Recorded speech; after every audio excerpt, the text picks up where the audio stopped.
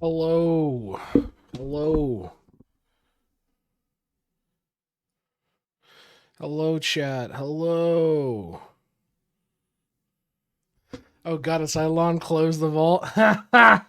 True though. How you doing, chat? How you guys doing? Hello, Reg. Hello, Squanch. Hello, Ark. Hello, Demon. Hey, Techie.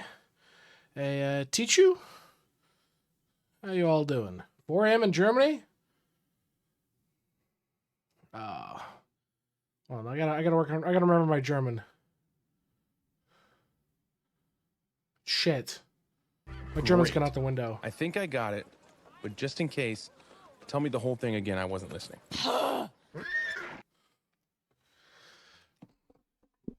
I'm so sorry. I've completely forgot my German. Spectacular. Give me 14 of them right now. Really excited now. Yeah, I have not probably used my German in everyday conversation since I was still in Poland. As ironic as that is. That being said, German kebabs, hands down, you cannot beat German kebab. That's the one thing. German kebab shops cannot be beat. Anybody who says American kebab shops are better are fucking lying to you. They've never had a good kebab experience in Germany. That being said, if I had to pick a city that was good,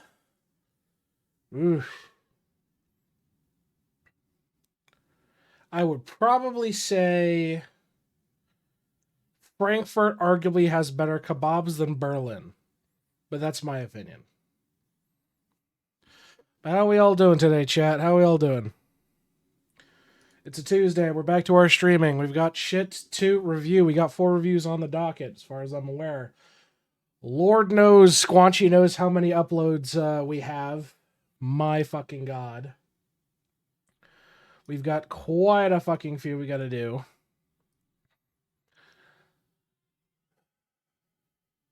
Well, that's an opinion. Let's leave it on that. Valid. Valid. To be fair, though, I spent a lot more time flying out of Frankfurt than I did spend in Berlin. Like, I was huge in the club scene in Berlin, but I mean, you're not going to the Berlin club scene for kebab. You know what I mean? There's other foods loosely. Anyway, that's something from the past. But we've got a new follower that I did not rung up, and it is Hamper. So let's see what follower notification they got. Oh fuck.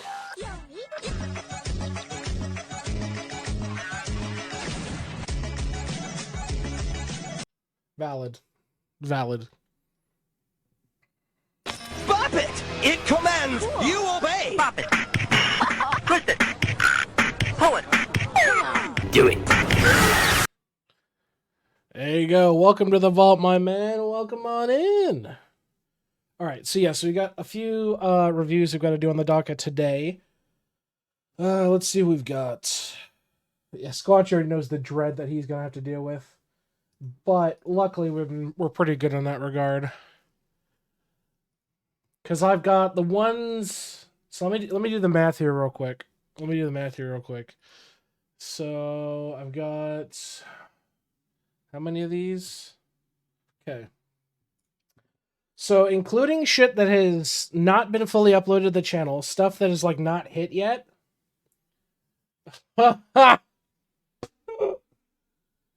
Oh, fuck me. Okay, hold on.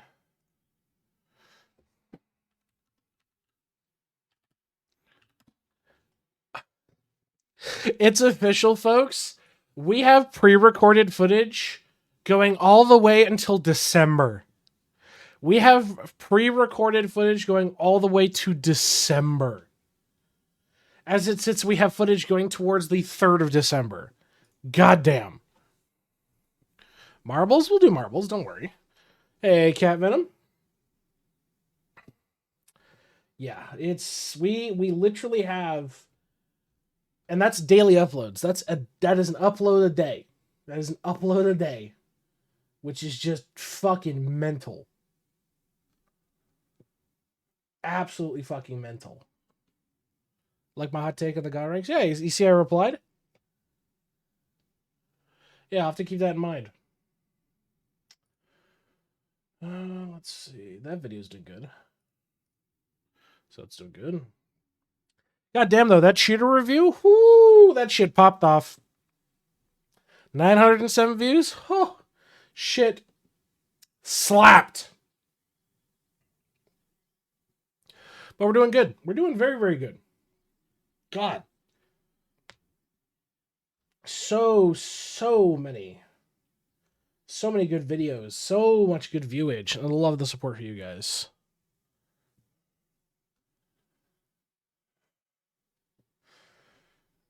Wow, that's actually like a ridiculous amount of impressions. That's fucking funny. You can Google search Idleon cheats and it'll show up. That's crazy. That's fucking crazy. Yeah, still though, I mean, new viewers is good. We're growing our audience. But yeah, YouTube is doing very, very good. We're growing. Always get a lot of views. True though. True though. I think we have one more. We have one more. Did I throw this in the queue? No, that's it. Really? God, we used to get so many good cheater reviews. Wait, didn't I? Hold on. Or did I never? I did do it. So the next big cheater review comes out on the 7th. So, but no, that was a valid take. That was a valid take, Venom. So I'll have to start thinking about that going forward for it. So, what do you guys think of Idleon so far? What do you how's your feeling? Obviously, we just keep getting more teases. So, there's that. Hopefully Griffey's doing better, getting the medical care he needs. I mean, he talked about it already on the 10th, but that's good shit. He's doing better. That's good shit. But it's one of those things where it's like potentially bad at the same time, where if it is what it could potentially be, it's really going to fuck him up in terms of like his life. Hopefully it isn't. Hopefully it isn't, because that shit is rough. So, fingers crossed on that. Really enjoying it as a new player? Well, that's good. Here's the thing, and I preach this to everybody who comes in Idleon. Step away from the game from time to time. Don't fully invest yourself into this, because at the end of the day, it's an idle game. If you want to, like, go to the dick measuring competition, yeah, you're gonna have to spend fucking all day and all night playing this goddamn game to even strive for that shit, but it's not worth it. As a casual player, just enjoy your time. Like, have fun with the game. If you're getting your dopamine hits, you're like, fuck yeah, dude, I just got Divine. Fuck yeah. Enjoy it. Don't get stuck on the semblance of bleh, I guess is a better way to put it. Now it's a grind. There's no fucking fun. I'm fucking remove myself from the game until he decides to fucking release World 7. I have anything else to do. I practical max on Scully, so I'm just dicking around. Yeah, then just don't worry about it. Play other shit. Honest to God, play other shit. That being said, if you want like a good game that's like really, really nice right now, I would recommend No Man's Sky. It's doing pretty good. A couple of my buddies sent me photos, and I gotta find it, but he sent me a photo that he made a custom ship in No Man's Sky that looks exactly like the ship from Treasure Planet, and it's awesome. I've been thinking about doing it myself, but No Man's Sky is a lot of like catching up. I did the expedition like 2 days before Silk Song. Oh, true. How goes your Silk Song shenanigans? Hopefully well. The fuck? I get a free ultimate cheeseburger from Jack in the Box? My T-Mobile's... not my T-Mobile. Yeah, my T-Mobile's telling me I got a free cheeseburger. Better not be fucking lying to me. I'll take a free cheeseburger. Fuck you mean? Oh, no shit. Wow. That's actually accurate. Holy shit. Oh, cool. Free ultimate cheeseburger. Helldivers also getting good? Yeah, it's true. Helldivers is in a great spot. Minus a couple things, but yeah, they're doing good. I beat that before Borderlands 4. Nice. God, I've got so much shit I've got to like play and do. Obviously, we didn't do Old World Blues last week. I need to do that. Because Lord knows I forgot to fucking record enough footage and I couldn't play over the weekend, so I wasn't able to record enough footage to get another episode out. Because I'd love to wrap that series up, do the full World Conquest, get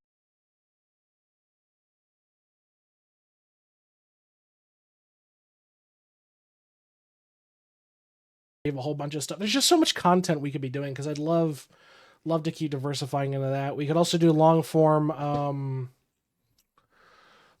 Victoria 3 content. We could try that. Victoria 3 is fun. It's boring as shit at times, so we'd probably play with Mota Gamarong. Or, hold on, I fucked that. Mota Gamarong, which is a total conversion mod, which is really, really fun.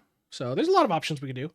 But as per the usual, and I don't say this enough. I don't think I say this enough. I appreciate the ever-living shit out of you guys. Seriously, you guys' support's insane. Thank you so much.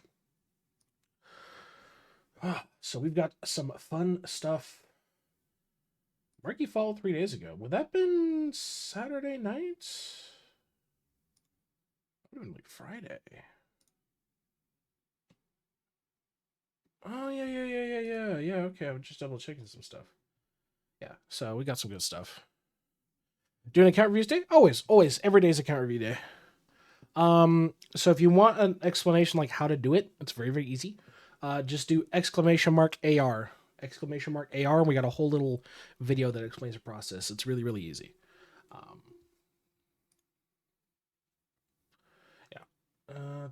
So we've got Reg, Turb, Hugo, and MKJ. We can have you play Stellaris with the wife and the mods, plus all the DLCs. I don't think the wife owns Stellaris. MKJ is me. Oh, then you're already on the list then. Yeah, you're good then, bud. Yeah, no worries then. You're gonna get yours today. Does she actually own Stellaris? I don't think she does. The West does not own Stellaris.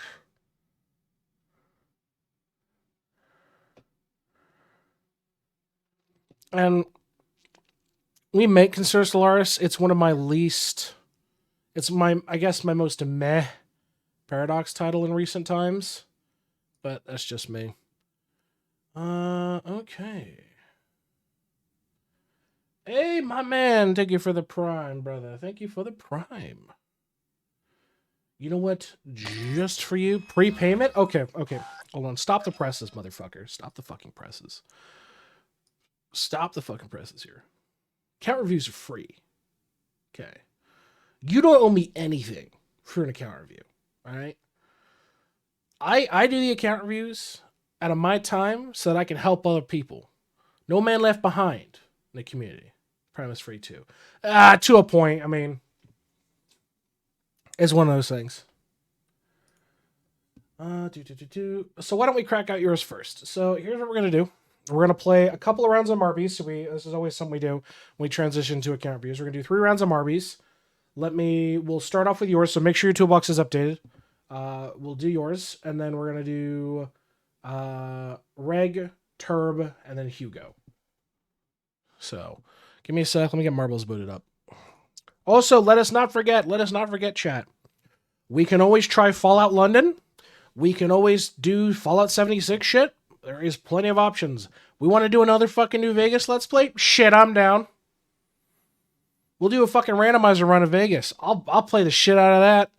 Abso-fucking-lutely. I love Vegas. So, we got plenty of options. Plus, we can also try the roguelike mode for Baldur's Gate 3, which is really, really good if you don't know. Alright, let me get marbles up and running for y'all. And let's play a little bit of that, yeah? Yeah. It'll be useful for you guys who show up for the early stream starts, not the late lurkers, because you guys are going to be able to get your chance to get some golden tickets, golden tickets? And swap over to, well, whenever the fuck it wants to load. Hold on, I'm not going to swap till it loads. It's thinking about it. Honestly, Overwatch 2 is in a great spot right now. I don't disagree, but I have not partaken of that genre in such a long time due to previous circumstances. Let me put it that way.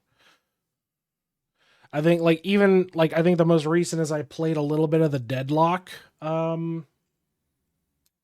beta or alpha, whatever the fuck is going on with it, and it's not bad.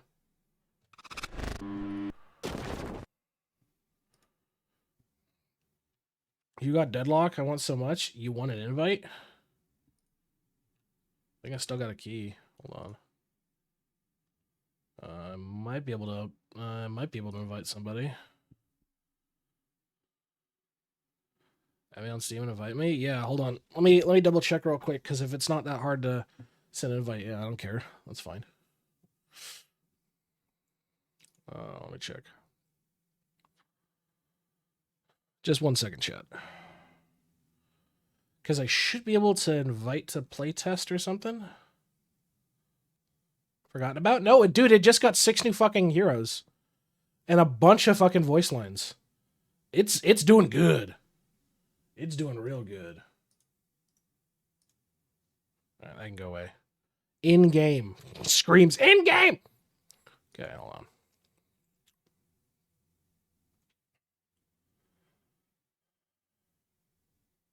Yeah, but you have to be like friends for 30 days to invite. Is that true?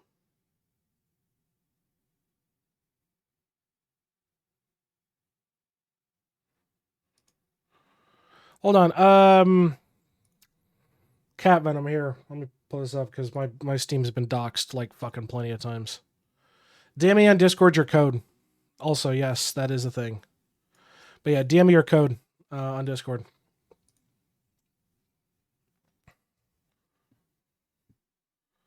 See if it loads up.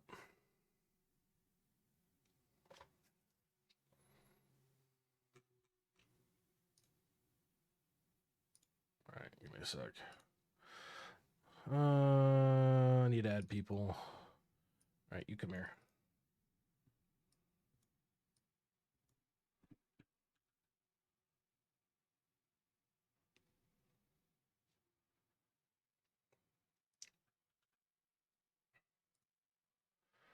There you go. See if it works.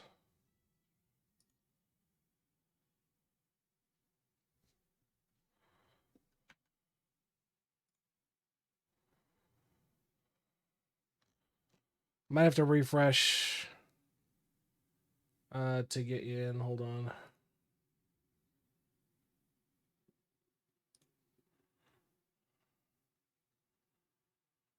There you are. All right, there you go. Congratulations. Have fun with your shit. There you go. Welcome to Deadlock. There you go. Yeah, not a problem. Hey, Beth. How you doing? I need to reboot Marbles. Marbles. Marbles. Yeah, no big deal.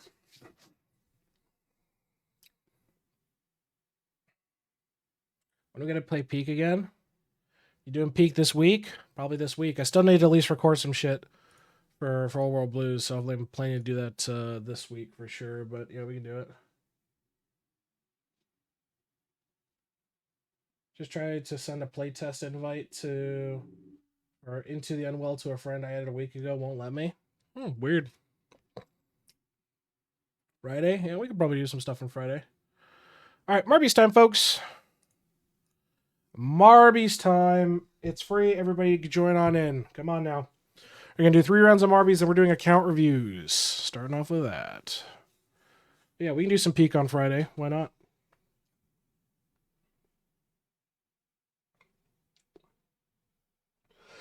I just need to fucking actually record some goddamn shit for my Old World Blues because I gotta edit that crap. Because I have been so fucking behind. We should do an update to the starting lobby? Oh, that's good.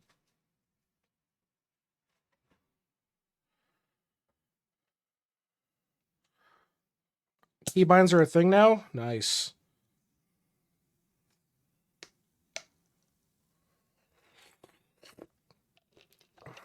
All right. Bath getting in the last second with the cheater mobile.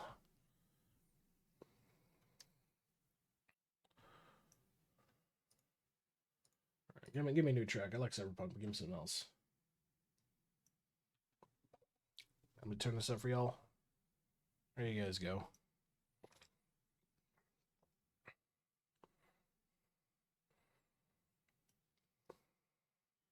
Teach you in the lead, Ghost of Bear Kitty. Oh, Techie's dead. RIP to Bear Kitty. Yeah, tough to say who can win this shit.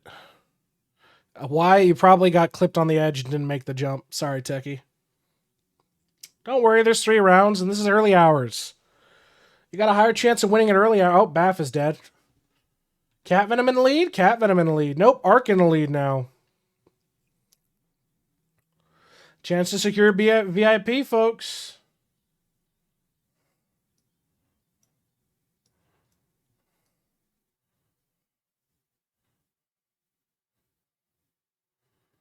Ooh, slow down. Everybody getting slowed down right now. Ooh, Reg blowing right past everybody. Based BDO picture as always. That little fucking bastard.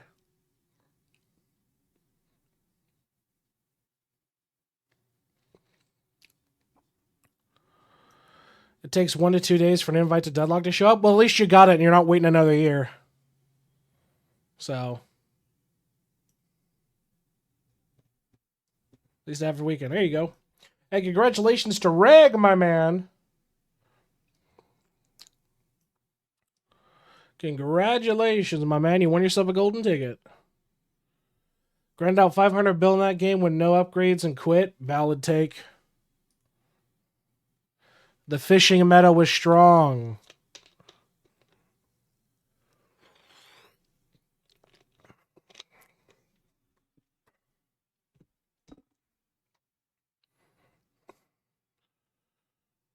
Cheater mobile, except I died. Yeah, but a lot of the time, why do you have a vac ban, Will?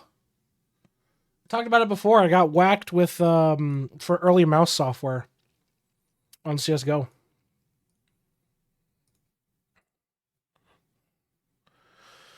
Because I used to have one of the early generations of like Logitech mice, so you could like set up macros and shit. But I never used it, but it just came installed with the fucking mouse as part of the software install. And it flagged it, and fucking I got whacked for it. But congratulations to Reg. What would you like to do with your golden ticket while we rack another random track?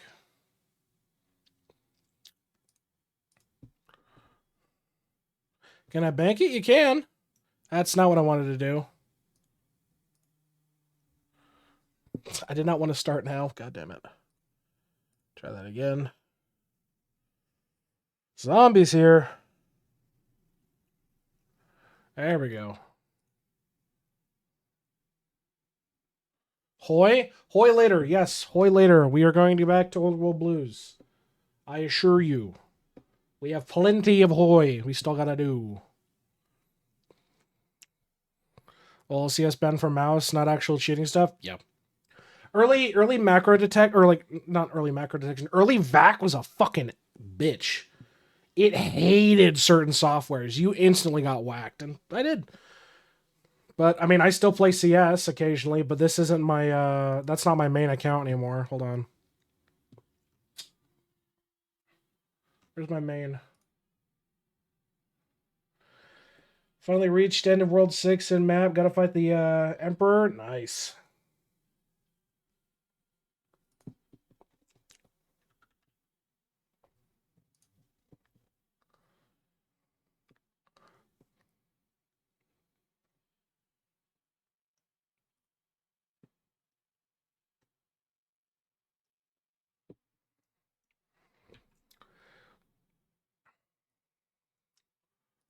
Yeah, this is my new mains account that I've got. So I just got a couple of things: stat track, Asimov, couple of knives, other shit. So Just old shit I've had lying around for a long time. Just can actually get full screened. Hold on. Demon Lord randomly adding me. Blocked. Alright, there we go. Looks like Cat Venom in the lead. Ark is dead. Teachy is dead. Been actively farming the World 3 ES statues. Hate those statues. Yeah, World 3 statues suck ass. But they're something you do have to grind for. And you do need to do it.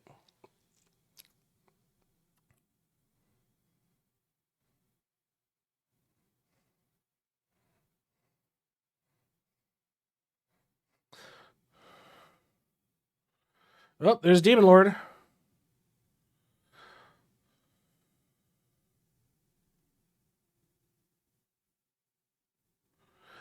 Still suck. A long time ago when my friend were doing some aim wall hacks for CS before and other stuff it never detected. Yeah, early anti-cheat was like super specific to like some things and then just fucking ignored other crap. It was so sporadic. So fucking sporadic. But it's one of those things like, what can you do? You know what I mean? What can you do? It's definitely gotten better in recent times, I'll say that. It's definitely gotten better. But CS anti-cheat is still a joke in the ranked scene.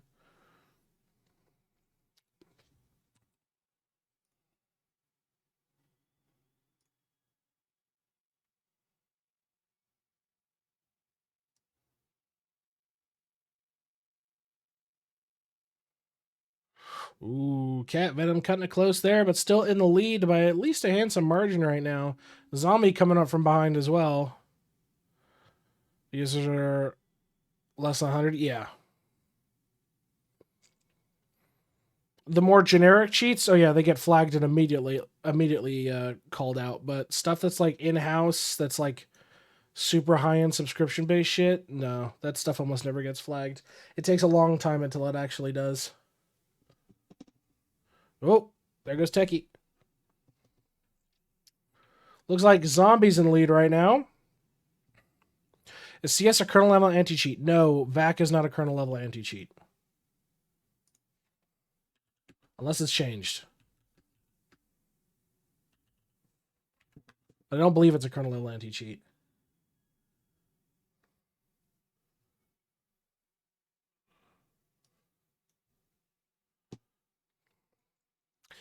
Zombie 1, my man. Zombie 1. Sis needs to step the game up then. Here's the thing. Valve built a reputation on good customer service and being brutally honest. A lot of people still have quite a negative mindset towards kernel level anti-cheat. So I see no way that they would ever like conceivably push it as a metric. Nobody would like that. And Valve's just not in the market to ruffle feathers.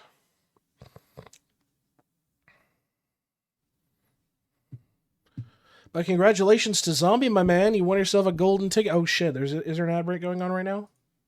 There is. So can somebody at Zombie? Whoever was not hit by an ad wall, can somebody at Zombie? Okay, good. He's here. I dig VIP. Absolutely, we can do VIP.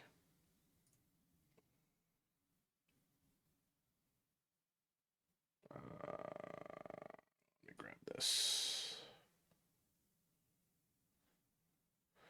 Hey, Cremore, thank you for the sub, my man. All right, let me get Zombie sorted out here.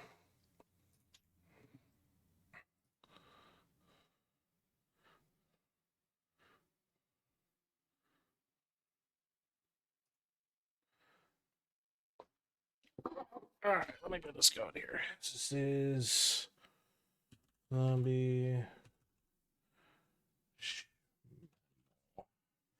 Welcome your VIP back. You had it for a good minute. There we go. All right, this is the last one, and then we're starting off with Teachy's review.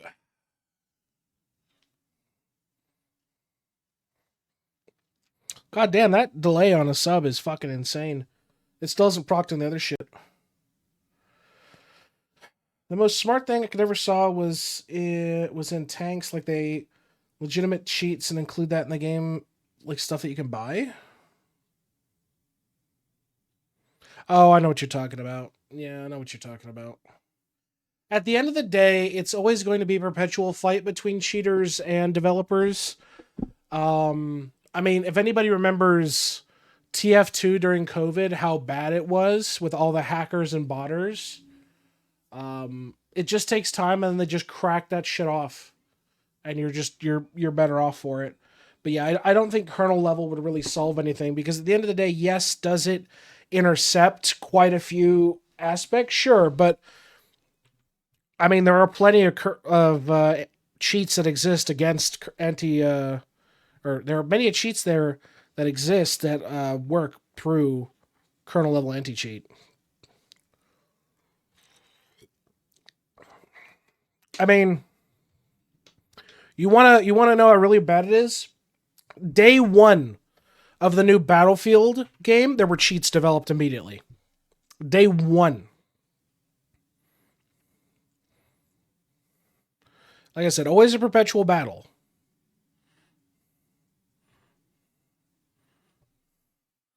So an article earlier about a Lithuanian gold sellers no SRS who made 500,000 claiming they should be tax exempt. Depends on the digital currency laws of Lithuania. It's funny as shit though.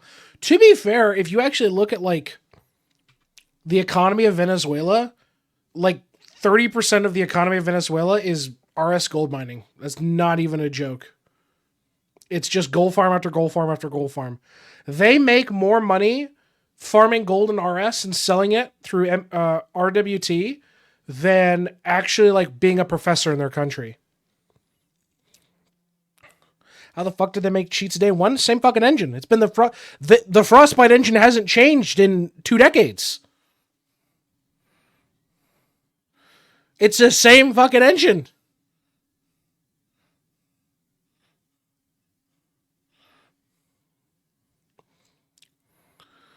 Yeah, they're a lot harder and more expensive, which is why Valorant's anti-cheat hardly ever has cheaters at this point. Valorant still falls under the same like exclusion. I know of people who like used to be active in the development scene for cheating, and they were like, "Oh yeah, you can totally do it." And congrats again to Zombie, my man. You won yourself another golden ticket.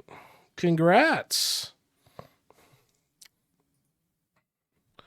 Won yourself another golden ticket. What are you going to do with it this time? Second again? Yeah, sadly. It beats the curse of Simpson. He had like second place curse for like a month and a half. It was bad for him. Raffle for VIP to random people here. Hey, okay. All right. Okay, listen up. If you would like VIP, you must say it in the chat now.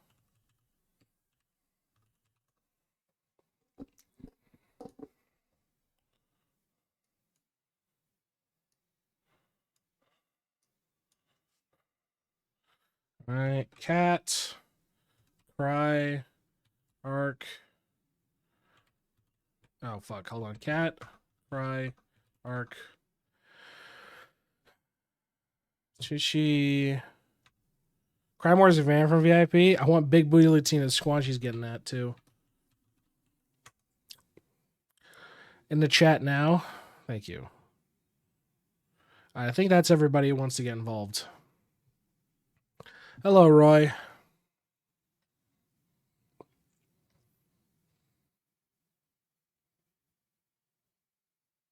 Congratulations, Cat Venom. You got yourself some VIP.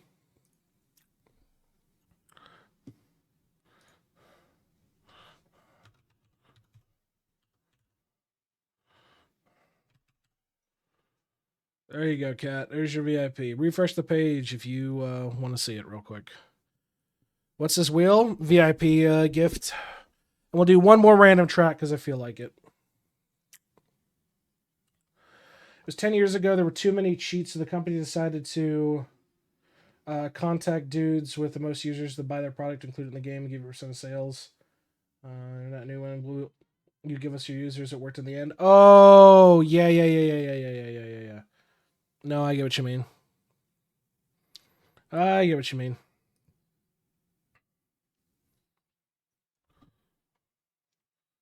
Okay, not this track, because it's like fucking 30 minutes long.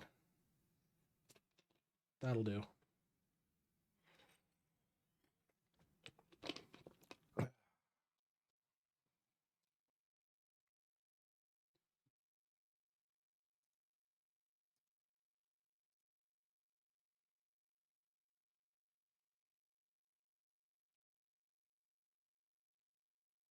Oh, fuck, I forgot this person was on my friends list. Oh, shit. I have so many people from, like, when I did completely different content creation. It's fucking wild to me, because I forget that I have people on my friends list. I will get a golden ticket. If I'll die again, it'll be 4 in a raw. No, that's not how that works. Is 50k a good amount of farm for the World 3 statues? It's a good start, but you want your cost on your World 3 statues to be at around, I'd say reasonably, 300k a level, give or take.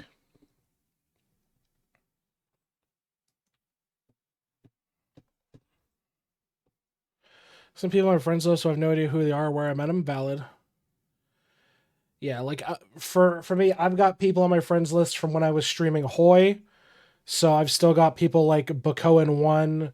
I've got people when I did a streaming of EU4. So I've got Big Sal. I've got a whole bunch of others. Vicky2, Minecraft. I've got so many fucking people on my friends list that are just like people I knew who remind you are YouTubers and content creators that I've just like, I've never once broadcasted a collab or anything. I've just had them, like, I've chatted with them a few times and they've been on my friends list ever since.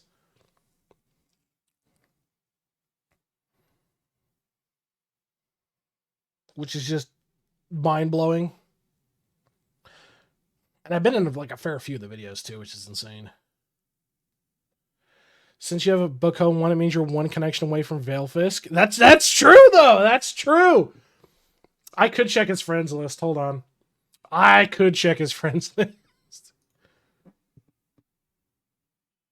Uh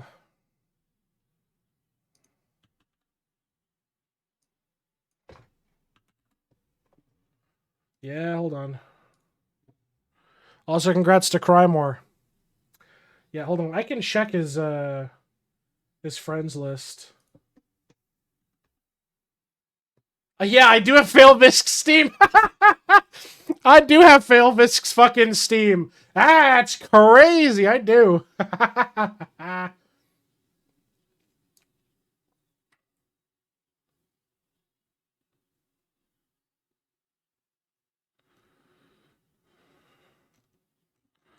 That's fucking crazy, dude. Anyway, I'll show this off. Yeah. It doesn't show mutual friends, but yes, I am. I if I wanted to, dude. If I wanted to.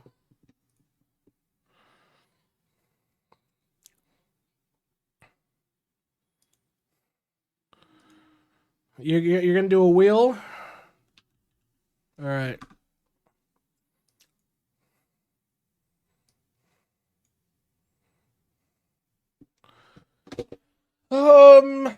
Give me a sec here.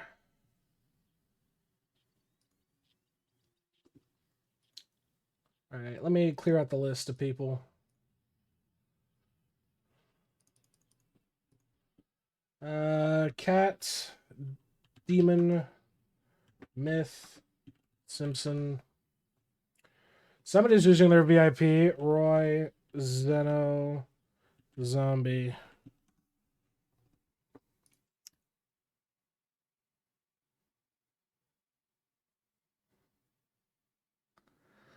Yep, there goes Demon's VIP.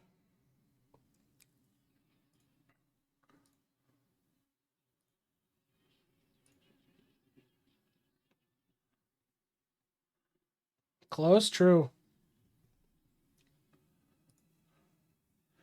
I mean, I could, if I literally wanted to, I could go down my entire chain and see who's who. Let's see.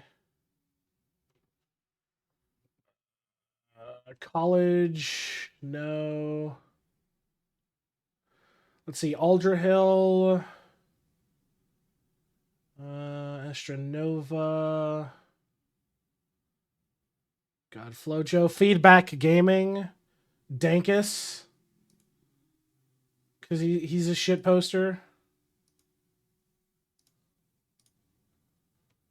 Let's see, who else?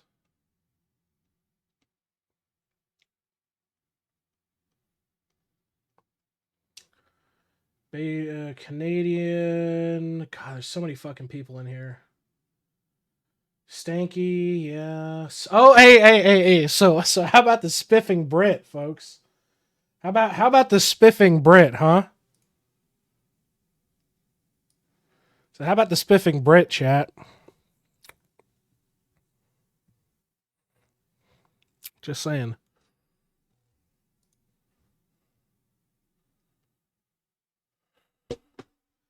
That's what I'm saying. That's that dude. That's what I'm saying. That's like look. Wait, he has an unlawn dog. Yeah, his whole profile is nothing but corgis. That's exclusively what he does. But yeah, that's literally spiffing. And I'm not joking, chat. Too sharp. Hey, Anto. I can check.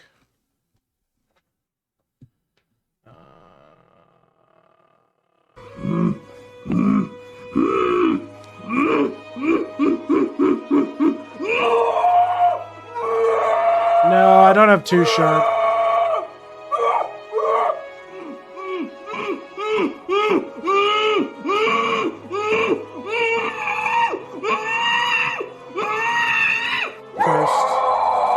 Cursed. Yeah, but like that's what I'm saying. I've got quite a few connections. Jerome ASF? I don't think so. Yeah, I mean like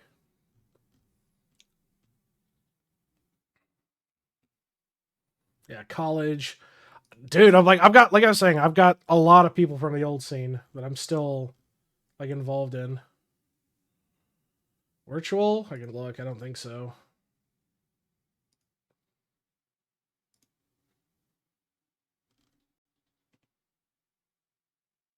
No, I don't think I haven't. Smitty? No.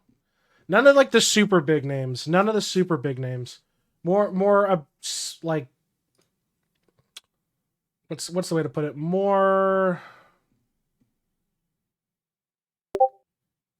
Oh fuck! Who the fuck just sent that? You son of a bitch, Baff.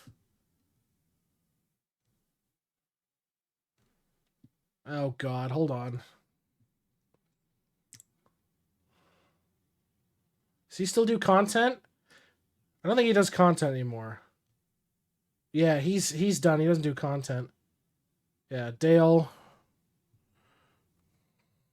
Astral Spiff? I don't think so.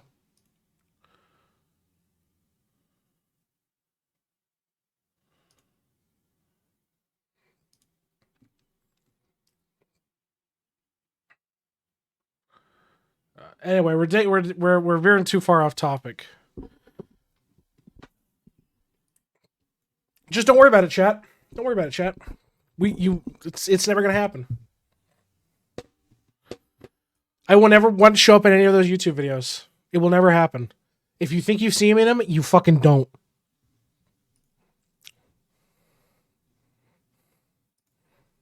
No, you fucking don't. You don't want to stay on this topic. You don't want to stay on this fucking topic. Anyway.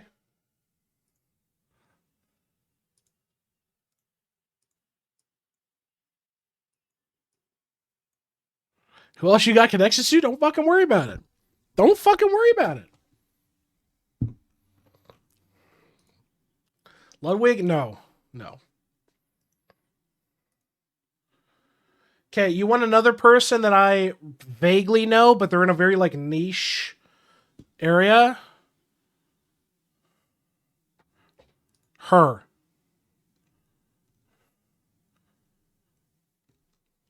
I have a lot of weird connections with people, so don't worry about it. Small ant? I don't think so. Do.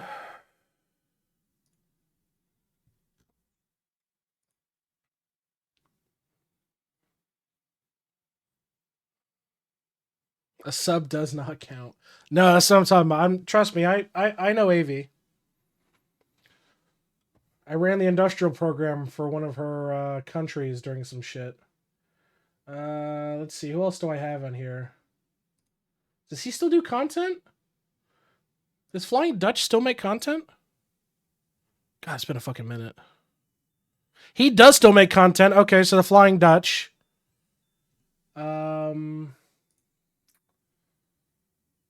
Let's see. I've got Yeti. Don't think Yeti's done content in a minute though, unless I'm dead wrong. No, he still does content. Yeah. Okay, so Yeti. Let's see. That's old shit. That's old shit. That's a server owner. Server owner. Server owner. Yeah, old people. Who else? Oh God, Jackal. Fuck. Yeah, but I don't think Jackal's done anything in years, though. Yeah, he hasn't done shit in years because he nuked his channel. He nuked his channel. And he quit YouTubing. Owner, operator, yep. Bunch of people.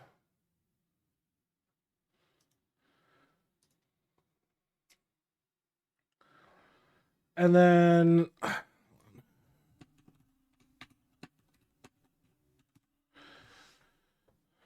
another niche YouTuber who I used to run all of his games and shit, so friends with Griffey on Steam? I'm not even friends with Griffey on Steam. Goddamn.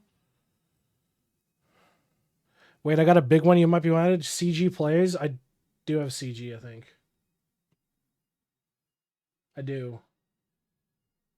Anyway, we're veering off topic here, Chad. Don't worry about it. Don't worry about it. Don't worry about it. Don't worry about it.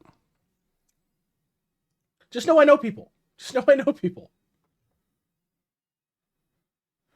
But I want to clarify. I probably haven't interacted with this side of my content in fucking ages. In fucking ages. Like a long fucking time. Let's see.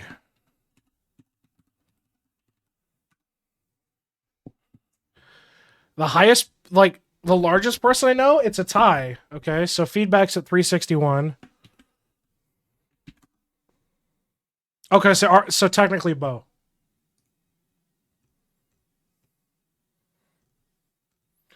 Unless you really want me to be specific about it.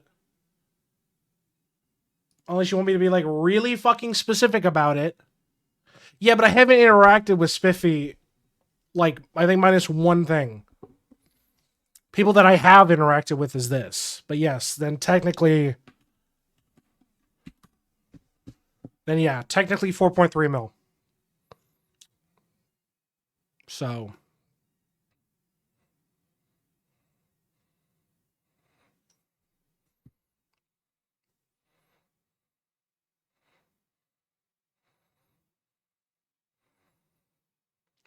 I'm not going to confirm nor deny shit. There's a reason why my shit's been delisted. So don't worry about it. Anyway, account review time. Argonath, nice. Yeah, don't worry about it, chat. I get music going on this. Put this on the right track so you guys can actually hear it. There you guys go. All right. Are you ready for your review, my man? Are you ready for your review?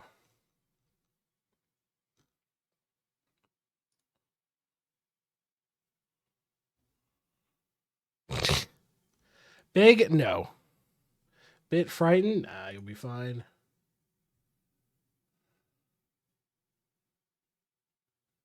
All right. I saw how I nicotine.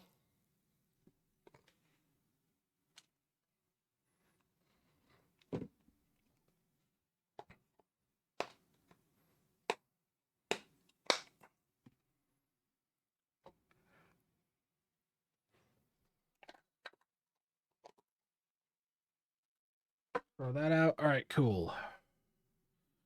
Let me make a copy paste here for my template.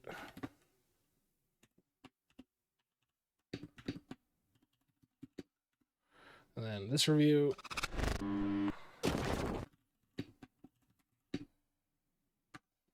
Okay.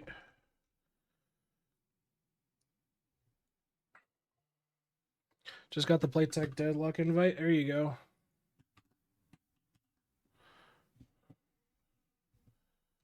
All right.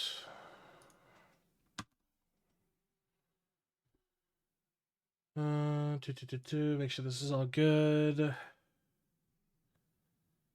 All right, we got a quick ad that's gonna hit here in a second.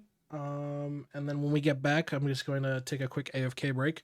When we get back, we're going to crack right off into your account review. Make sure we don't get an ad that interrupts us in the middle of it. So, gonna let this ad play out here in just a moment, and then we will be right back whenever it actually wants to fucking fire. There we go.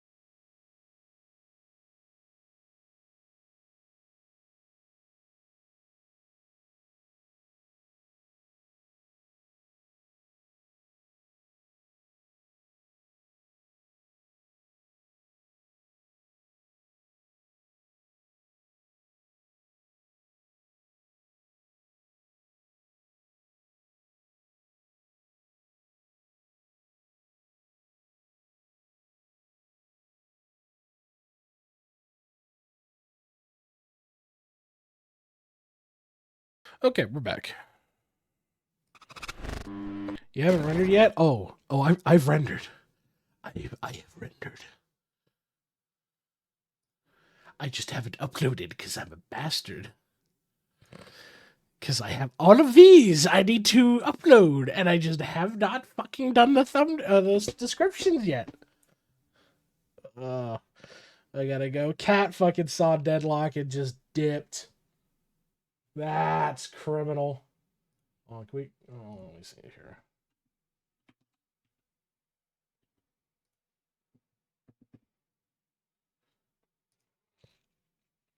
Hey, Mateen, how you doing? Maple Story Music, Pog? Yep, I got quite a few of the Maple Story tracks in here. Also, do you really need to be concerned, Squanchy, with even more renders? We haven't even gotten to October yet. Grant 14? Yeah, there's another 19 in the pipeline. We have videos pre-rendering. We have videos set for pre-upload all the way till the 2nd of December. So keep that in mind. Just got home from work. I'm exhausted. We'll kick back, relax, or do an account review. Teacher, are you good to go, my man? You ready? How you doing today? I'm doing good. I'm doing good. We've got 4 account reviews to do today, or at least 2 today and then 2 tomorrow.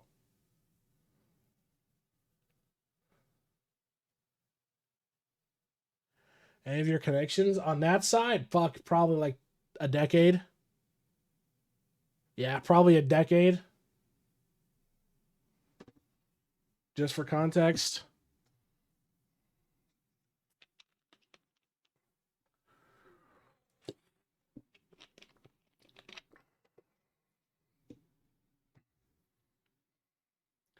Call it 6 a.m. I still prepare, so workday is still ahead of me. I think the Thorpe one, yeah, the Thorpe one was good. Well, if you don't want to do yours today, we can always do it tomorrow, man. It's whatever works best for you. Or we can do this and I can just give you a list. It's whatever's easiest for you.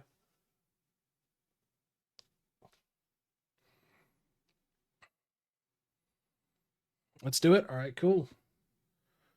I got my list up. Perfect. Let me actually get this up too.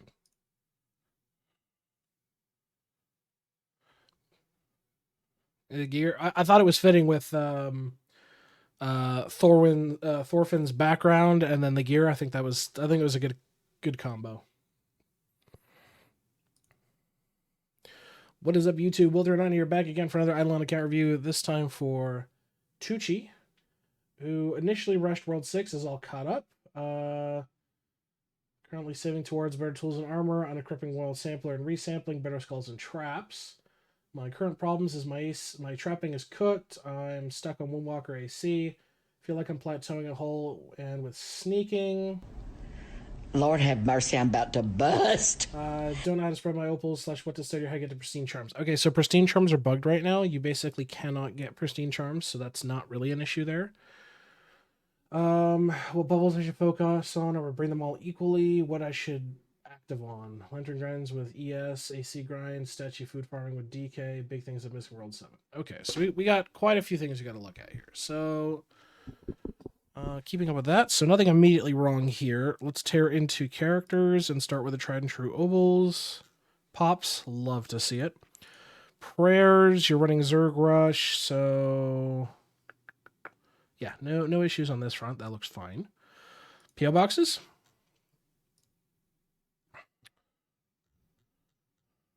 PO boxes look fine.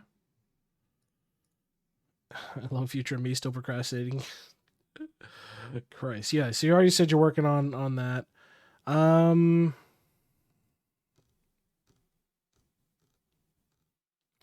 mean, I see what you're working towards on golden food.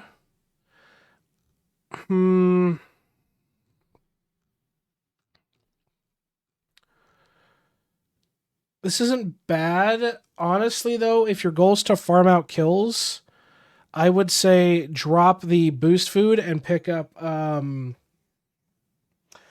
golden dumplings, so you're able to get AFK gains if your goal is to just push out green mushrooms. But overall, I think this is fine. Let's take a look at the account proper. turn this down a little bit. There we go. Okay, so you need a statue farm. I can tell immediately that you need a statue farm because even percent damage being at a 10k per level is criminal. That's criminal. So 100%, 100%, 100%, I want you to farm your statues. All right, let's take a look at dungeons. All good there. Lovely. Constellations, done. Beautiful. Vault, done. Beautiful. Class specifics, apocalypses, you're a double DB setup, which is fine. Beautiful, minus the roots you need to do up, which is okay. Grimoire, you're at 4,300. Okay, so you don't even have Skull of Major Talent yet, or drop rate. Which, yikes. So another big goal here is I want you to push your Grimoire level to 5,600 for drop rate skull. Take a look at compass. Abominations, you're at world 4. Okay. Ah, it's metals. It's metals and yep, it's all metals. So here's the thing with Windwalker, if you're plateauing, 9 times out of 10 it's your metals and your gear. From what I can initially tell, you're pushing World 4, which is fine, but you still have World 3 medals you need to farm out, and you also need to farm out your arena chest medals as well. So in general, I want you to farm your medals for your Windwalker. Go big or go home. True, 99% of gamblers stop before they win big. And as for Arcane Cultist sucks. So arena chests, I just have to be in arena when the daily reset hits. Yeah. If you want your best bet at odds, yeah. Arcane Cultist just really fucking sucks to do. I can already tell right now it's because your Tentacle Nostalgia is low. It's not high enough. And secondly, once you get Arcane Basics, you're going to be fine. Once you push to Arcane Basics, everything will be fine.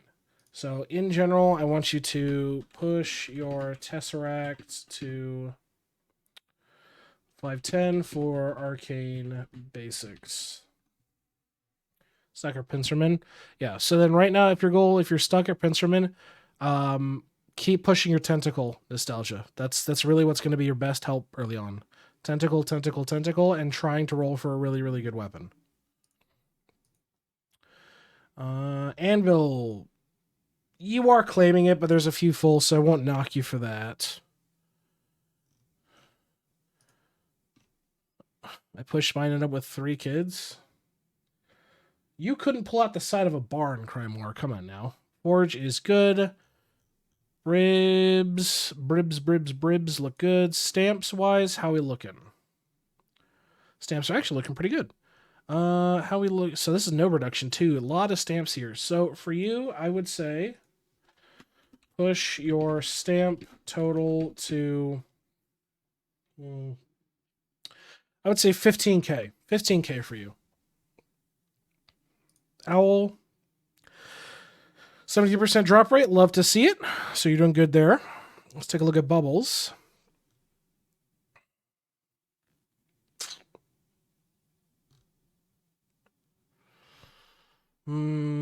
Okay. Hold on. Let me see here. Yeah, that's kind of what I figured.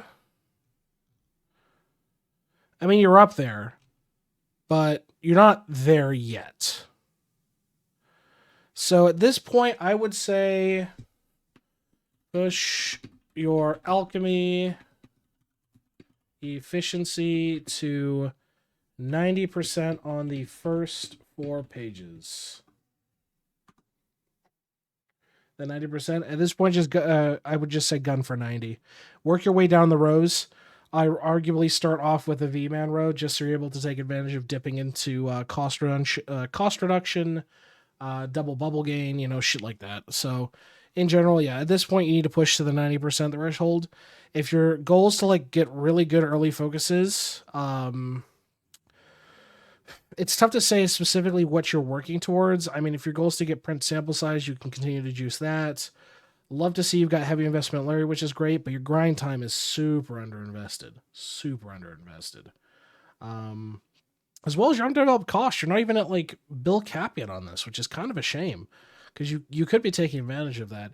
Even stuff like your multi-kill damage tiers under-leveled as well. I mean, yeah, in general, there's a lot of investment here. A lot of investment.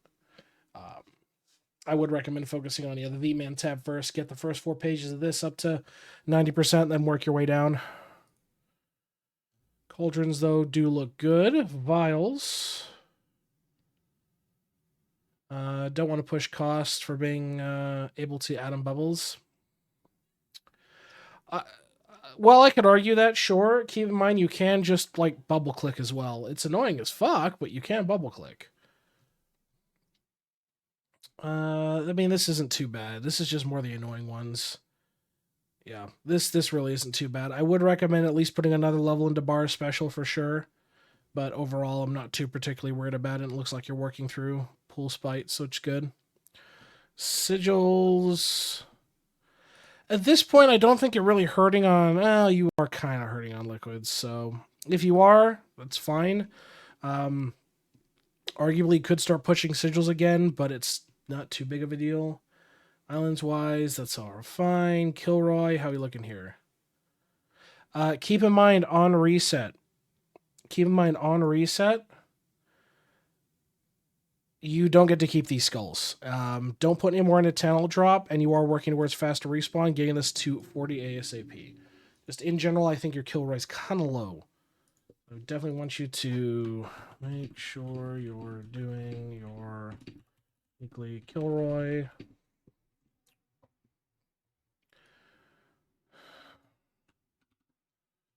Put it into respawn ASAP. Good. Rue. Okay, good AFK games. No complaints there. Let's take your prints. Yeah, definitely in need of some reprints here. Definitely in need of some reprints. I mean, you can at least drop these now. You're not utilizing these for anything as far as I'm aware.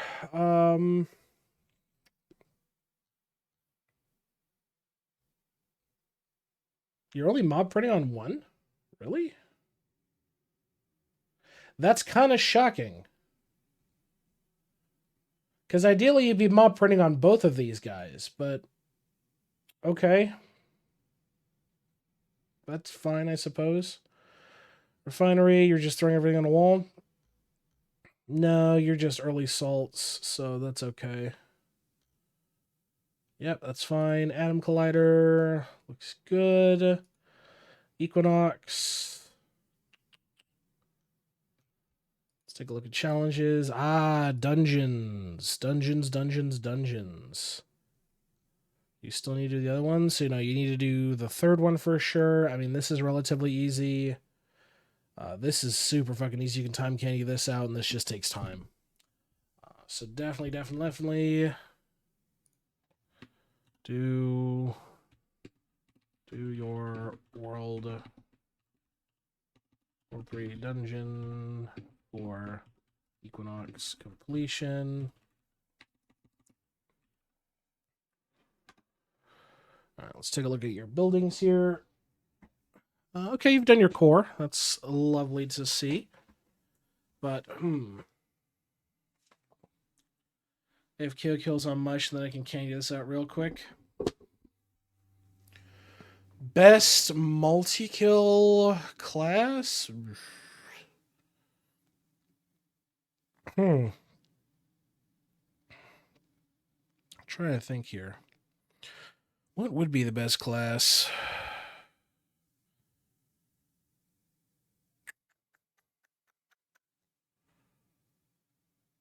Probably... Yeah, probably DK. But realistically, it comes down to like gear dependency as well. Equip your best stuff, your best slots. Set them up for just multi-kill, and time candy it out. So that shouldn't be too bad. Definitely low on your towers, which leads me to leave your TDs not too hot. Let's take a look at your death note. Definitely want you to farm up some Glunko kills. That's for sure. Definitely want you to farm up your Glunko kills. Those are an easy win. TD or titties? If I had to choose, titties, but tower defense sucks regardless.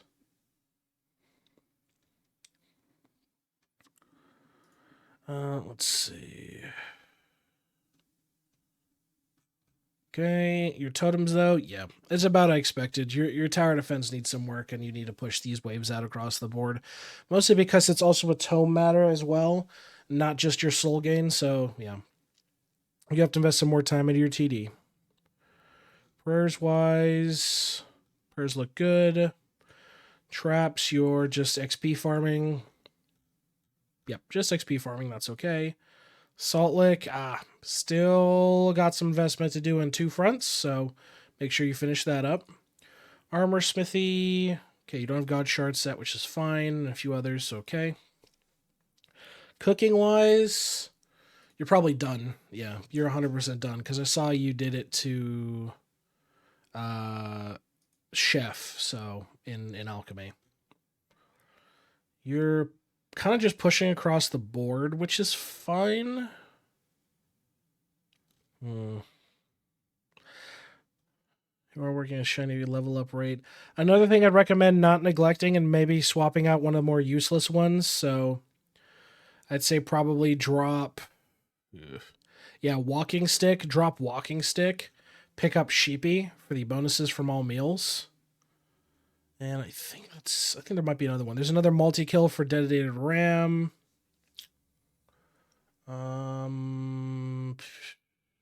Drop rate also, yeah. There's and refinery speed for sure, which is what you're going to be needing. So yeah, more multi-kills. So and drop rate, yeah. In general, I think you're pushing fine. Just I'm being more nitpicky on it.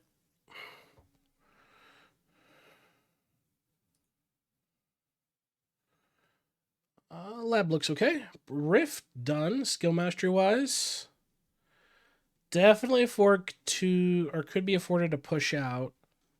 Yeah, that's for sure. And you just hit construction mastery threshold. Okay. Tome, top 25% account. Okay, well, I mean, you can change this right now. Let's see what else is in here. Yikes, that sucks.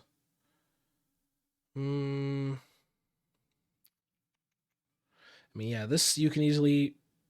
Yeah, a lot of this stuff you can easily push out. Yeah, very, very easy stuff. No god rank is concerning, so let's take a look at that.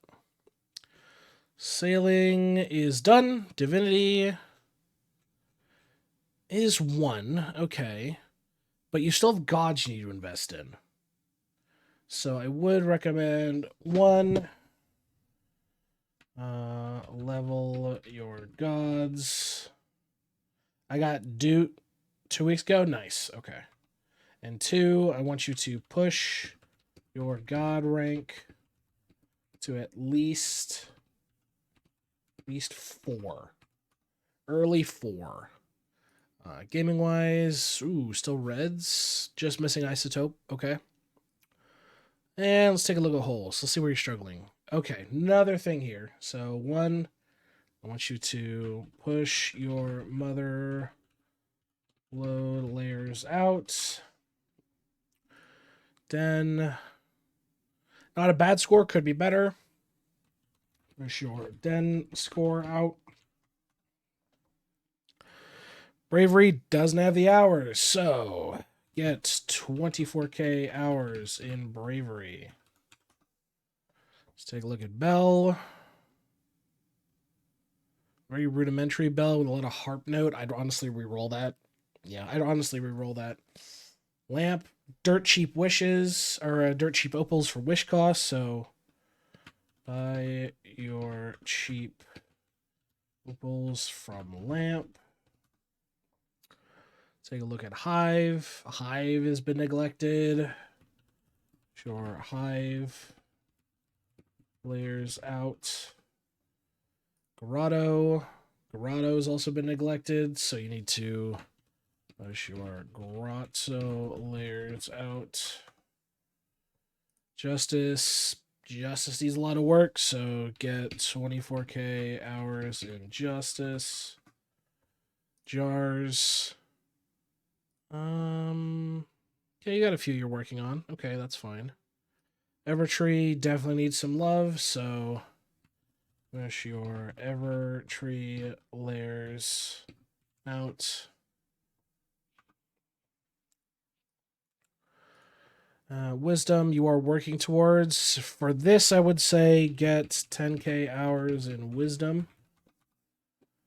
Gambit. Not too bad on Gambit, honest to God. And Temple's at 19. Engineer, still need to finish this out. Okay. Idle Magics. Then push the last two caverns. Okay, okay. Yeah, finishing this up. That's okay. Study rate's good. Yeah. What you're doing here, so let me see. Yeah, you just have it centralized. This is fine. Get the bonuses you need. That's perfectly fine. Measurements, not too shabby, but the upgrades are still very, very cheap. I would say push your measurements costs. Let's see from study. So bravery goes up to 7, just FYI. The focus you want to do for study is hard focus bell study to at least 20. At least 20. You really want to take advantage of it. You really, really, really want to take advantage of it. It is so many free levels you could possibly have, but you don't, purely because Bell isn't being focused on. So if you want to make your life easy, sure, get bravery up to 7. It caps at 32%, and then just leave it on Bell for the foreseeable future. Okay? That's what I'd recommend. Slab, which is important at this point in the game. World 2, World 3 quests, a lot of crafts and dungeons. So I want you to work on your slab freebies. A lot of shit that needs to be worked on here. Getting these done up for World 2 quests, World 3 quests, a lot of crafts, a lot of obols, a lot of dungeon items. Very, very, like a lot of this stuff is like super rudimental shit. You can get this done easy. Let's take a look at farming. Kind of all over the place, but let's take a look at your market. Yeah, you have cost. So that's okay.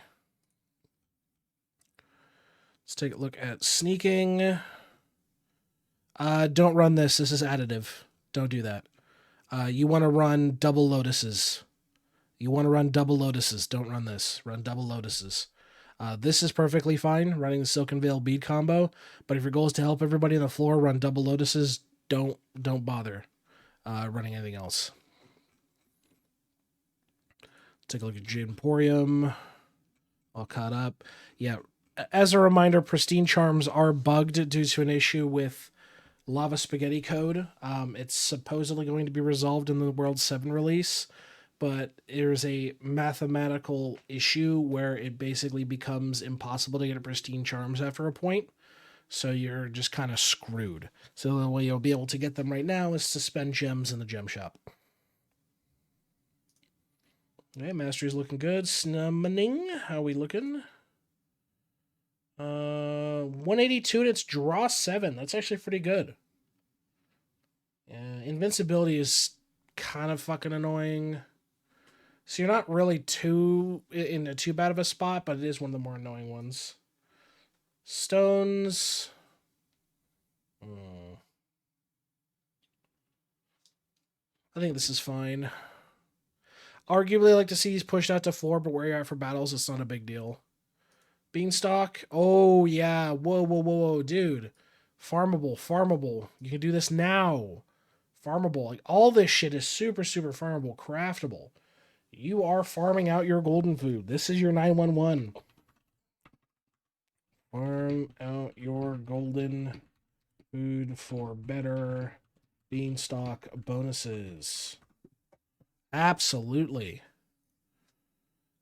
Emperor, you're just at 24. That's okay. And then cards.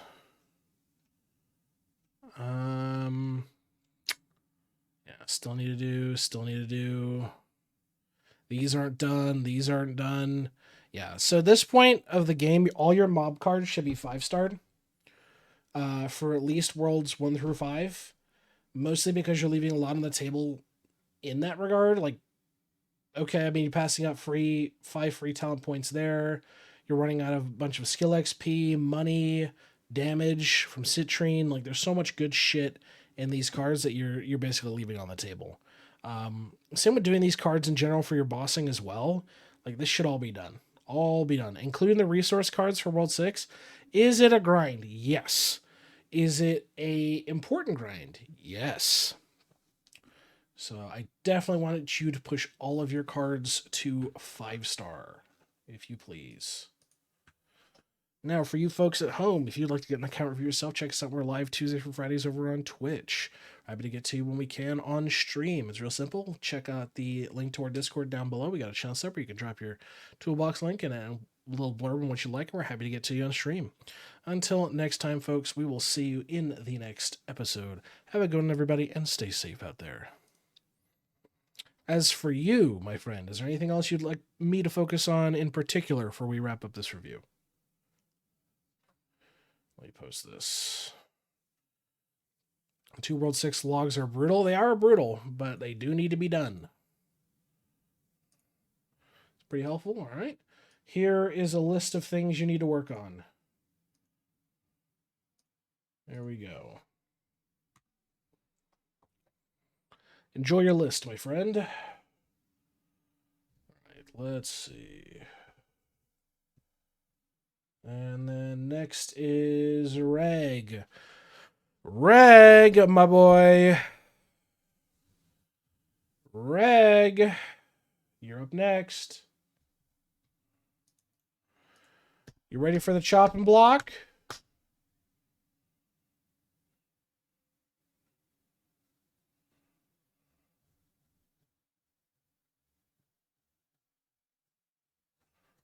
All World 6 cards are brutal. Yep.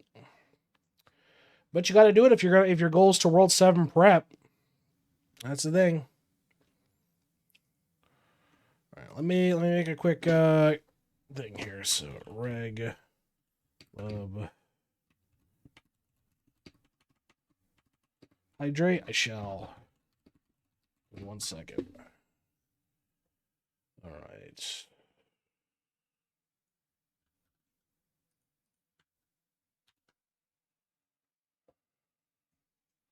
The bugs are very easy comparatively. Yeah, for sure. The bugs are way easier. The logs, no, it's complete shit. All right.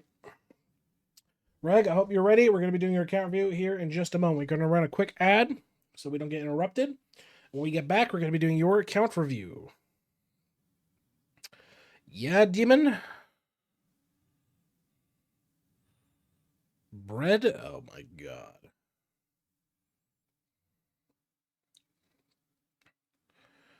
Why you gotta be this guy? Hey, Davey. There's your bread. All right. We're going to run a quick 3-minute ad, and we'll be right back. We will be right back. I'm up since 6 a.m. today, and I'm still working. God damn. All right. But yes, we're going to run a quick ad here, and then when we return, we're going to be doing Reg's review. So 1 moment, please. Go use the bathroom, take a drink, whatever the case may be.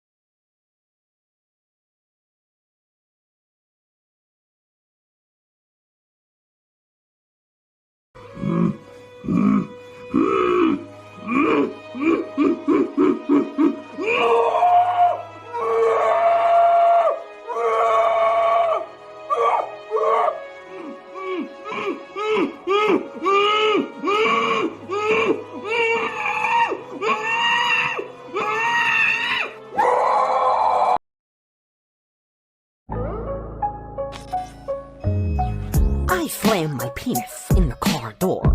You slammed your penis in the car door.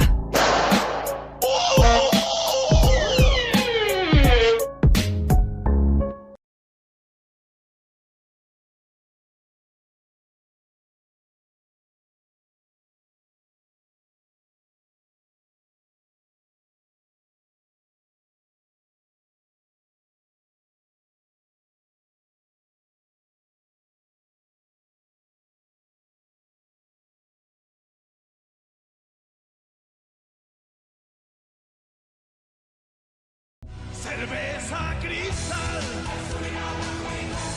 Cerveza cristal.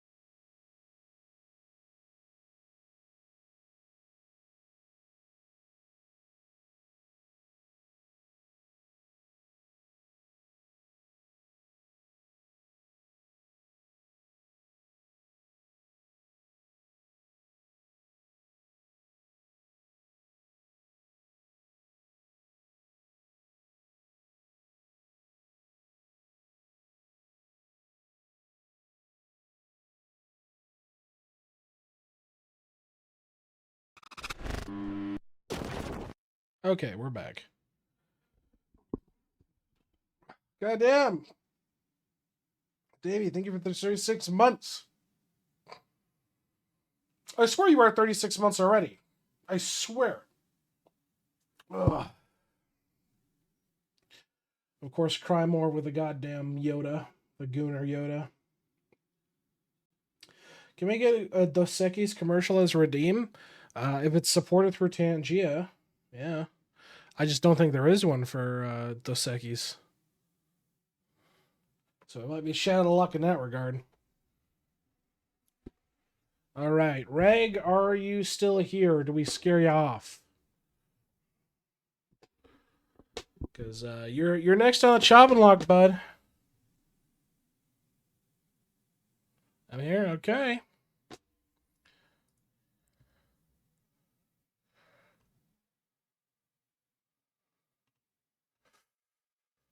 Oh. Okay, where are you? You're end of World 4. Okay. Okay. Shit. I saw that gear and I wasn't supposed to, and oh boy, I can already, I banned him. Ain't no way he's been banned. I could see logs. He's not banned.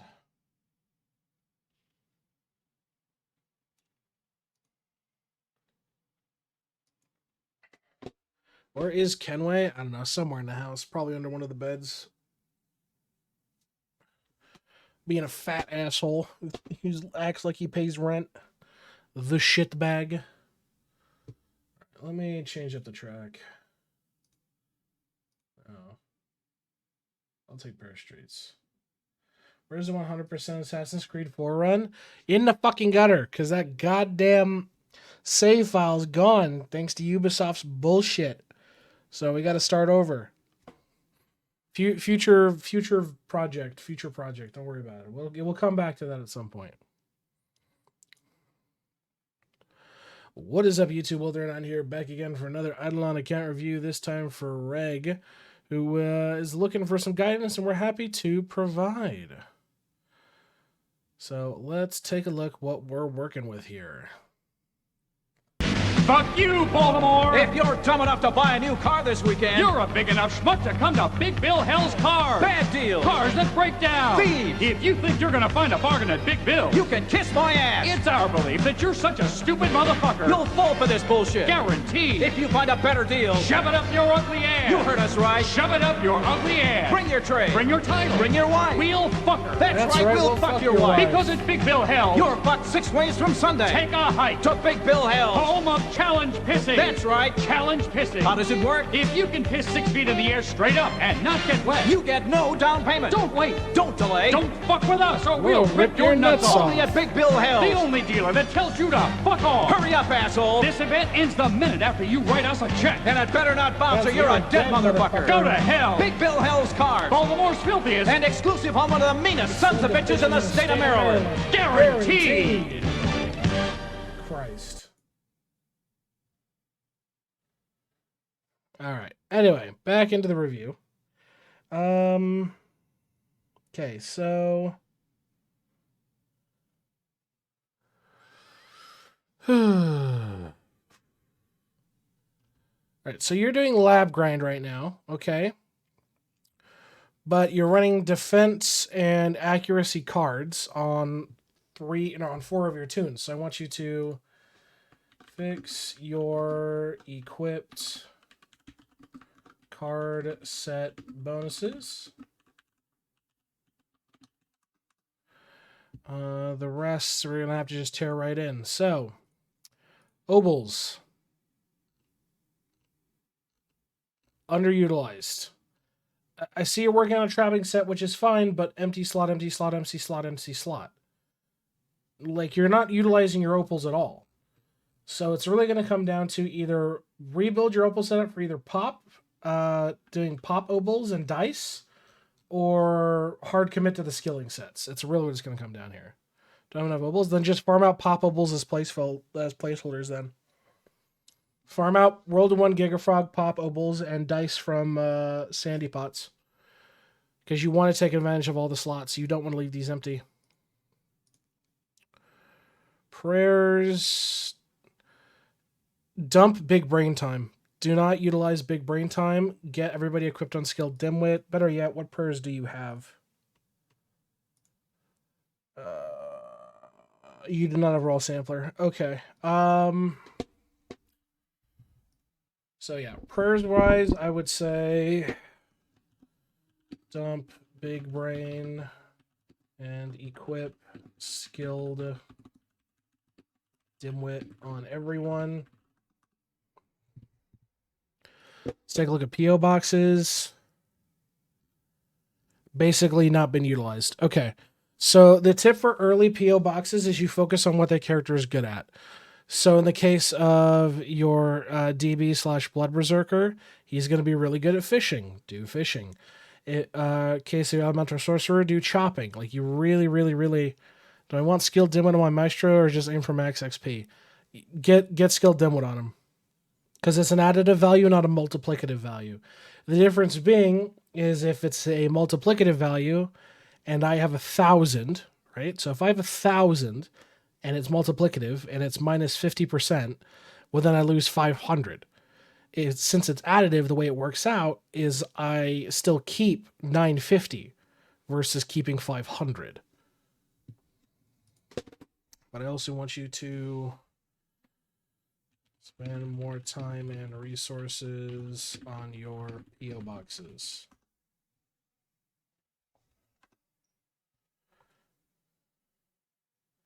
Trap snapshots for XP. Yep. Yeah, basically you're just gonna turn on skill limit on everybody and forget you have it equipped. Only when you ever have to do XP shit for trapping. That's really about it. It's a set and forget.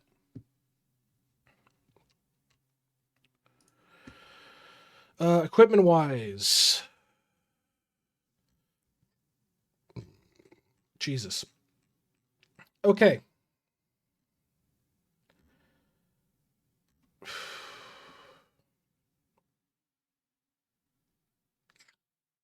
What's a good goal for you?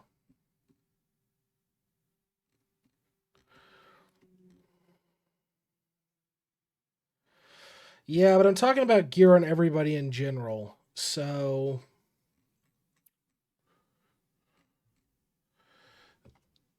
here's the thing. If you're going to stick people into lab, get them a set of the lab rings. Right now, you're not utilizing that. So farm out lab rings on everybody for lab. So, tub list. Farm out lab rings for everyone in lab. Right now, actually, good. Yes, get those on everybody. In terms of gear, let's see.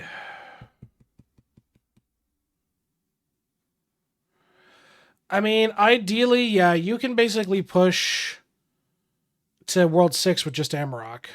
So I would say get Amarok armor on everyone and upgrade using World 4 stones. In terms of gear, and this is more of like a long-term one, I want you to get Void tools on everyone.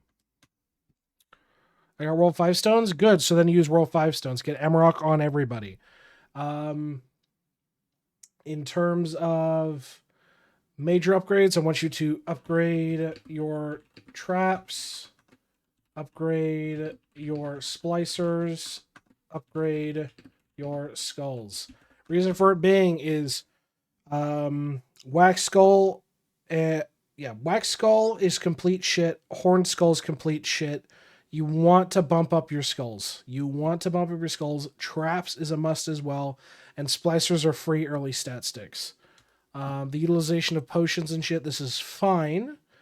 But definitely, though, you want to get a set of tools on everybody. And I mean, everybody's going to have to get a set of tools.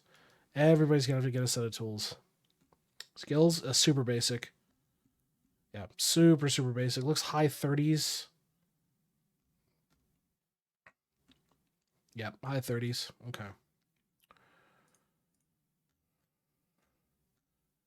Yeah, I think this is fine for early because you're just trying to min-max it all.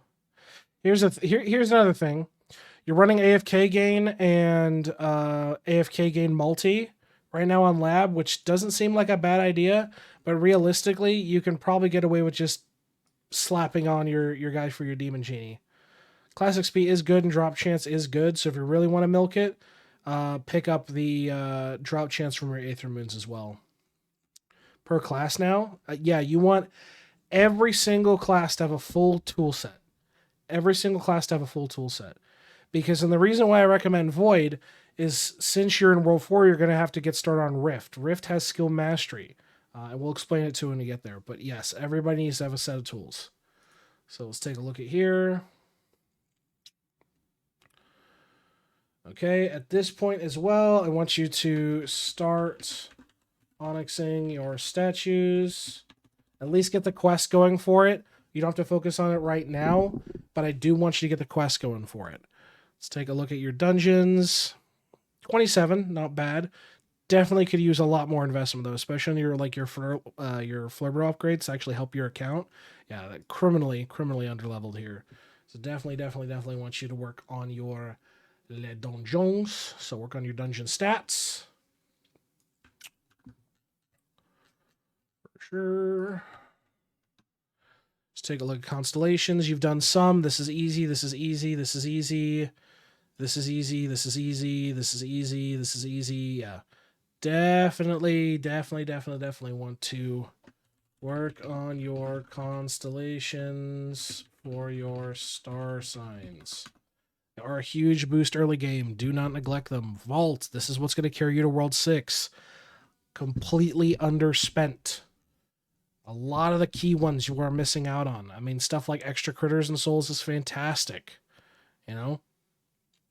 There is so much good stuff in here. Active murdering is fantastic. Like, there is good shit in here. Good shit in here. So I definitely want you to push your vaults ASAP.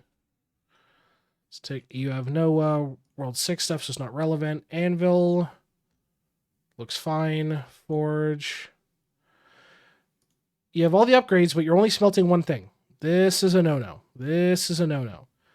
Forge. Utilize it. Utilize it, utilize it, utilize it. Always be smelting something in Forge. If it's copper, even if it's copper. Even if it's copper, because I guarantee you don't have your copper bar vial to 13 yet. You always want to be smelting something. Locked at World 2. Okay, stamps. Super early, but you're missing a lot of pinnacle ones. A lot of stuff you can unlock right now. Yeah, your mason jar basically has no investment. You can do crystalline stamp right now, which is a big, huge one early. Card stamp, ridiculously cheap. Yeah, a lot of investment needs to be done in stamps. At minimum, I want you to push your stamp total to... This is a tough one. How do I want to set your stamp at? I would say push your stamp total to...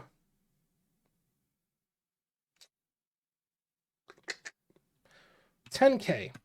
$10K when you get to World 6. Once you reach World 6, that's what your goal is going to be. $10K on your stamps. And it's fairly easy to achieve once you unlock them all.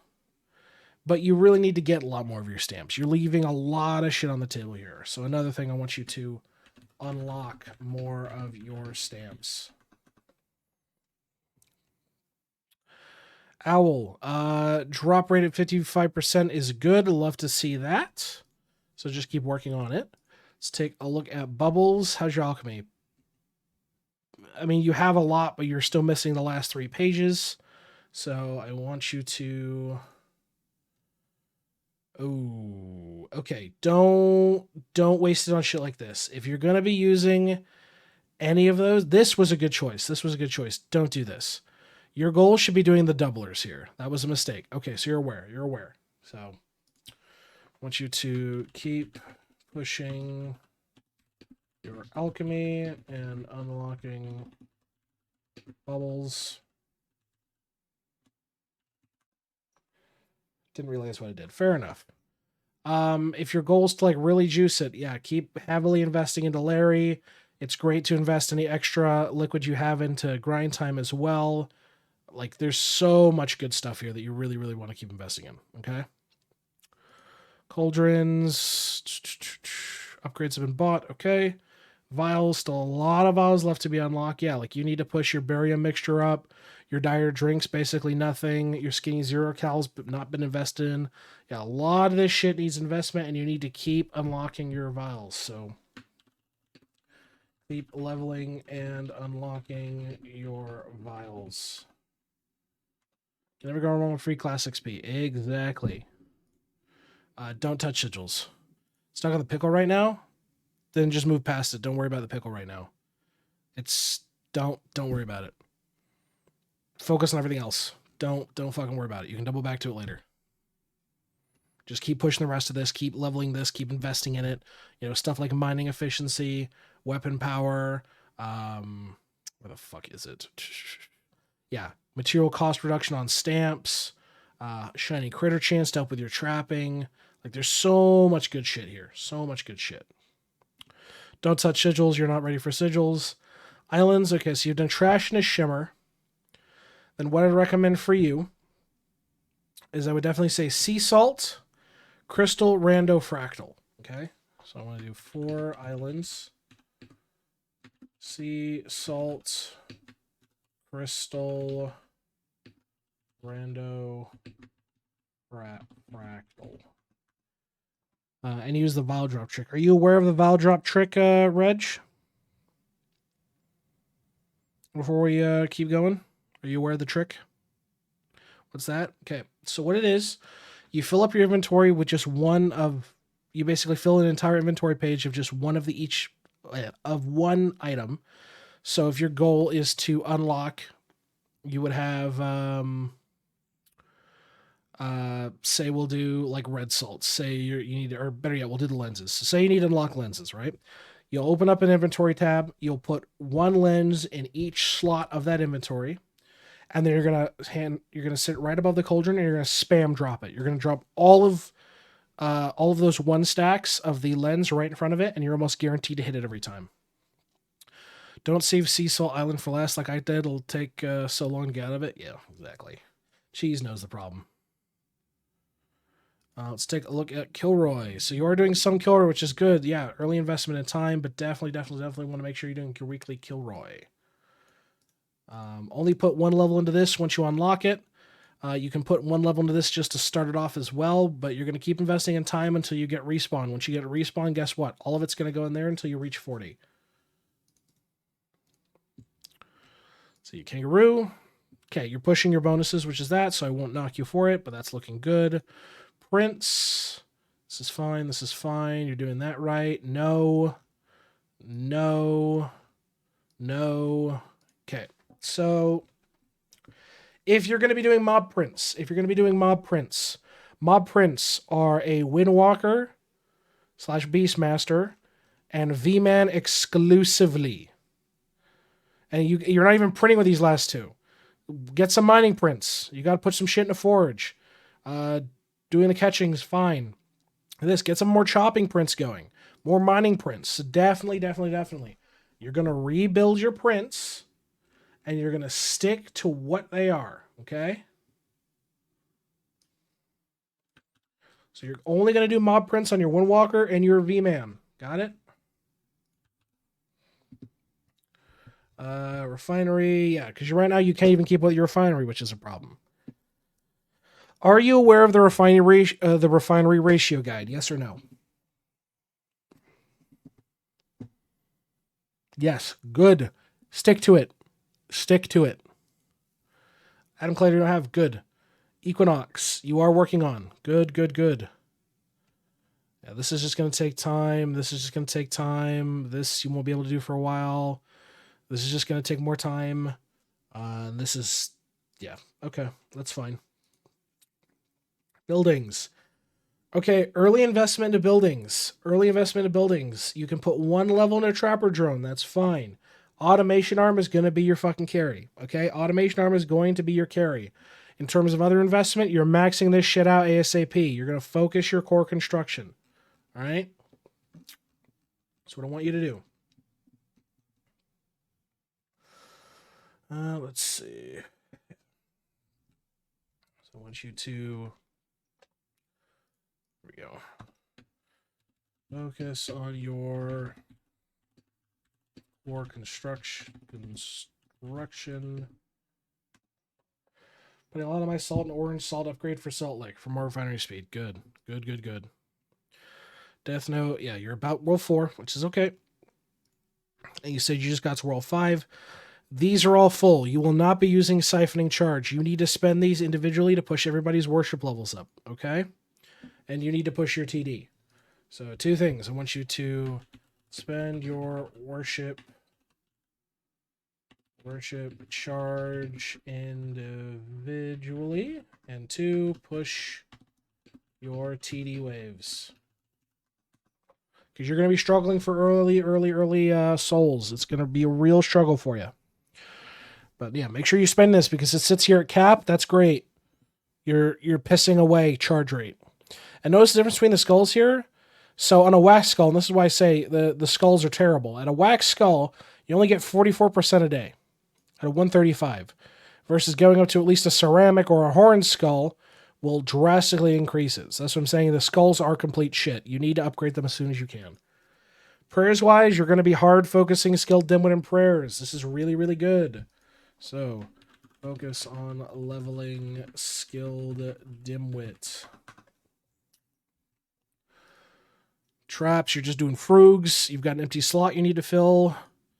Salt Lake, okay, so you're reinvesting in this. But I mean, once you get your Salt Lake fully done up, I mean, max level for talent books, multi-kill per world, points in TD.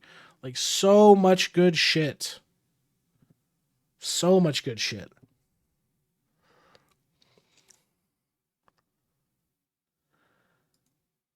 Okay. Construction I don't particularly care about. Okay, you're working on some of the armory bonuses, so you're at least up to platinum, so it's fine. Cooking, you're doing very early cooking. You're doing corn dogs right now. Okay.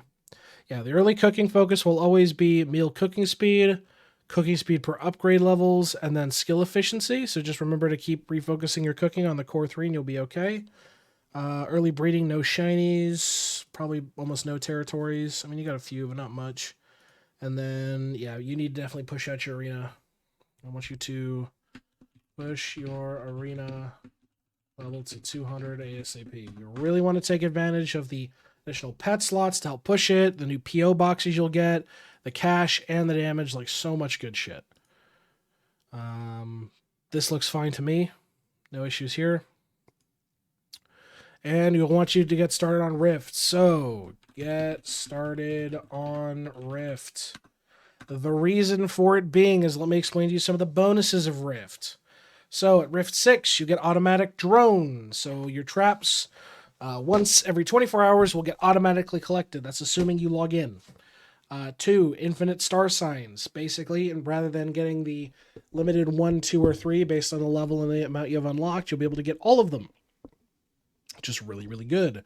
Number 16, skill mastery. And number 21, Eclipse Skulls are going to be your early, like really good ones. Let me explain why. Skill mastery, and this is why I recommended Void Tools on everybody. At level 300 of a total skill across your account, it makes all of the mining cards passive, all of the chopping cards passive, fishing cards, catching, trapping, worship. Do you see why skill mastery is very important? Do I get all the star signs? Yes. So, when you have this unlocked, you start off with 5. The way you push this is through shiny breeding. There are pets here in breeding that add to the infinite star signs. You have enough investment in these, guess what? You're going to have all the star signs. Just all of them, perpetually. So Rift is very, very important. The second one I mentioned is Eclipse Skulls. Once you get 1 billion kills on a mob, you get an Eclipse Skull. Each Eclipse Skull is 5% multiplicative damage. 5% multiplicative damage. If you do it 10 times, you have 50% multiplicative damage added to your account. So that's why early Rift is very, very strong, and why I recommend pushing to Void Tools and everybody, because it forces you to level up your characters to the point where they can take advantage of the passive cards from Skill Mastery. I just started doing my Eclipse Skulls, and it gets easier, doesn't it? It gets even easier, doesn't it? And then Tome, you're top 80%. Okay. And you haven't reached World 5 yet. Well, you've touched it a little bit, so it's fine. But yeah. Early focus on Rift is fantastic. Fantastic. And 20 points to multi-kill. Yep. So That being said, for you folks over at home, if you'd like an unlocked account for yourself, check us out. We're live Tuesdays through Fridays over on Twitch. We're happy to get to when we can on stream. If you want to get on the list for a review, it's real simple. Check out our Discord link down below. We're happy to get to you whenever we can. Until next time, folks, we'll see you in the next Idleon account review. Have a good one, everybody, and stay safe out there. As for you, Reg, is there anything else you'd like me to take a look at and / focus on?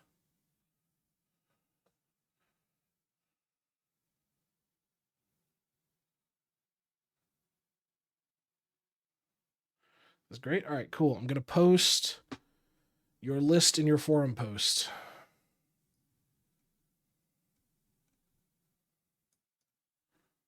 Copy.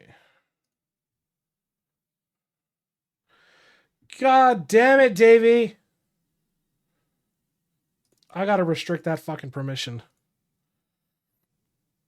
No repair box. We had to remove it to make way for more more redeems. There's a limit. I'm gonna head to sleep, and I'm gonna do my part of certification for welding tomorrow. Yeah, don't do shit when you do it, Cremor. All right, let me post this there in Reg, and let's do some more World Blues, folks. World Blues. Paste this. React to post. Bam. Done. Mod privilege true. All right.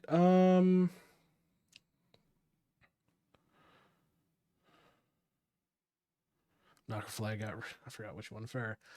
Tomorrow we'll be doing Turb and Hugo's reviews, so that'll be good. For now,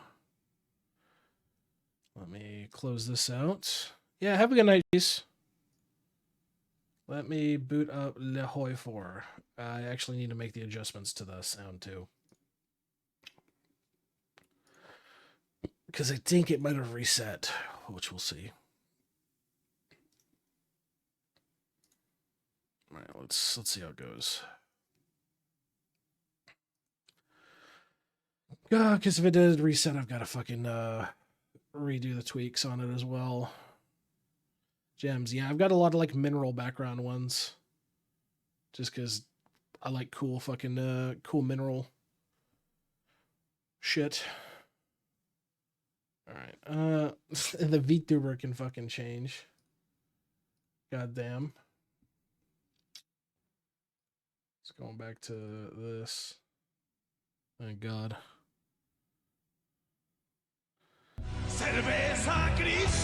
That was good fucking timing. That was good fucking timing with the game loading. That was unironically good timing with the game loading. Was stuck between Trolls and Seizures, number 2, man. Oh, yeah. It's not fun, is it? It's rough. It's not an easy war. All right, can you guys hear the thing, or whatever, the fucking like background track?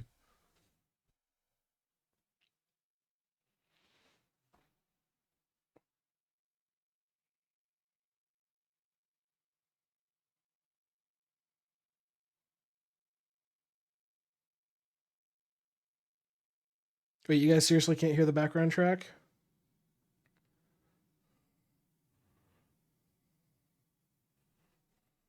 Oh, let me turn this up. Quiet? Yeah. Okay, yeah, it's supposed to be quiet. Because if I leave it too loud, the audio, when I normalize it for rendering, breaks. And I mean, it breaks hard. Because it makes my voice quiet and then makes the gameplay loud. It doesn't know how to balance it correctly, so...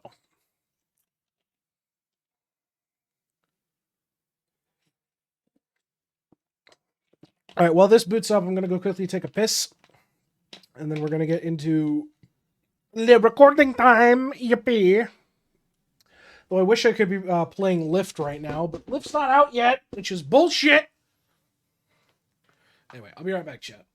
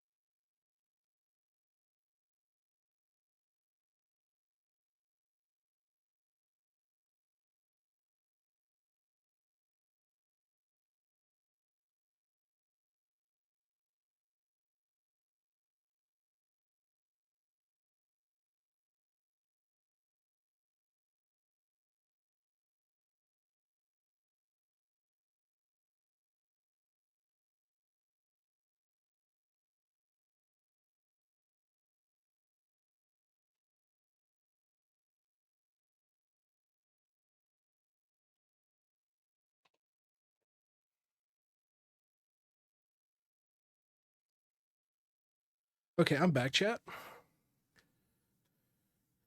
Apparently, honking the wife's titties like a clown car is not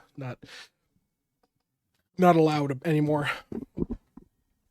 So it's a rough day for us all. Has the Bioshock feel to it? Yeah. No, I know what you mean.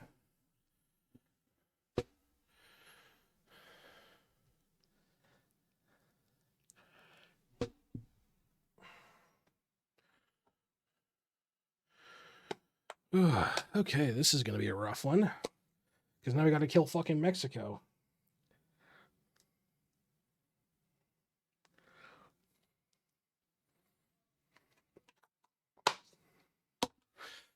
Because goddamn Mexicans attacked us. Which makes life difficult.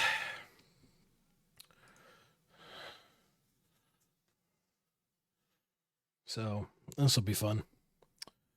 Let me move my damn stream deck a little bit forward so I can actually hit the fucking record button. Not be like stretched out. Gonna see the more eerie parts of it. Oh, I'm sure.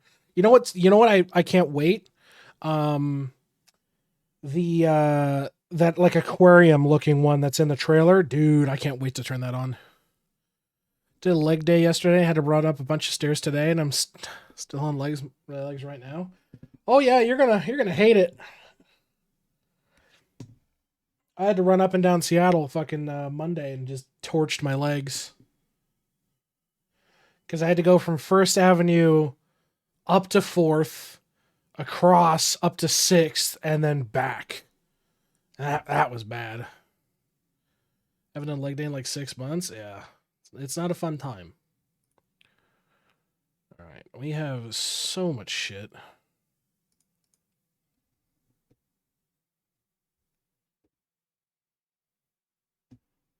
There we go.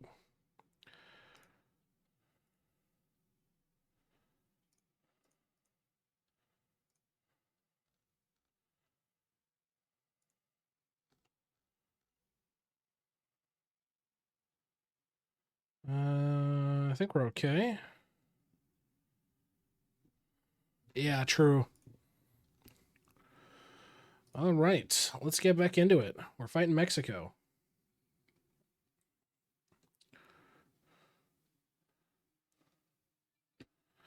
Lighting up the night. A good stopping point.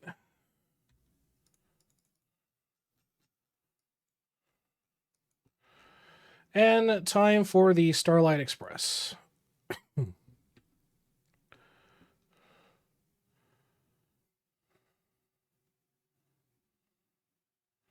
Oh god, the game is hemorrhaging.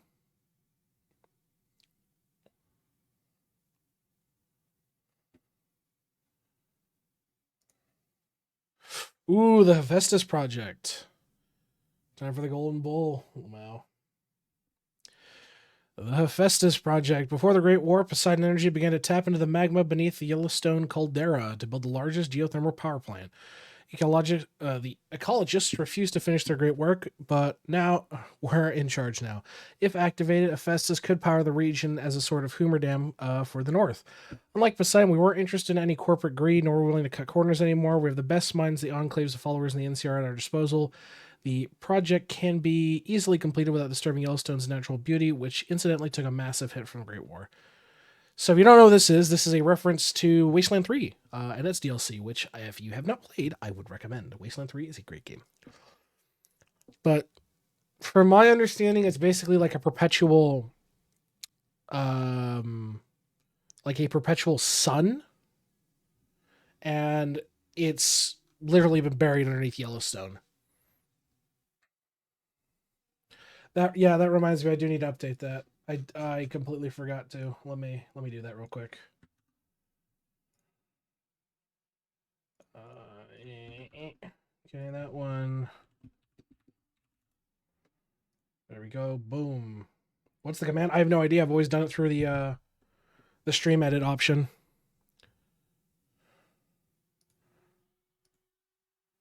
Yeah, you're just kind of fucked. You can't go anywhere. Same with you. You can't go anywhere either. Then I just had you guys all up and around this area, which I'll have to replace.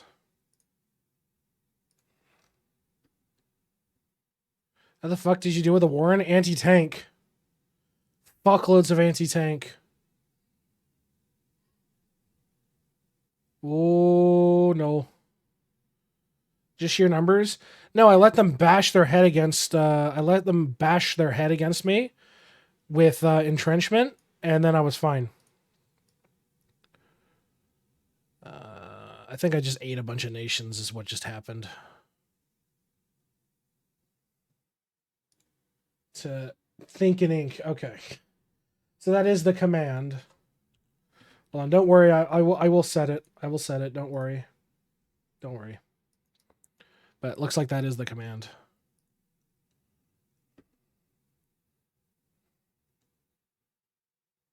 Oh, fucking Jesus.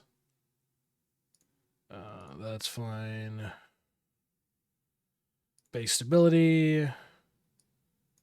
Oh, shit.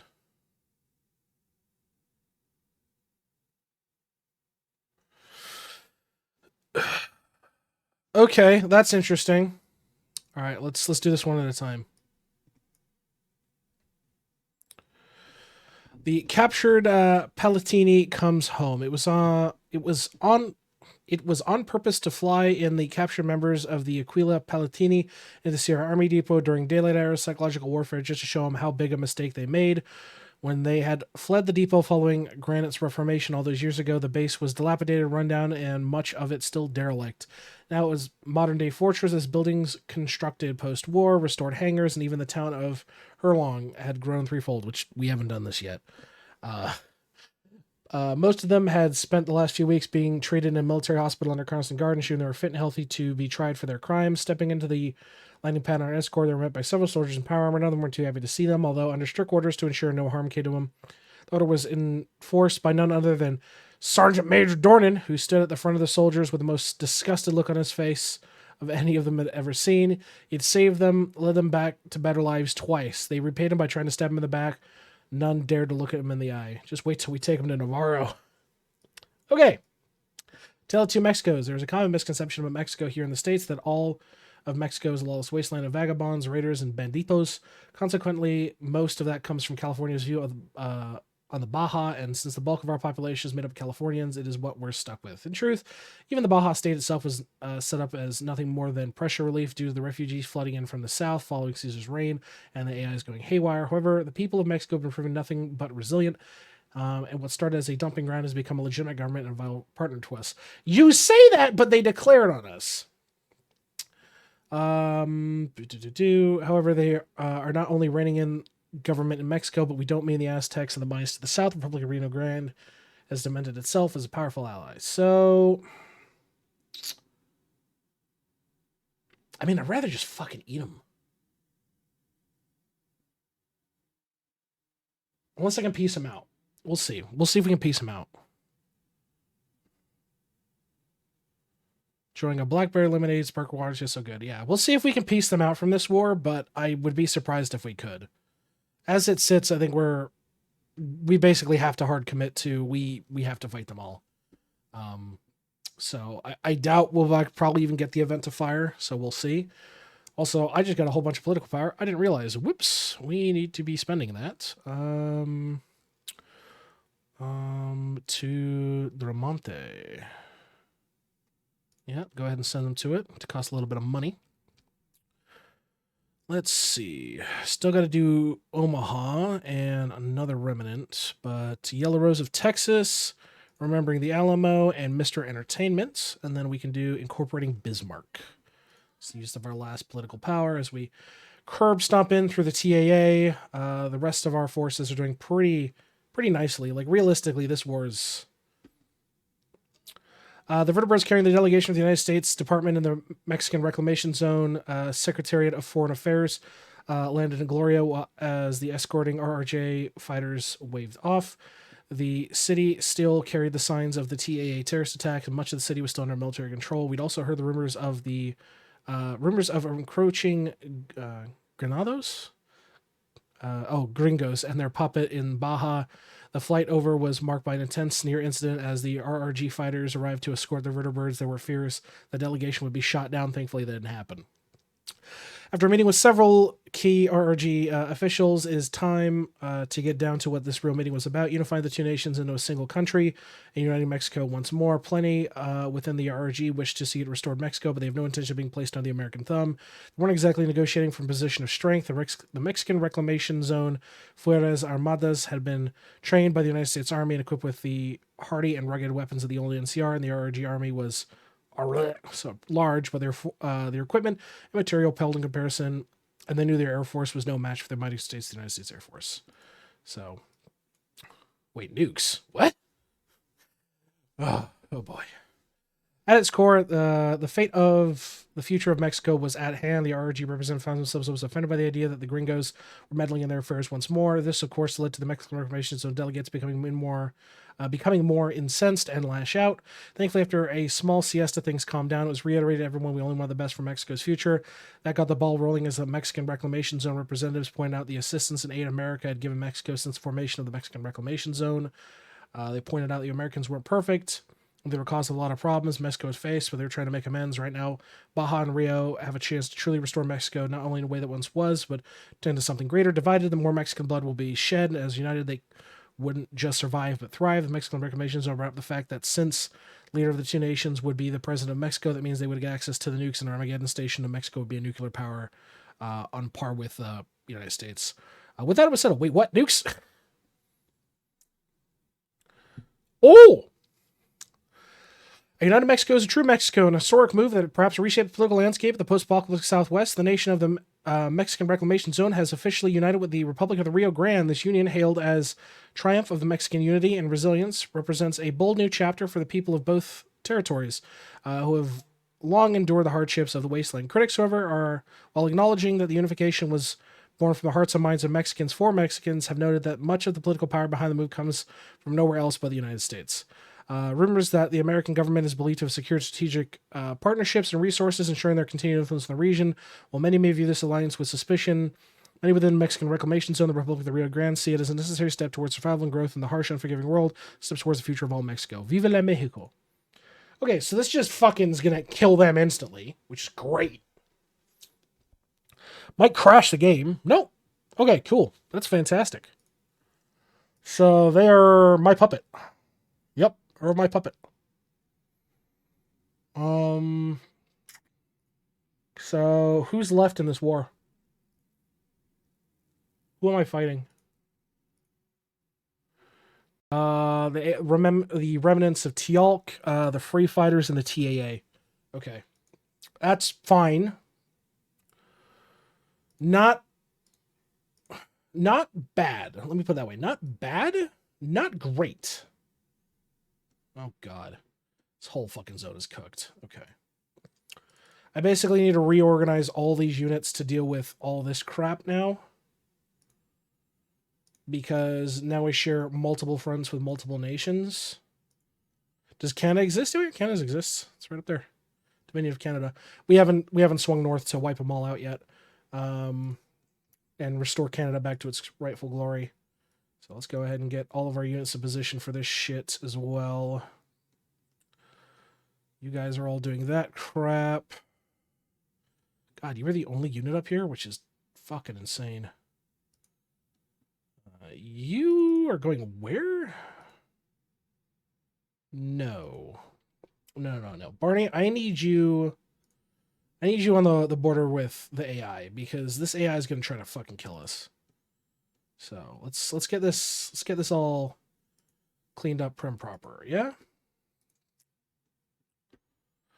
The weather grows worse. The expedition that sent a few well-armed patrols into the city encountered more of the frostbitten black ghouls that haunt the remains of Anchorage.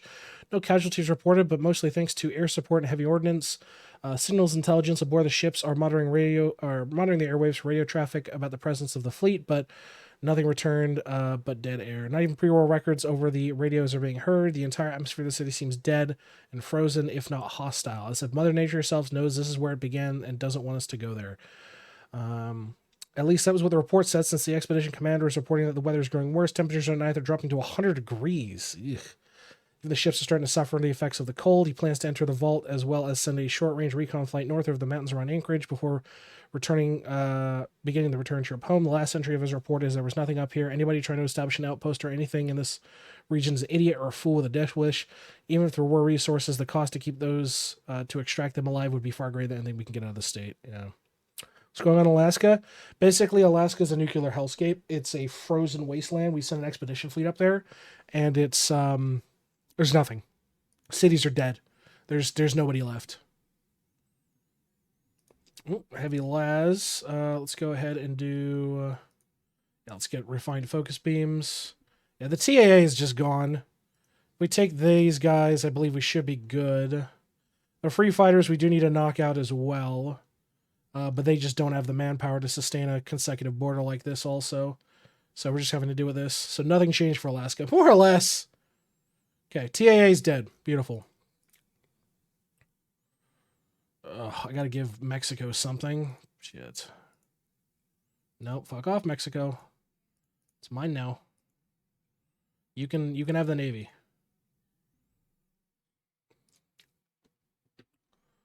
All right, that's that dealt with. We need to go deal with the AI that is growing rapidly right now. Let's go deal with that, please. Thank you.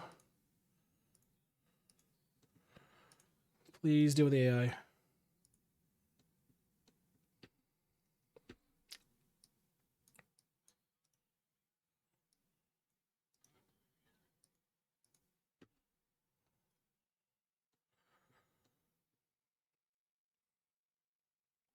All right, bunch of little military bases are coming online. Stars and Stripes forever. Beautiful. Baron dead. Oh, the Coffee Baron? I mean, Costa Caffiende is still alive, so... No, Baron Garcia is still alive. The men and women who missed the end of the world stumbled out of their suspended animation pods looking at the oddity of oddly short men and the women who handed them blankets and soup.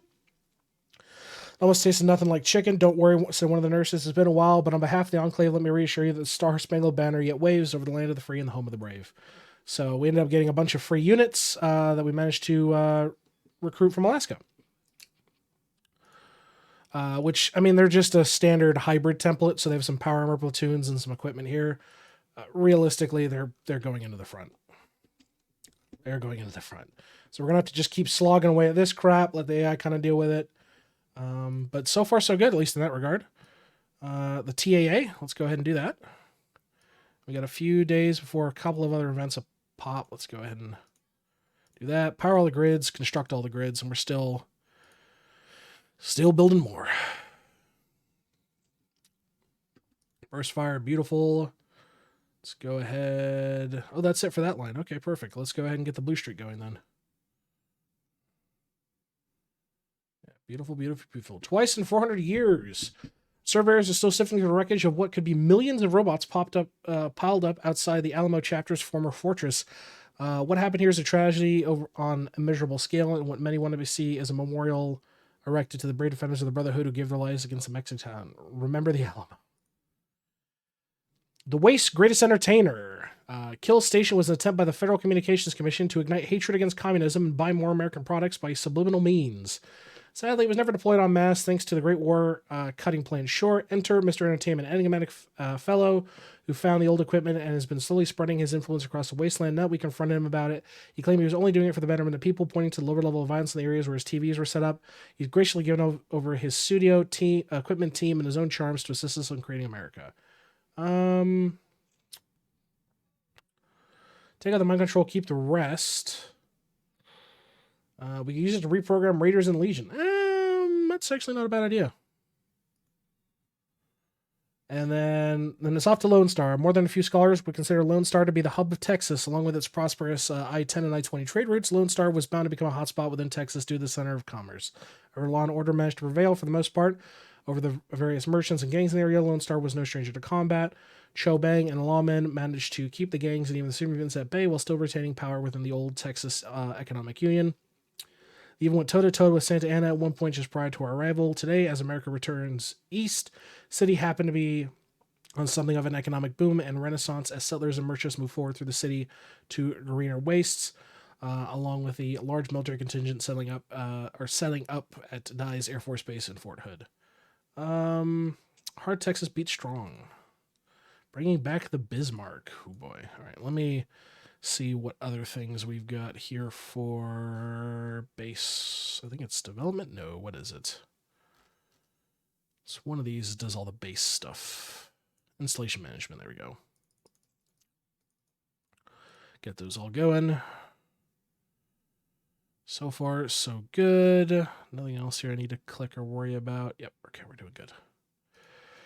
Bringing back Bismarck. Of all the former state capitals we've encountered so far, none have been in as good as a state as Bismarck. Not only did the city avoid the worst of the bombs with the remnants, the state government managed to survive in the harsh winters of the north and establish itself as a vital trading hub in the region, in power in the region, surviving all the way until our arrival practically.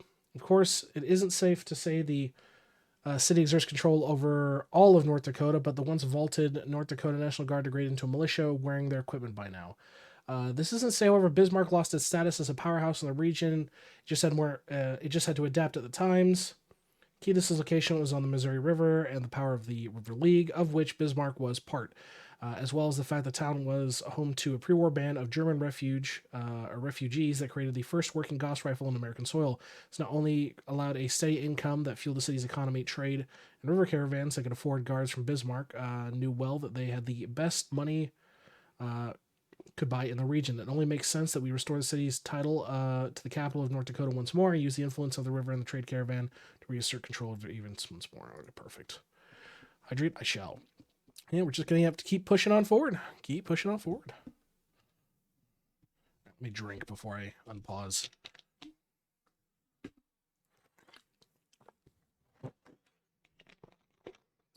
Oh yeah, fuck me. The Reclamation Society has so many troops. I mean, they were prepping for this little fucking battle. Starlight Express is done. Perfect. So we've now got better infrastructure from Seattle to the capital of the NCR. Let's see. That's done. Still got a lot to do in that tree as well. I do want to get the Nuclear Operations Command up and running.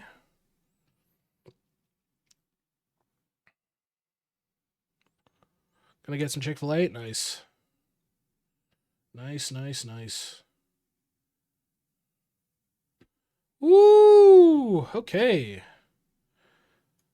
Oh my god.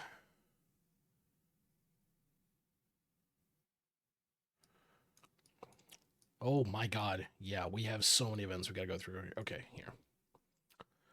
Been a minute? Fair enough. Also, nice. 800 gems? Good shit. What template should I use? Should I have for my units? Realistically, it doesn't matter. What you need to pay attention to is combat with. I recommend 20 on your infantry, and then just focus on support equipment. So 20 is a good combat with for your mainline infantry. As for your power armor units, I also go about 20. It's just kind of a gold standard. But damn, Squanchy's ranking it in with the Pachinko. It was in the civil court where captured members of the Aquila Palatini were tried. It was a military tribunal that's to harken back to the days of the Rig and the old Enclave. The older members that had arrived to the depot looked on their former compatriots with disgust. They were almost unrecognizable, having baked in the hot Arizona sun all this time and the stress of living under the Legion. To those members of the Palatini, it was almost surreal to see what had become of the nation they had since they fled all those years before. They sat in shock at the sight before them, seeing everything that had been rebuilt, realizing the horror that they would never be a part of it. Not all of them were military, but it didn't matter. The military judges barely gave any time to deliberate after the Enclave intelligence laid out the list of crimes they committed, how in their actions strengthened the Legion, and got so many Americans killed in combat. All they could give in defense was a pitiful "I'm sorry." They were all sentenced to death. There was no pity or remorse for those who betrayed everything they believed in just because they didn't follow Granite's ideals, of course. There are those who fled to Chicago, the last of the Palatini, the last of the survivor of the Sierra Enclave traitors. We'll get the rest. End of the guerrillas. Done. Families of Vegas. Ooh. Ooh. New Vegas is one of the richest cities in the West, but under its influence of some of the powerful families, with our economic growth, they've decided to begun to spread their influence beyond Vegas. We need to decide how to help them. The families faced with the threat of the law will go legit. Absolutely.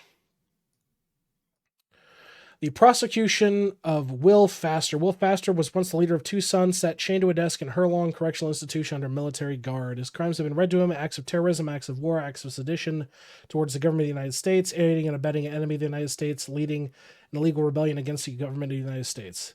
Tried explaining he had no choice, that the Legion caught wind of treachery, that they would be crucified along with his people. Everything he did for the protection of his people.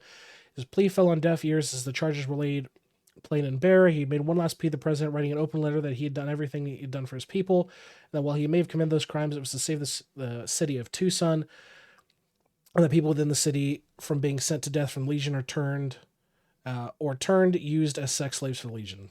Tell that to the judge. A trial will conclude in 30 days. Yeah, we've got a legal system for a reason. Better fucking use it. Do we have anything else we want to crack off right now?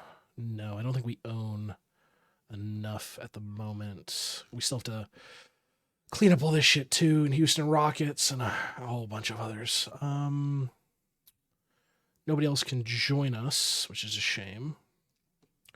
I just wait to buy the rest of my purchasing items or wait till he fixes them. That is entirely up to you, man. Whatever you think the most is the best for it. All right. What was the RRG's problem has now become our problem. The Texas Arms Association was one of the largest third-party weapons manufacturers in the pre-war area. They managed to survive the Great War simply by having more guns than anyone else.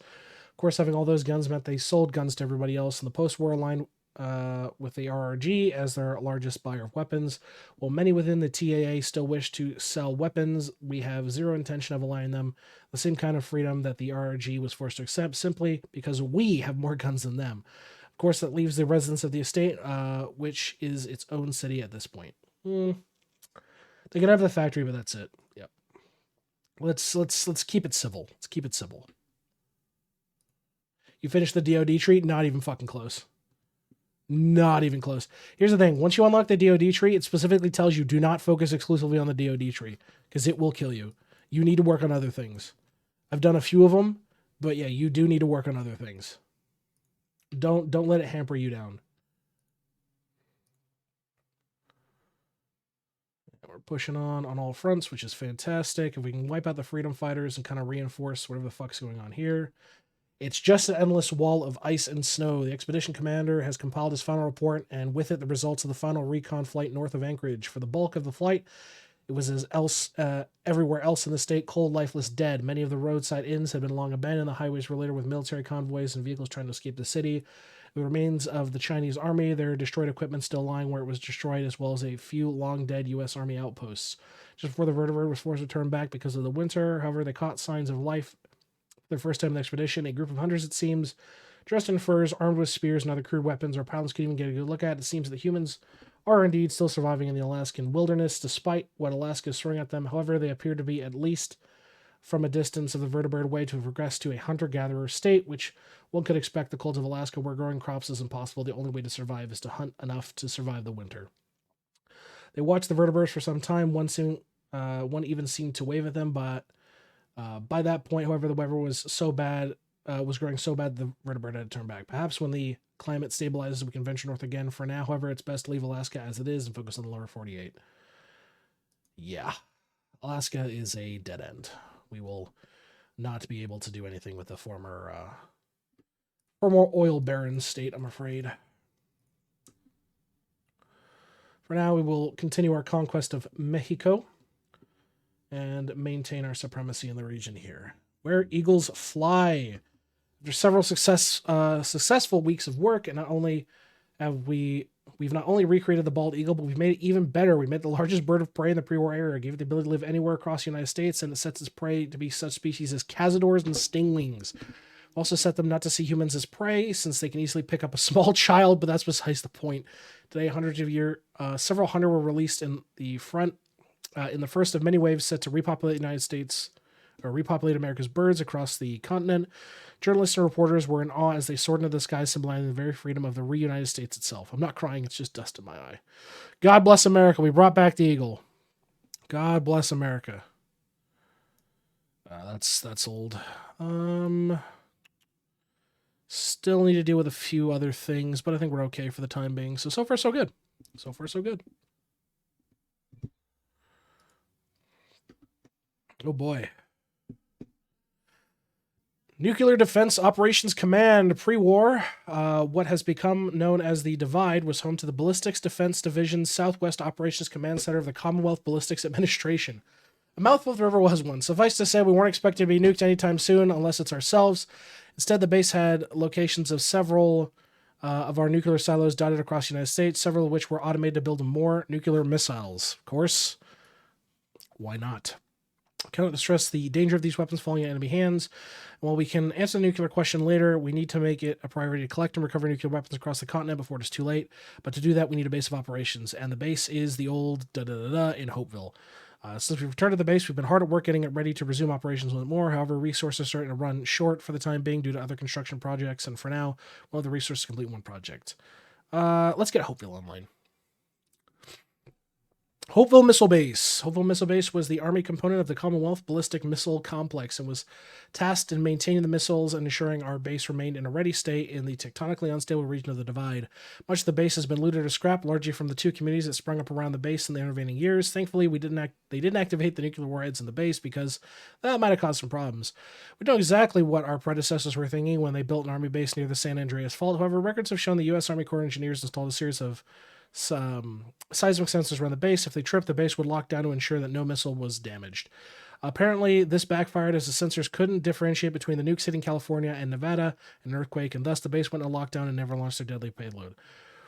We're sure China was very thankful. Regardless, the nuclear bombs had ironically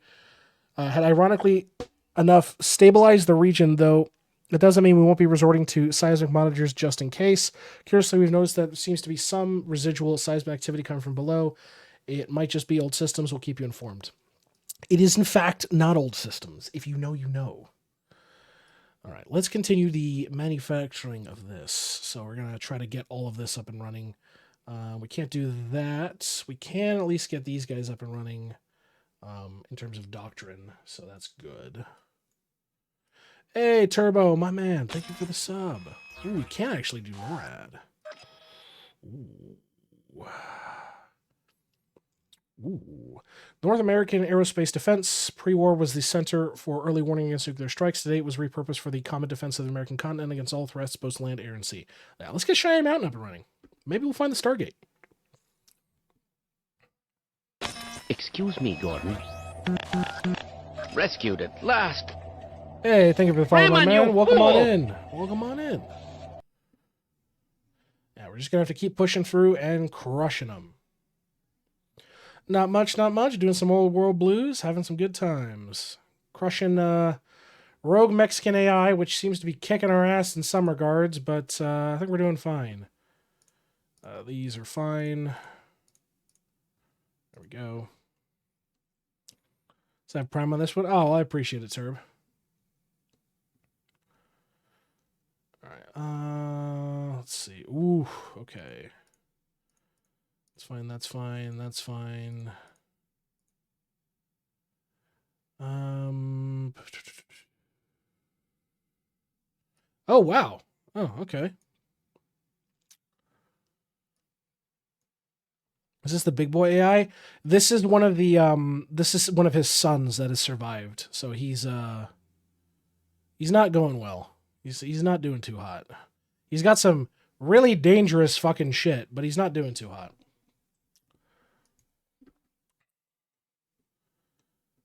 Let's keep going. Don't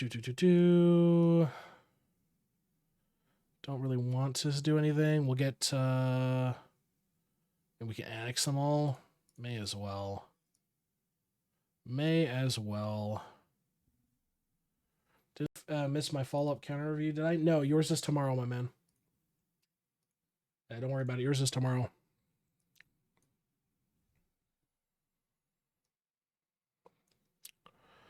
Let's get Stent going as well. NORAD's coming online here soon, which will be great. HEPA filters are done. Beautiful. Let's get some more research going.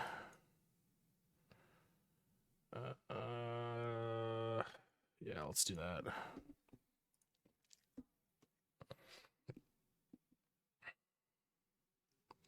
Good, good.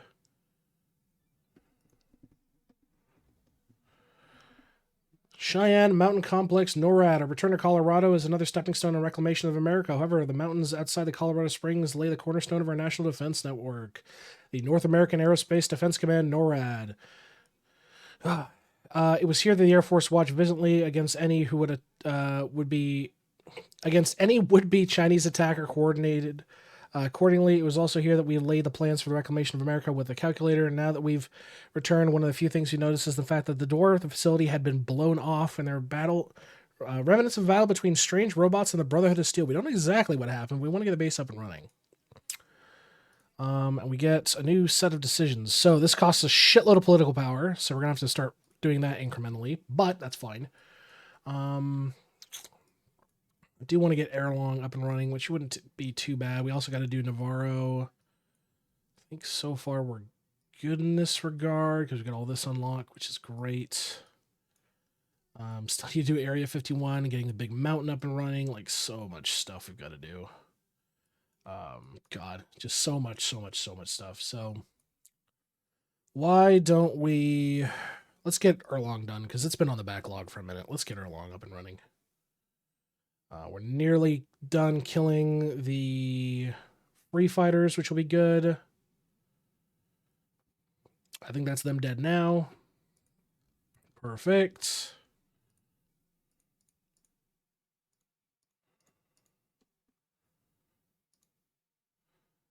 And you're going to try to fight me on shit. Shut up, Mexico. It's mine. Mexico, I said it's mine. Mexico, it's mine. Take your lumps. There we go. Because it's just kind of OP. Yeah, I don't like to use the spies because it kind of makes the game trivialized. I'll use it a little bit, but I don't. It's not like one of my primary focuses. All right, well, you just got to keep pushing out this way. You're free, which means I can put you on that line there. Yeah, we just basically need to like blow our way through all these guys. Or through, well, not all these guys, just one guy. It's just this army. So Rogue Robit, how are we looking on other things? Looking good. Definitely want to do police force, fire all that's ready, construct all we can. God, we got so much you still got to construct. So much. Arguably, let's put another like 10 on repair. I don't think we have a lot to repair, a lot of more sporadic stuff, but I think we're okay. Yeah. Actually, can I do full mobilization? No, I don't have 50% of war. Damn it. Oh well. Will Faster sentenced to life in prison. Will Faster, the leader of the Tucson cult of Naz, has been sentenced to life in prison today for a litany of crimes against the United States and its people. Will Fastener gave an impassioned defense that he had no choice as he had to protect his people from the danger of the Legion, giving evidence to destroy cultures across Arizona and New Mexico as a result of those who tried to resist the Legion. The turning point came when the prosecution stated the fact that Will made no attempt to contact the United States government or military officials, and that even the last hours of fighting, Will Faster was directing Tucson's troops in a desperate attempt to cut off the American military forces in the city. The final nail in the coffin was when the prosecution asked why he did not surrender, instead fight a losing battle. The court reporters say Will had no answer and his defense fell apart. At least you didn't kill him. That's true. We did not kill him. We could have absolutely summarily executed him. We absolutely could have. Let's go ahead and repair NORAD's front door. But we did not. We gave him a chance. We're just basically going to have to keep punching through, because the AI is rough. He just has numbers and numbers and numbers. Luckily, we can pierce his numbers. It's just, fuck me. Always fighting the AI of Mexico is just rough. They're just so unbelievably tough. Sierra Army Depot was built as a massive storage depot for the military equipment before being shuttered due to manpower constraints in the Great War.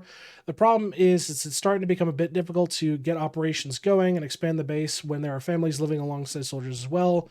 Not everybody was keen on moving into New Reno and wanting to stay with their family, not wanting to live in the city or just being secure from the walls of the old army base. However, this place is not meant for families, so we couldn't conduct operations as if we have children running through the halls and spouses beating on briefings because the toilet seat was left clogged.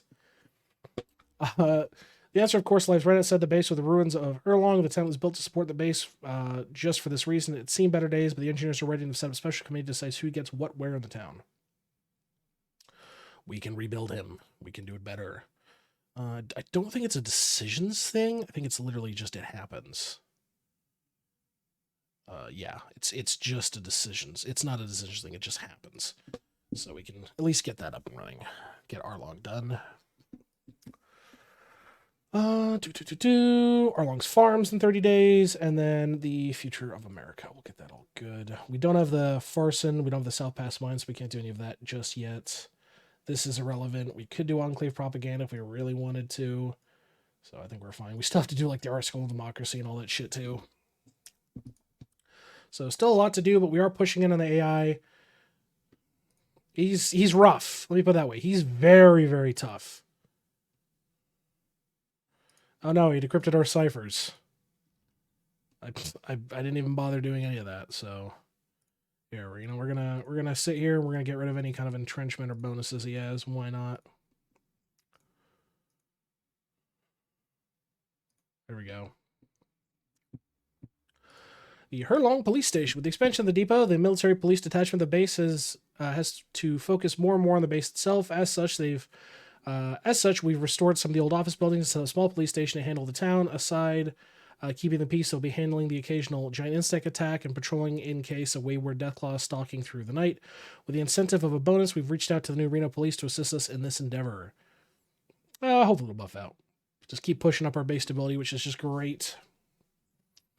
Looks like the Bayou's doing some naval invasion shenanigans, which, you know what, I'm not opposed to, but I don't want to take your expeditionary forces, because that's just dumb.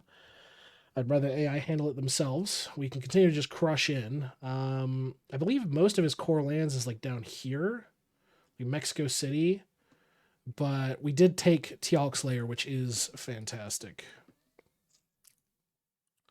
So we're doing good in that regard. Yeah, we're crunching up on him. He's going to keep losing slowly but surely.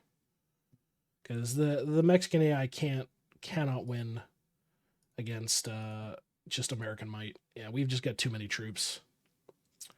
Yeah, he's going to capitulate here the moment we take another couple major cities. So if we can push out to, say, here, we'll absolutely take it. Deathclaw in our team. Shit. Yeah, let's send the boys over there. Marines over Texas. Lubbock. Perfect. Stent Security. It's no secret the government's monopoly has caused concern amongst several caravan companies, small-time owners, even some within the Army. With the recapture of Seattle and likewise Stent Security's main headquarters and production facility that ends today by presidential mandate and a ribbon-cutting ceremony in the former Dark Brotherhood city, Stent Security reopened its doors, manufacturing several ballistic weapons such as the R-95, along with its post-war models for the Wastelanders on a budget. While it takes some time to gain a large customer base as well as the large customer base as the gun runners, the fact that they lack a customer base in Pacific Northwest means and are now forbidden from operating there until 2320.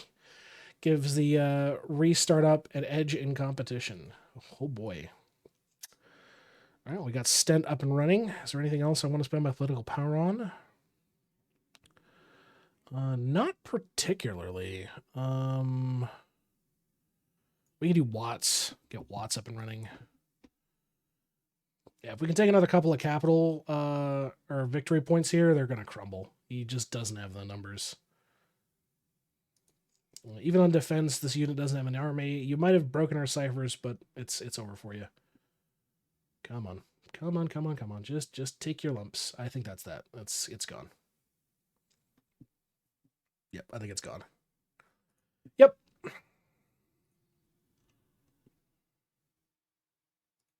I'll undo that. Oh my god. All right, well.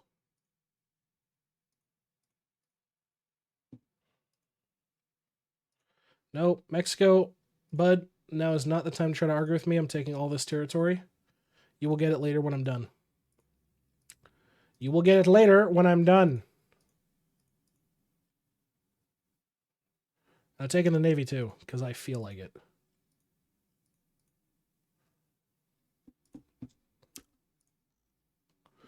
All right, that's that. We've eaten the big man himself. Let's see. We can make you become a puppet. Honduras can be integrated. Beautiful. Let's see, we should get events for like Teal'c and a few others, I believe, unless I need to do a focus, which I might. I just might. It's either that or I've got to do the some of these down here. Yeah, can't do that. We can do Power the Waste, Raise the Banner. Is not a puppet in the United States, which is really fucking good. I think that's really it, functionally speaking, because I think Teal'c was like one of the last big ones. Yeah, because we've got all this, so we'll have to see about that. But getting Teal'c's Den is really, really nice. It's a really, really good province for resources, so it's good. We do want to get installation up and running. Get the naval base up. There we go. I think sit from Trusty Canteen. I could absolutely. North Passage. Use a Gek. Why not? We don't care about the rockets. Yeah, this is all fine. We're gonna let it all get divvied out when we need to. But I think we're done with war. Yeah, we're free of war right now. So back to what I was originally planning. Dealing with these Muppets. So I've got to fucking redo all these orders again. You're going to go here. You're going to do this way. The president... you're going to go here as well. I'm not going to defend our allies' side of things. I just want to make sure we defend our side, because they'll be okay. I think that's it. I think we're fine on the rest. I don't need to mobilize any other troops for it. So we'll make sure they get all positioned up and ready to... So we'll be good on that front. And then we will do that. So we'll finish up Harlan Farms, and we'll go down the tree to get puppet demands on everybody, which will be good. Once we keep eating everyone. Oh, there goes a gun. Ooh, the truth of Vere Quorum. Callahan sat in his office in Red Mountain. It was not uncommon for the colonel to work late. This was no exception. He read several reports from the recent episodes of leaks across the country. It was his job alongside the Secret Service to find these leaks and stop them, as well as trace the source of the leaks. Navigating on his terminal to his investigation file, he don't know data leak source, and he smiled at the simple duplicity. Quorum Verum had exceeded beyond his wild expectations. Nobody would suspect the guy was leading an investigation from the military side of the house. Was the source of the leak. Oh, it was difficult, but the amount of trust he had accumulated meant nobody would suspect him. Working alongside the Secret Service, he was able to stay well ahead of the curve. Misdirection and change, of course, needed. Remembering back to the days of the Navarro archives, he remembered as his soldiers dutifully burned centuries of documents. Grant's orders were clear: burn all the papers, destroy all the records. Grant never did clarify it. Callahan didn't copy them. He hit enter and sent another set of documents into the seer. Oh, this is bad. This is bad. That's going to cause some fucking problems. Basically, if you don't know what that means, we burnt documents originally detailing the what the Enclave was planning to do, and we tried to bury it. Callahan, being a rat fuck, is exposing us. Soldiers might be content with high nutrition rations, but their families and other support civilians certainly won't take too keenly on this pallet. So we have restarted Les Farms. Perfect. Armored places, whatever. I do need to get this done. Yeah, okay. Greatest power in the wastelands. Let's get it done. We're still looking good on everything. Yep. I think we're doing okay. Yeah, we're fine. Get all of our troops in line and see what comes next. All right, let's get this all up and running. I did block the investigation. Yeah, this is coming back to bite me in my ass.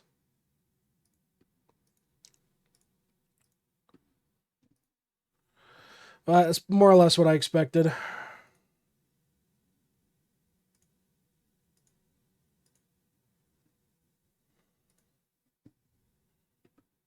I didn't? Oh, I absolutely did. I couldn't afford it. I was at war.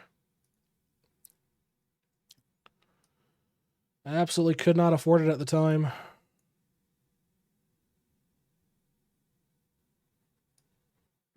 Luckily, I've got a good chunk of new Monstroso, dude. So yeah, I got to deal with bullshit.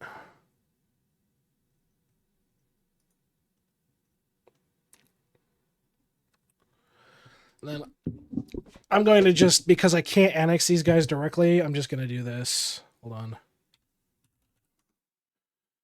Because I can't integrate them due to the way that I did the puppets, so... XGA. There we go. Yeah, because I could not annex them with the traditional commands.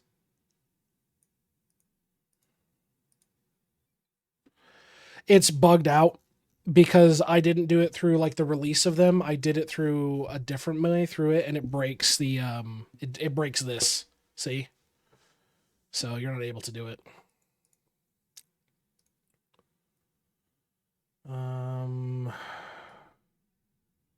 That should let me. There we go. Bring back Boise. That Vault 100 I don't own. I think is like. I can't remember where the fuck it is, but yeah, we'll get to that too as well.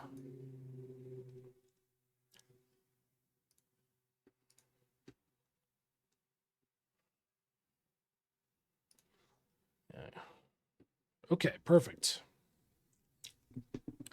Closing the front door, first and foremost, was clearing the radiation around the front door and the surrounding area. The task was made difficult since Radaway tends to freeze in cold climates. After clearing that, tearing out the old door was trivial, and we even studied somewhat to better reinforce it in the future. Putting it in was simple engineering task that was done within a few days. Much of it was thanks to the industry of the West Coast. We were able to ship it out and got the door sealed for the first time since it was blasted off, whenever that was. We posted guards around, and the place is looking like an actual military facility once more. That said, most of the surrounding area to our most vital installation in the central U.S. is a menagerie of mutant monster activity, haywire rampaging robots, and Colorado Springs, which is starting to recover from when Lanius's terror ran through the region. At least it's repaired. Whispers of hope, more base stability, and political power. Stars and Stripes, local goals taking over Dot Steiner. We've seen this event before. In the previous Diverge timeline, because we did Arlong in that timeline, and I didn't fucking wait for the last minute like I did. Go ahead and restore power. And keep building on. How long would it take me? I mean, realistically, we can just wait. Oh, Watts Electronics. Holy shit. Why did that kill me? Private ownership was the cornerstone of American business pre-war. While the Enclave set up much of the infrastructure to power, heat, and cool homes across the waste, it's become a drain on the administration, whose efforts are better suited elsewhere. Today, in an official ceremony, the Department of Infrastructure and Public Works handed over control of much of the nation's power supply to Watts Electronics. While some criticized the privatization of national infrastructure, a Watts spokeswoman said that the company will offset costs through the production and sales of various electrical weapons and the other electronics devices that, while scarce today, were common in the 2100s. This includes laser rifles, electronic lockpicks, and even radios for the wastelanders to enjoy. Perfect. So we got them up and running. Let's do Vault Tech. Why not? Oh, I could have done this. Shit. Should have done that. Oh, yeah, because I ate these guys. Whoops. Should have done that. Police forces, power grids. Thank you. Yeah, luckily, I think we should be pretty good. I mean, it says there's inefficient or insufficient garrison. There won't be. So another set of bases come online, so we're just basically going to wait it out, get all this done up. Hooray, 50 political power. Oh, perfect, it bypassed, which means I should be able to do this. Yes. Yes. And 5% weekly war support. Shit, we should have done this earlier. I'm a fucking idiot. All right. Where was it? We'll do Omaha. And At the Deadline and Reclamation Army Depot. So we'll get those up and running. Pine Ridge and the Last Redoubt. That's... Oh, wait, this territory too. Whoops. Yeah, Last Redoubt, Pine Ridge. Yeah, why not? We'll get them prepped up for it. Anything we can do without having to go to war is great. Save us a bunch of time. Restoring Boise. In the wake of the Great War, Boise, Idaho, much like the United States, was left in ruin. The harsh temperatures of the state and the lack of food meant many could no longer live in the city and were forced to move to areas alongside Snake River and elsewhere further south. Over time, it fell off caravan maps, and all that remained was the windswept skeleton of once great city, whose remains were eventually under the control of St. Michael's Militant Church of the Heaven's Gate. He used Boise as an example of those who came before, destroyed by God's wrath, and of course, where St. Michael saw destruction, we see opportunity. The city itself is isolated from the religious zealotry that dominates Idaho, and that kind of stuff is hard to pierce. We've undertaken a massive restoration project to rebuild the city to focus away from the Christian seat of power in the mountains and to usurp their power. The streets are being cleared of debris, vital infrastructure is well on its way to being repaired, and the new buildings are beginning to rise from the ashes. The Idaho state government is setting up shop, and its first order of business is to clear out the remaining partisans in the mountains. The task is not easy in the slightest. Hopefully, in time, once bastion of religious extremism will serve as a shining example of the United States' commitment to rebuilding the nation, and that a man doesn't need to live in the fear of a brutal God, but instead enjoy the world that God has created. So where is it on the map? We stand for Heaven's Gate. Ooh, shit. This is going to be tough. Okay. St. Michael's flocks within the lands of Heaven's Gate attempted to spread the word of God to what they deemed unholy lands and filled with sinners and pagans. Unfortunately, St. Michael considered a lot of people unholy sinners and pagans. Despite claiming to heed the word of God, he failed to realize that God blessed the enclave and God blessed America. Even alliance with Caesar failed to stop his undoing, and his holy crusade ended with the U.S. forces crashing through the city with divine vengeance. While many of his followers fell in the fighting, we captured St. Michael. Many of his more fervent followers have taken to the mountains, believing that they can eke out a resistance to us. It gets rather cold in the winter.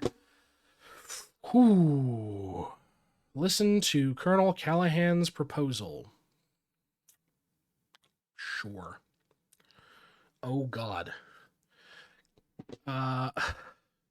Callahan never said he was a full reformist, just a loyal patriot who had followed orders. His plans for St. Michael he saw as fitting, others saw as horrifying. For St. Michael, he wasn't put to death for his crimes, despite many who wished to see it. As he lay in his cell, he was defiant, belligerent, and saw American law as below the Lord's law, which is all what he answered to. He spoke that his actions were the word of the Lord, but only his narrow militaristic view of the law. He was charged with crimes against humanity, but not only sentenced to death. Instead, he was sentenced to preaching his sermons to his most loyal followers for the rest of his days. Why? Callahan shoved his brain into a modified RoboBrain chassis, set it up to where he must constantly speak for eternity to his fervent flock who all met the same fate. He will be held in prison until his servos and systems fail and collapse, which by our estimate will be at least a few hundred years. Oh. God. You should not reuse the Lord's name in vain. Oh my God. That's fucking torturous. Callahan's a madman. Also, thank you, Melanter, for the sub. Appreciate it, my man. Twitch is apparently like severely lacking behind the notification. Ugh. That's just rough, dude. Imagine getting turned into a fucking RoboBrain just because that's just... How's your Air Force looking? Pretty fucking cooked. Yeah, pretty fucking cooked. Oh my God. Yeah, we just don't produce nearly enough planes. There we go. Put 100 on it. 4 a day. And you still got to fill out another 600. Christ. These poor Cass.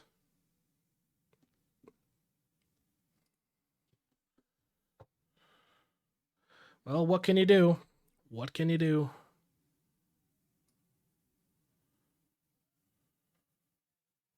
Yeah, Twitch seems like severely behind. Like, Moobot will pick it up instantly, but like Twitch doesn't notify me. Oh, fuck. Okay. The Great Breach and the Deadline. Along the rivers from Rapid City lurks a peculiarly nasty variant of mutant that has plagued the land for centuries. A vertebrate flyover led the pilots to finding the reason for this horde. A breach in the old Midwest Containment Depot, now known as the Deadline. At first a quarantine zone for the new plague, the pre-war government began dumping dissidents, communist sympathizers, and other unwanted individuals in there. Ugh. Not what we're going to do. But it seems to be a mess of survivors fighting back and the hordes of undying mutants flooding out of every broken orifice. We know records in there could implicate us and destroy what legitimacy we've regained over the past few years. Might be best to launch a sustained campaign to clear out the horde and the Deadline once for all. Fire. Fire slows everything. Operations in Omaha. It's hard to believe that Omaha was even hit by nuclear bombs. Well, bombs. Survivors of the Great War consider themselves to be the last pure Americans, even crafted man-made super soldiers and assisted them in ruling Omaha with an iron fist that lesser people were kept out or worse. Oh, where have we heard that before? Sure, there are priests, these so-called man-made angels give our troops hell when we first entered the city, but nothing couldn't be handled with the proper applications of power armor, firepower, and airstrikes. Didn't help they hadn't faced a real war in some times, and that's not a real shame. The real shame is we had to destroy a preserved and rebuilt city with the stars and stripes flying over Omaha once more. An interim government has been installed to try and figure out how they're going to run a state that is mostly locked behind a massive wall. Former members of the Order, stripped of their ranks and protection, and every single last priest dead, are wailing how we've destroyed civilization and the last pure Americans. Perhaps we should show them Golgotha. And the Reclamation Army Depot. Most of our pre-war bases and facilities were stripped clean, running away, or overrun by robots or post-war maladies. Usually robots due to the high amount of automation with the war with China caused. Places like the Sierra Army Depot are far and few between, which was a great surprise when Army forces approached Reclamation Depot and were greeted by General H-47, who not only recognized our codes, but greeted us as Enclave, good little robot general. Self-promoted, mind you, but has been dutifully carrying out his orders at the depot for the past 200 years. Although he's been distracted by the mutant escapees from Deadline, he's been more than happy to relinquish command of the base over to the U.S. Army, as 200 years have not been kind to his circuitry and servo droids. Stand down, General. Gotta love it. Good old robots. Good old robots, just doing their job till the end of time. All right. How close are we? So we got another 10 days, and then we'll be able to just get puppet CBs again. Or no, annex CBs against anybody who isn't a puppet, which is great. So we'll be able to do that fun little war, get that up and running. Vault-Tec will be up here soon. We're still working on a few things. Fly Cassidy caravans. Lived across the wasteland of Southern California, Arizona, lay the remnants of the Legion's Air Force. The Titanic Air War has left the lands later with the remains of Crimson airships that terrorized American troops on the ground and battled the Air Force for control of the sky. The result has been a windfall for the scavengers and scrappers as they pick through the remains of the Great Air Battle. For one service, though, this wasn't an opportunity, but a whole beginning, hoping to soar above the competition and enterprising one by the name of the Rose of Sharon Cassidy, of Cassidy Caravans from Vault, New Vegas, has managed to scrape together several crashed Legion airships, restyled them as America's first air caravan, operating out of what used to be Camp McCarran, which she staked a claim to after the fall of the NCR. Renamed to McCarran Aerodrome, Cassidy Caravans is offering not only flights to the area, but faster and safer cargo flights to the far reaches of the United States for affordable prices. When asked about where she acquired the gold to pay for Cassidy Caravan, or to pay for the McCarran claim, the Rose of Sharon Cassidy said she acquired it from a friend who decided not to let go so she could be getting in. If you seriously don't know this reference, this is a reference to anybody who has klept all the fucking gold in the Sierra Madre. You know what you did. You know what you did. You did not let go. And this is the reference she's making here. So it's got it. I love the flavor in this mod. It is just so unique.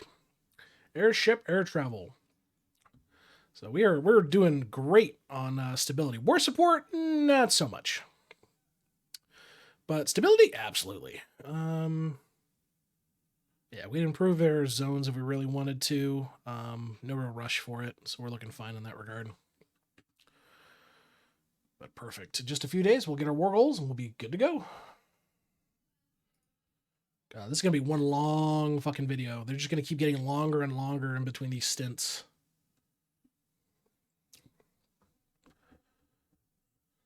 Masters of the Wasteland, beautiful.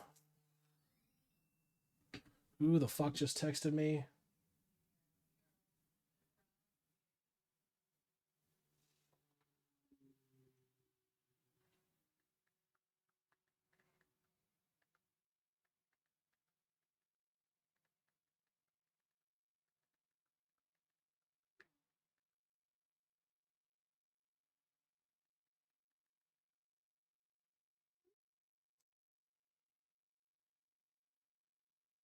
Oh, give me 1 second. This is one of those work relationship things.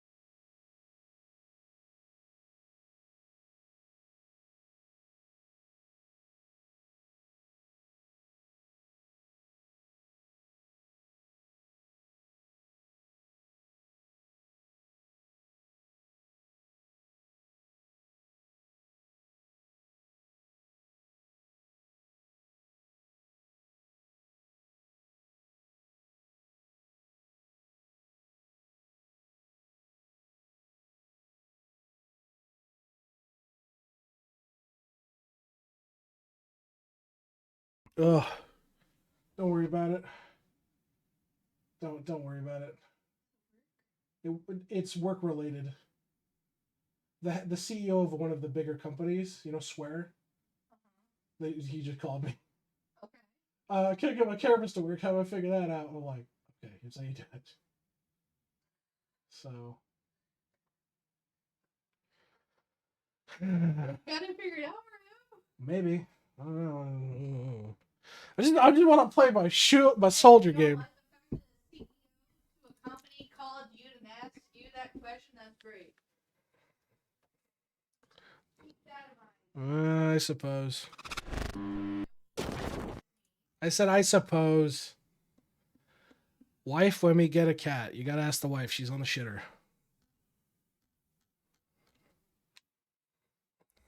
Oh Lord. All right, let me back to what we were actually planning on doing.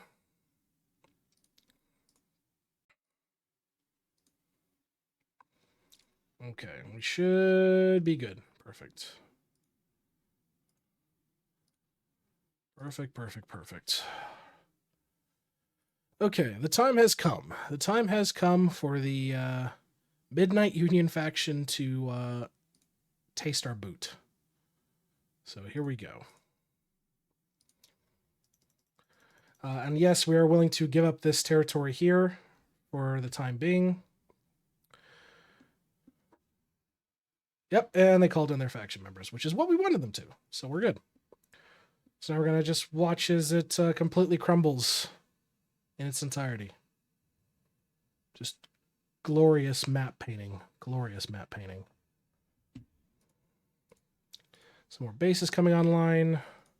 A lot of bases coming online. And Vault Tech. Upon securing Plains Run, we made a horrifying discovery. Vault Tech survived the Great War. Dun, dun, dun.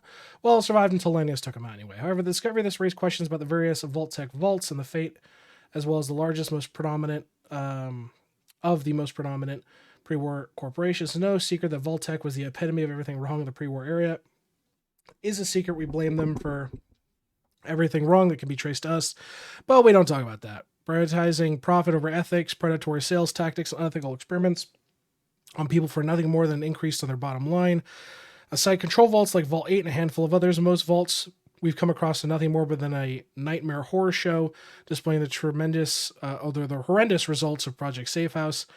As we uncover more and more vaults, the unspeakable horrors will end. Many have seen fit to erect a monument to the thousands of Americans lost in the part of Great War of Vault Tech's insidious desire for profit on the remains of the children of the cathedral's cathedral, which is the location of the first Vault Tech vault, the demonstration vault. We've erected a monument to those lost. It's simply a wall with the numbers of every vault we've recovered in this horrendous experiment. Some say that standing by it, you can hear the voices of the lost whispering, they'll never forget. Why do the voices say the master lives?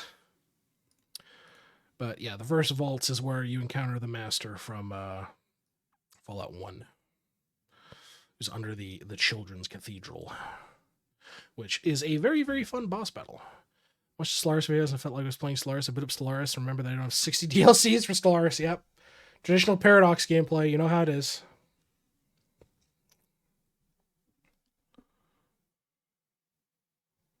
Oh, there's the wife, chat. Say hello to the wife.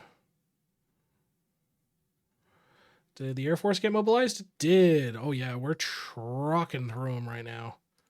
Yeah, nobody's going to be able to stop us.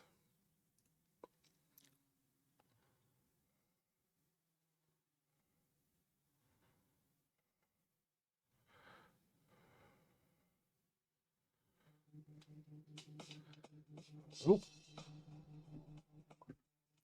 One moment, chat.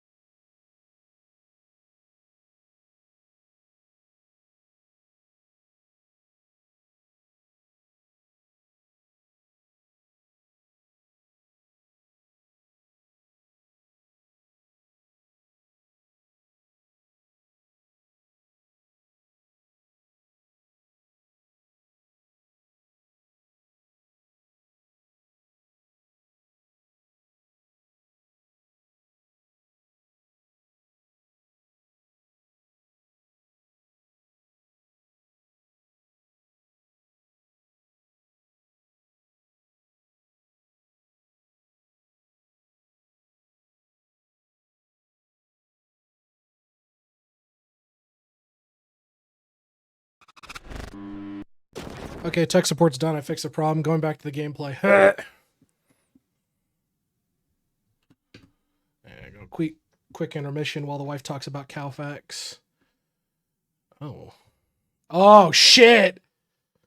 Okay. Send for me, for I shall go. Well, what I want to know is who will look after us. We fought for 25 years for this country, for this nation. Granted, might have brought it back from the brink of death, but it was our blood, our tears that cemented it. We've got friends in the dirt. I've seen things that wake me up at night. I've got friends who put themselves in the dirt because of the things they've seen. I've seen guys come in off the streets asking for a free drink as they don't have money. I've heard it's worse in places like Los Angeles. I don't even want to know up north in places like Portland or Seattle.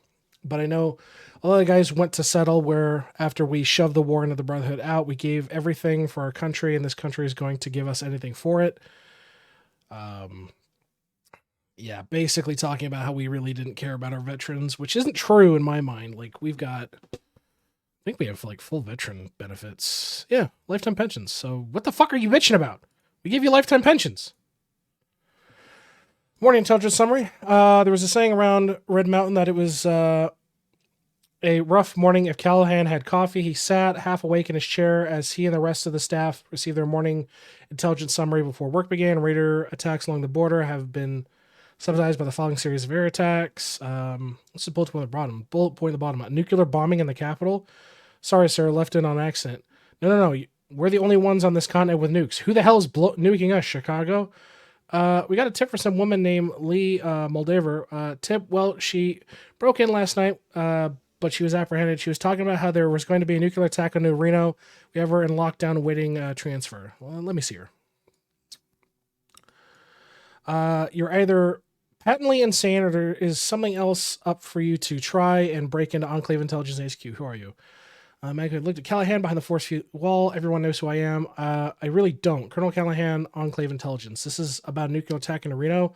You think Bud and his types of allies are going to sit by? You know who Vault-Tec is? We've been monitoring them. What does this have to do with nuclear bombing? You don't fit the model of the world. Bud's going to try to wipe you out, just like they did with the NCR. Ma'am, I have a machine upstairs that lets me rewrite memories, so enough with this cryptic shit.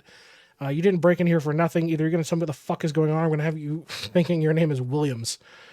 Bud is going to have his little managers destroy the NCR because they didn't fit Bud's vision. However, you Enclave type started your war and destroyed the NCR's vision before that, killing thousands. But now you're in charge, he's going to destroy you. You got evidence of this? I've already discussed that. Somehow the pre-war government returned. There was never anything good about the United States pre-war. I'm not you. I can't let innocent people die or condemn them to death. So what was his target? Yes, the U.S. Marshals. Marshals raided Vault 19, which is the first reborn law enforcement service. Powder gangers have tormented the Mojave wasteland for some time due to turmoil in the NCR as a whole. The citizens of the NCR were their favorite targets, but with the coming of the Enclave, they're going to turn to those who are identified as Americans as well. Led by anarchist Samuel Cook, the Powder gangers even operated a radio station in Mojave where Cook spoke at length how the Enclave was no less corrupt and tyrannical than the NCR. And just they had rallied behind some old world flag did not make them the right to annex the wasteland. Yeah, fuck off. You're going to jail, bud. So back to conquering the wasteland. As they say. Ooh. Okay.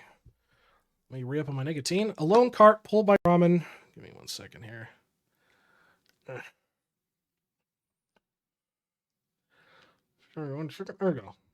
Pulled by Ramen, walked through the dead of the night. 4 caravan smugglers kept their eyes for any sign of movement. They froze as a vertebrae overhead. Man, if it weren't for the damn pay, whined a smuggler. Shut it. All we gotta do is push this cart in the city and get out. No one's gonna question a Brahmin cart full of scrap. I think it's weird that the old vault guy paid us so much just to push a cart full of scraps in the center of a city. Caps money, I don't care. You saw what he was paying. We do this. We get the biggest payday ever. Yeah, but we're pushing it into New Reno. The amount of law there is stupid. Even the NCR wasn't that uptight. Quit your yapping or I'm going to shoot you and split your cut with the rest of us. Countdown to 0. Oh boy. And then Ashton military base. So, all right, let's do this. So, put that there. Granite walked in the bunker of the Sierra Army deal with the rest of the room seemingly in a frenzy. What's going on? We got 1 nuclear device half a mile outside New Reno and a Navy explosive ordnance disposal team on the way. The Supreme Court's being moved, alerting any and all members of Congress. Whereas President was in Vault City, is sheltering in the vault. What about the people in New Reno? Garrison gave a look. All citizens have been ordered to shelter in place. We can't risk a pennant. I'm sorry, there's nothing we can do. All we can do is wait until the phone rings to inform us the bomb went off or the bomb was defused. Entire room froze. If it weren't for the phone itself, we could hear a pin drop. And when Richard picked up the phone as if time stood still. Yeah, I'd let him know. That was the EOD team. Bombs defused. Woo! Tumultuous few hours with the nuclear bombs defusal, the breaths collected. Those who had attempted to destroy the Enclave a second time had made a very powerful enemy. There was no NCR, no Brotherhood of Steel that could save them this time. Grayson stood outside Vault 32 with the door already breached. Due to the animosity between Vault 32 survivors and the reality of their vault, told to Vault 33. Any and all members of Vault 31 were placed in Vault 32 for their own safety and also to assist in monitoring them. Vault 31 had been turned into an ad hoc field office for the marshals, the same marshals were rushing in. However, they were backed up by Enclave intelligence unit agents, Sigma troopers, and rangers. Callahan walked up to Grayson himself, bristling next to the intelligence chief. Colonel, I'm aware of your reputation. Make no mistakes. I will not see any law violated on my watch. Callahan's normally cocky demeanor turned rather dour. The president has informed me that I am to assist in any way possible. However, I'm aware this is a civilian matter in your jurisdiction. I will follow your lead. Besides, I don't think we want to be dragged before Graham on my account, shall we? Let us begin. During Grayson's time in Vault City, he read numerous reports and countless stories about raiders rounding up a settlement's population, holding them in the center of town.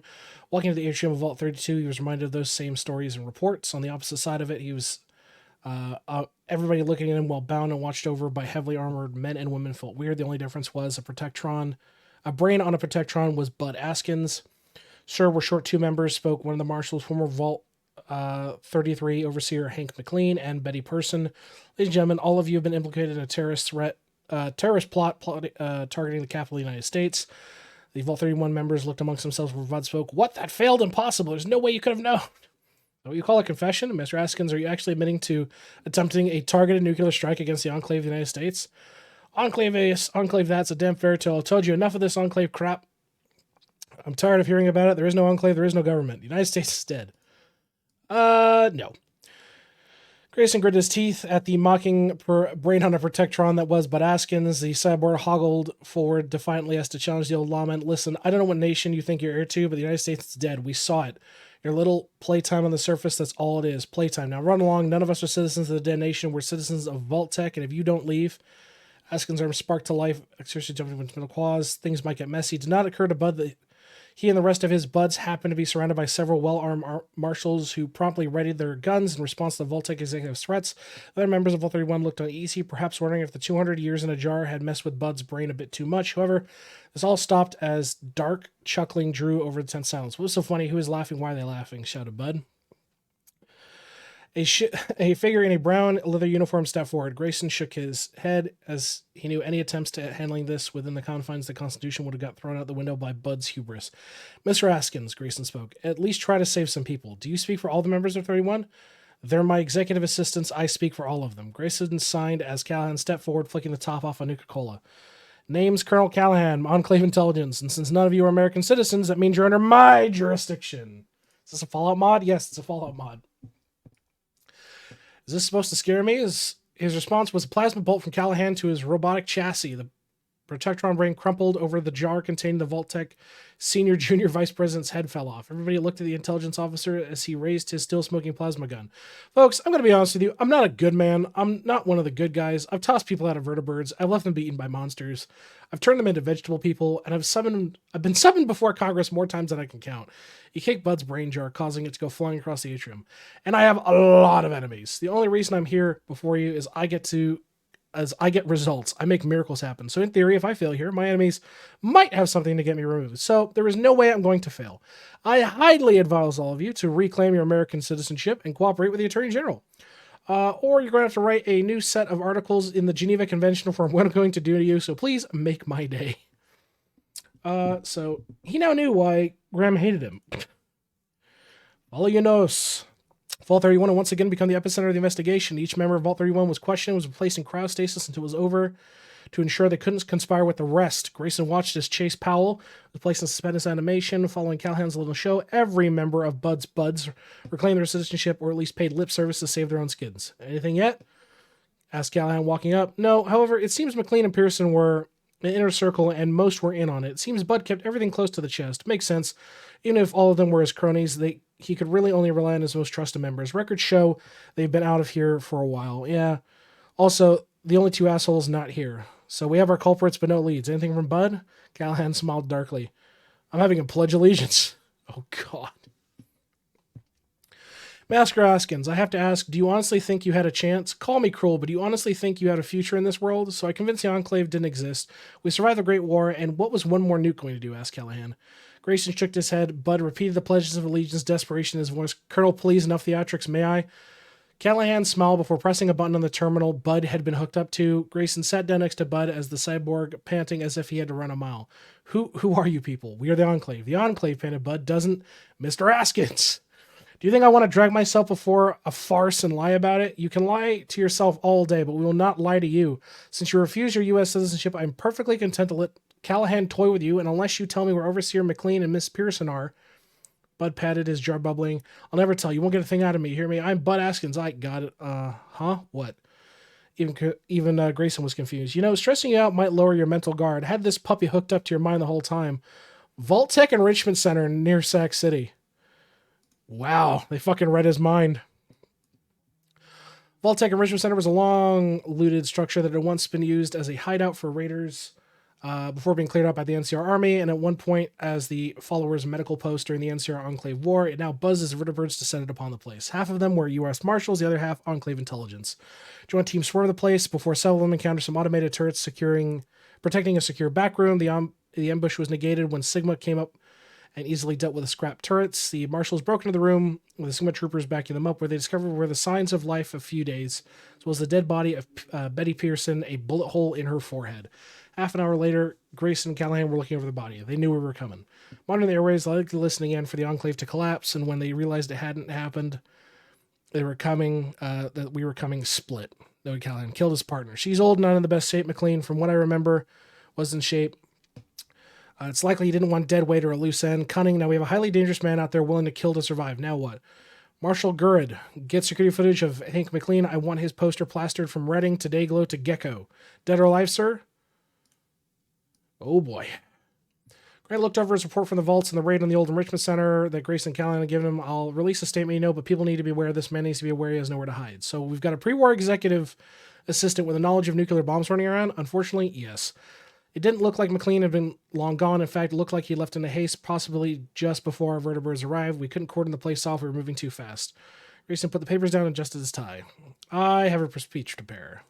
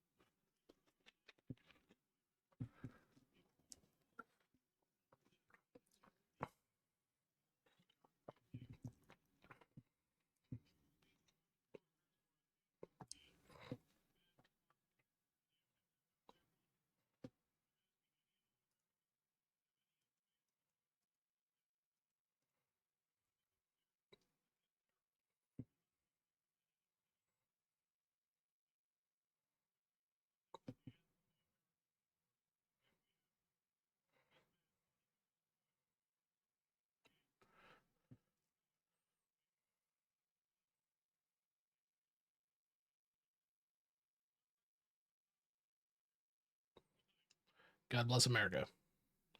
All right, we'll get that going. Ashton's Air Force Base was the Air Force component of the component of the Commonwealth Ballistic Defense Complex, tasked with providing targeting and launch data for the missiles in the base, as well as maintaining the base in what is technically an unstable region. The base remains in the better shape than the Army, largely due to the more technical side of the Air Force operations having greater security. Thankfully, nobody managed to activate the launch sequence, as it might have caused some problems. The strange underground readings have only gotten worse with more sensors we activate. One or two malfunctioning is one thing, and some of the missed readings are expected to be of age, but every last one of them, we're still new ones, and they're reading the same thing. Something down there. It's not mole rats. It's burrowing underground beneath what our sole nuclear missile base in the region presents as a huge security concern. Okay, skip that. There appears to be a place where these burrowers were closer to the surface than the rest, and might benefit it if we dig out there and see what exactly is going on down there. Engineers pulled some excavation equipment and are waiting orders from higher up. Find out what's going on down there. You don't want to crack that open. So we'll find out what's going on with that. As we do that, let's go ahead and let's do Area 51. Let's get Area 15 up and running as we continue our conquest across the wasteland here. Martial Republic's falling. Ruminators are going as well. Free cons are getting in pretty bad. I mean, the Confederation here is taking some of this territory. It's really a MacGuffin. It's not really a big deal. As long as we get their main settlements here in the bullpen, they'll be gone. Okay. Before I read that, let's see. Do we have anything else we can do in the meantime? No. Oh, we got to do this for sure. So we got to save up some political power for that.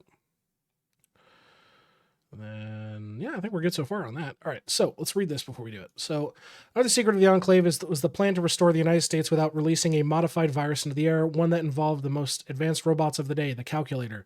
However, these plans failed, and we now know why. The evidence from the records in the battle near the complex showed the Brotherhood of Steel launched an all-out assault on the facility on the complex, bent on destroying the calculator once and for all. Suffice it to say, they accomplished just that. Most of the calculator systems were damaged beyond the repair. The code worked for them, wiped from existence. It could take decades to restore everything, and that's if everything works out in our favor. Thankfully, the base nuclear power plant is still functioning. We managed to get that back online. However, the robots that were once stored here are gone, likely never to be repurposed. Damn it all to hell. So I believe the calculator, if I remember my lore correctly, was a cut content piece, I believe. But it was supposed to be an incredibly advanced robot. You can access them in this mod. They're a craftable thing. But it's limited to a very select couple of nations. We'll go ahead and do that. Nitrogen cooling, perfect. Don't think we need to upgrade anything else. I think we're literally just chewing along just fine. No real issues. The only real issue we have right now is our Air Force is just nowhere near enough. But I mean, we're winning hand over fist. Black Rocks is dead. Hank McLean lynched. Well, not really. We got word a man matching his description near the hub. However, by the time we got there, an angry mom was informed the person claimed to be Hank McLean was hanging from an unused light pole. However, when the marshals got him down, they discovered not to be Hank McLean, but instead a drifter who matched his descriptions. This means an innocent guy just got hung because he looked like the guy. We did manage to apprehend those who ordered the man hanged, as they were very easy to collect a reward for capturing Hank McLean. However, when they were informed that was not only this was the wrong man, but they were also being arrested for third-degree murder. Yikes. All right, that's one down. Couple more to go. Sergeant Major Dornan joins veterans. Oh, yes. That's fine. We will give all the veterans the rights they would like. We have no problems with that. Give them the best retirement possible. I mean, we've had to kill a lot of people to get to this point. So, by all means, give them what they are owed. The atomic cannon. The atomic cannon. Yes, I don't care. Get it manufactured. Speaking of atomic cannons, how many do we shit out back at home? 2 more. Okay. You can go there. You can go here. Have fun. All right. Gotta finish up the last of the free cons. A few others. Bomb scare. Ooh. Let's see. Residents of California fled the area in a panic when a caravan was discovered carrying an unmarked device. Fears were alleviated when it was discovered that the nuclear device was a highway engine that had been delivered to the town. After a few hours, officials managed to track down the owner of a local machine shop who was restoring the pre-war car, was unaware that the device was actually an engine he bought off a caravan's previous merchant, the mechanic shop at the center of town. He was waiting for the arrival of the caravan to collect. Madness, yeah. Everybody's in a frenzy thinking it's the end times, so that does make sense. Just try to make your way up to Rapid City. And end this fight already. Oh, gotta love autosave. Every time you think it's an autosave, it's actually something else. Okay, before we do that, let's see about robots. No, we don't have advanced robot tech. Infantry techs, I think, fairly caught up at this point. Just a few outliers. Industry tech, we sure can get working on. The engineering team broke into a series of tunnels before they were attacked by dozens of reptilian mutants who would slaughter them wholesale. The base security responded before they themselves were overrun as hundreds of the things flooded out of the tunnel we had dug. We would have seen a loss of everybody at the base had they not retreated upon reaching the sunlight. Seems the aversion of bright light. The base is still being activated. Or evacuated response and emergency mutants moving in. We're still getting readings of seismic sensors indicating there's a lot more movement underneath than before. It seems like we've struck the mutants' hornet's nest due to the nature of the nuclear weapons stored here. Heavy ordnance ruled out. I mean, the only way to get rid of these things is the hard way, given that they easily wiped out a squad of power armored infantry. It's not going to be easy to remove them in this time. Don't wait for our own mutants. Muty on muty violence. But yes, they're talking about the fucking burrowers of the divide. Which, because of the way that they breed and the way that they act, more or less can consume the entirety of the wasteland. Ruminators are gone. Beautiful. Speaker Graham proposes... Ooh. Give me 1 second. Just that. Sure. Here we go.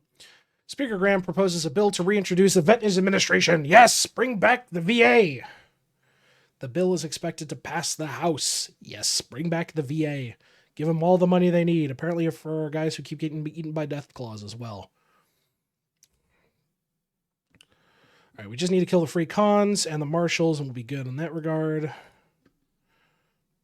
Yeah, nobody's contesting any of these troops here, so it's over for these guys. It's completely over. Yeah, cons are going to get slaughtered again, I'm afraid. Disaster in the Divide. Situation at the base has only gotten worse as things emerge at night, and vertebrate flights and security perimeter have been able to barely contain them. What's more is they can easily tunnel through the ground, and our soldiers have been given over to calling them tunnelers. During the daylight hours, we've been able to send in automated units to scout, but even the mighty sentry bot is taken down by a handful of these things. Thankfully, they can't fly, and our vertebrates are providing overwatch. More on their way. As of now, the situation is stable. What was not stable was the military staff when Granite put forth this plan to send the Slater, the raccoon people, to take control of the situation. It wasn't that any of the general staff were prejudiced against the Slater, it was just that the Divide mutants were known to take down a sentry bot with numbers and ease, and the Slater were a little hesitant after reading the reports. Yet, as meetings drew on, more and more commanders came to the president's side. Slater were well adapted to fighting in enclosed environments, and their heightened senses would be an advantage underground. With further push thanks to Granite's ruthless charisma, the decision was made. All that was left was to gather a strike force. Prepare the might of the military. We're sending in the raccoons. All right, that's going to be the fall of them. Okay, I don't care about the economy. Area 15. What started as the EPA test site for milk contamination, following on from Operation Schooner, soon expanded into the late 2060s. Following the realization that nuclear war could be a thing. Called the Schooner Hotel to keep prying communist eyes away, the test site housed numerous animals, plants, and stock foods to test the reaction to radiation. The data retrieved would prove invaluable to anybody trying to survive in the post-apocalyptic or post-nuclear environment.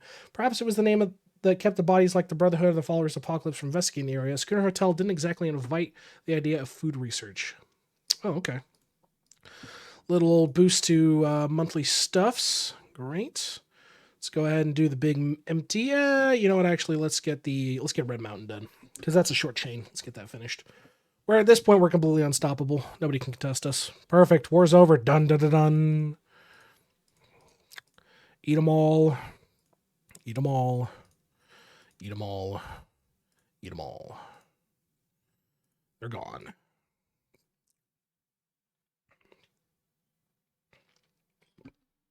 Perfect. We got quite a few decisions we got to do still. Okay, another remnant. Sure, we'll further repair some bases. Course police forces, fire everything, get everything fixed up. Let's see. We will do Mount Rushmore. Yes. Which I think got nuked, if I remember correctly. Do we have any other nations that are coming to our sway at this point? Pine Ridge and Last Redoubt. The Last Redoubt for sure. Pine Ridge, yes. I don't know what the fuck's going on with these idiots. I do need to eat these guys, but it's not giving me the option to, so I might have to quickly console them in. Oh, it's no big deal. Sorrows is one of ours. Dead Horses is one of ours as well. The Divide. When the fuck did you get free again? Oh, whatever. Gente de Sol we're eating. Costa Coffee we're doing. Guerras de Honduras. We can quickly wipe them out. I'm going to send Barney down here. We're going to quickly just wipe these guys out. Do that. So when these forces arrive, we'll do it. Country ain't big enough for the two of us. Recently, we're getting strange complaints out of the West Central California. Complaints about the government collecting taxes, which amounted to nothing more than bribes to allow safe passage, else be harassed by sheriffs working for the president. Investigating the area, we found a local power broker named Sorrel Booker has declared that New Reno has fallen, that his government is now in charge. No, that's not a typo. That's actually how he spelled it. Government. He and his gang have set up an old settlement and are passing themselves off as sheriffs, collecting taxes and other incomes from people moving through the area. Given our efforts elsewhere, it seems he's using this area created by McLean to mislead citizens. Of course, it never occurred to him that Reno hasn't fallen and the government is very much still exists. Given the fact he misspelled government, we don't think the intelligence is his strong suit. Send in the marshals. Please go deal with that problem. Thank you. All right. M200 assault rifle. Perfect. All right, back to working data links and a few other things. We'll get that all done up. The government and the government. To see the power of President Booker was a dusty old saloon guarded by his sheriffs, which amounted to nothing more than thugs in the old highway patrolman uniforms and badges made from the Sunset Sarsaparilla deputy badges. Marshals arrived by nightfall, reminiscent of the NCR Ranger. By nightfall, the orders were clear. An attempt to arrest, if anything, handle all hostile action with a proportional response. A series of actual sheriff deputies and law enforcement had been collected to assist the marshals, and everyone were hanging back awaiting the signal. As the marshals made their way into town, a few Booker sheriffs tried to stop them until they realized what they were up against. Then the shooting started. For 2 hours, the marshals duked it out between the poorly equipped sheriffs as they tightened the noose around the town. The reason they didn't move faster was the marshals had to positively identify their targets, as there were still people in the town. Soon as they breached into Booker's saloon, as he put a pistol to his head, one clean shot later, Booker's pistol was on the floor, and the marshals were placing him under arrest. A fitting end. Yeah, don't try no shit. We got a Leda McLean. We got a wire from the Happy Trails Caravan Company in Sac City. One of their operatives headed north were paid by an older gentleman, matching McLean's description. According to the tip, the guy looked emaciated and worn. It looks like he hadn't eaten in a days. They plan to stop over in a settlement on their way north to pick up some supplies and are willing to turn him over. It's far outside our area of influence, but when you have murder birds, nothing is too far. Amusingly, it seems that not only were they expecting reward money, but they also accepted the large sum that McLean had paid them to keep quiet. It's a double payday for them. Okay. The Robotic Fortress, just south of Dunning, Nebraska, lay the Reclamation Army Depot, created in 2037. The Reclamation served as a robotics department for the Army, primarily stockpiling heavy robots, protectrons, and gutsies. Its sole distinction for being the only robotics Army Depot in the whole of the United States, well, at least until the blue flu and the new plague swept through the majority of Nebraska and southern South Dakota, leading to the Army to pull any personnel. Instead, leaving the depot to the throes of time, the Army left the base in charge of experimental robots, which had the ability to act as officers over other robots at the base. In the great aftermath, the Reclamation gave control of General H-47. The robot had been programmed to be the officer in charge of the facility, although back then he was given the rank of corporal to ensure it would be below any human personnel. It used the depot stockpile of robots to try and put the plague lands back under federal control to little success until our arrival. The self-proclamation general thankfully accepted our codes and verified us as the federal government, allowing us to retake control of any lands he controlled. The Army back in American hands, we restored the Reclamation Army Depot back to active service with the help of the robots in sight, once more giving the Robot Corps their own depot to work with. Perfect. The Steam Fort. Fort Boise was one of the few American bases reactivated in the Sino-American War. Boise mainly served as an Army base that trained infantry, mountaineers, and how to operate artillery. It wasn't overly important back then. That it would not save it when nuclear bombardment from Boise, Idaho, located just northeast, would send shockwaves which severely damaged the site, eventually leaving it collapsed, abandoned, derelict, and abandoned by few survivors, if any. In the aftermath of the bombs, it became Heaven's Gate's main base. Fucking Heaven's Gate. Fucking Heaven's Gate. We'll go ahead and do Cheyenne as well. Wolverines. Oh, boy. Oh, boy. Oh, my God. Okay. Whew. When we heard that the lands of Dao Shu Lu and Lexi Lu expected that they were Chinese escapees from Boulder Prison or maybe from some other internment camp from elsewhere, we didn't really care for them after the Great War. Kind of like the Shi, but homegrown. Well, it turns out, they were more like the Shi than we realized, as both nations were the remnants of the Chinese Special Forces deployed on the onset of the Great War to wreak havoc in America. The subsequent destruction of the world by nuclear bombs means their mission ended before it could start, and they had no contact with the commies in China. Of course, that didn't stop them from being ghoulified, trying and failing to recreate what they considered true communism on American soil. I guess a series of disagreements over the past 200 years meant that they weren't all too successful, having been pushed around by the Iron Lords, the hang dogs, not the hand dogs, and anyone else who didn't pick a fight. What do you know? Even now communism doesn't work. Commie ghouls, they'll steal our rockets. Why are you in my office? Kill them. Doesn't think it matters, but sure, we'll do this. Mount Rushmore. The Wilder Wood had become something of a legend among the denizens of the Northwest Commonwealth, filled with all sorts of mutated monsters and raiders and just plain old spooky legends. It's widely avoided, and that changed as the still snow in the trees and the windswept silence, shadowed by vertebrates flying over it low in a security sweep not far off amongst the mountains, where the faces of the leaders of the old world lights were fixed as the aircraft continued to hover around. On the ground, laser weapons chased off feral ghouls as engineers began erecting force fields to keep anything else at bay. Mount Rushmore had been found, having weathered the storm of the Great War. A singular nuclear weapon was found at its base, having never gone off. A bomb technician deactivated it. The monument has returned to American hands. Unfortunately, the nature of Wilder Woods means it'll be some time before it can return to a full monument and tourist status. But it's great for propaganda. Okay, if you say so. Pine Ridge becomes a federal commonwealth. Yes, annex these. Why can't we do Gem to the Soul? That's strange. Oh, they haven't done their focus. I think they become a focus at some point that does it, but that's fine. We'll eat them too. Oh my god. Okay, Hurlong Medical. Pre-war, if one was injured in Hurlong or even on base, it was serious. They would be evacuated either by ambulance or helicopter to Reno. We don't have that luxury anymore. We doubt anyone wants to ride on a Brahmin cart all the way to New Reno. While the Sierra Army Depot does have advanced medical facilities on the ground, it's primarily for personnel stationed on base, though it can be used in an emergency. However, for day-to-day checkups, something like that, something else was needed. Working with the followers of the apocalypse, we managed to expand on some old shops and turn them into a triage clinic, a surgery center, as well as a small outpost for their followers themselves. A base nearby has given them a few reprogrammed Mr. Gutsy and Mr. Handy to use to supplement their manpower. Followers fund much of the operation as well as provide supplies by the base, such as stimpaks, medical tools, and the aforementioned robots. They are, however, asking for donations of a list of materials that can be donated from the local populace. Kind of defeats the purpose, doesn't it? That's a rats event. The last thing I would have expected. Real had reservations striking an alliance with the Enclave, but they had been true to their word and they even treated them as equals, at least in law. It was impossible for every human to see anything but mutated raccoons. However, they had done well with the Slater and even cured his illness, allowing him to continue living and leading his people. When the representatives from the army arrived requesting assistance with crisis further south, the old Slater was confused.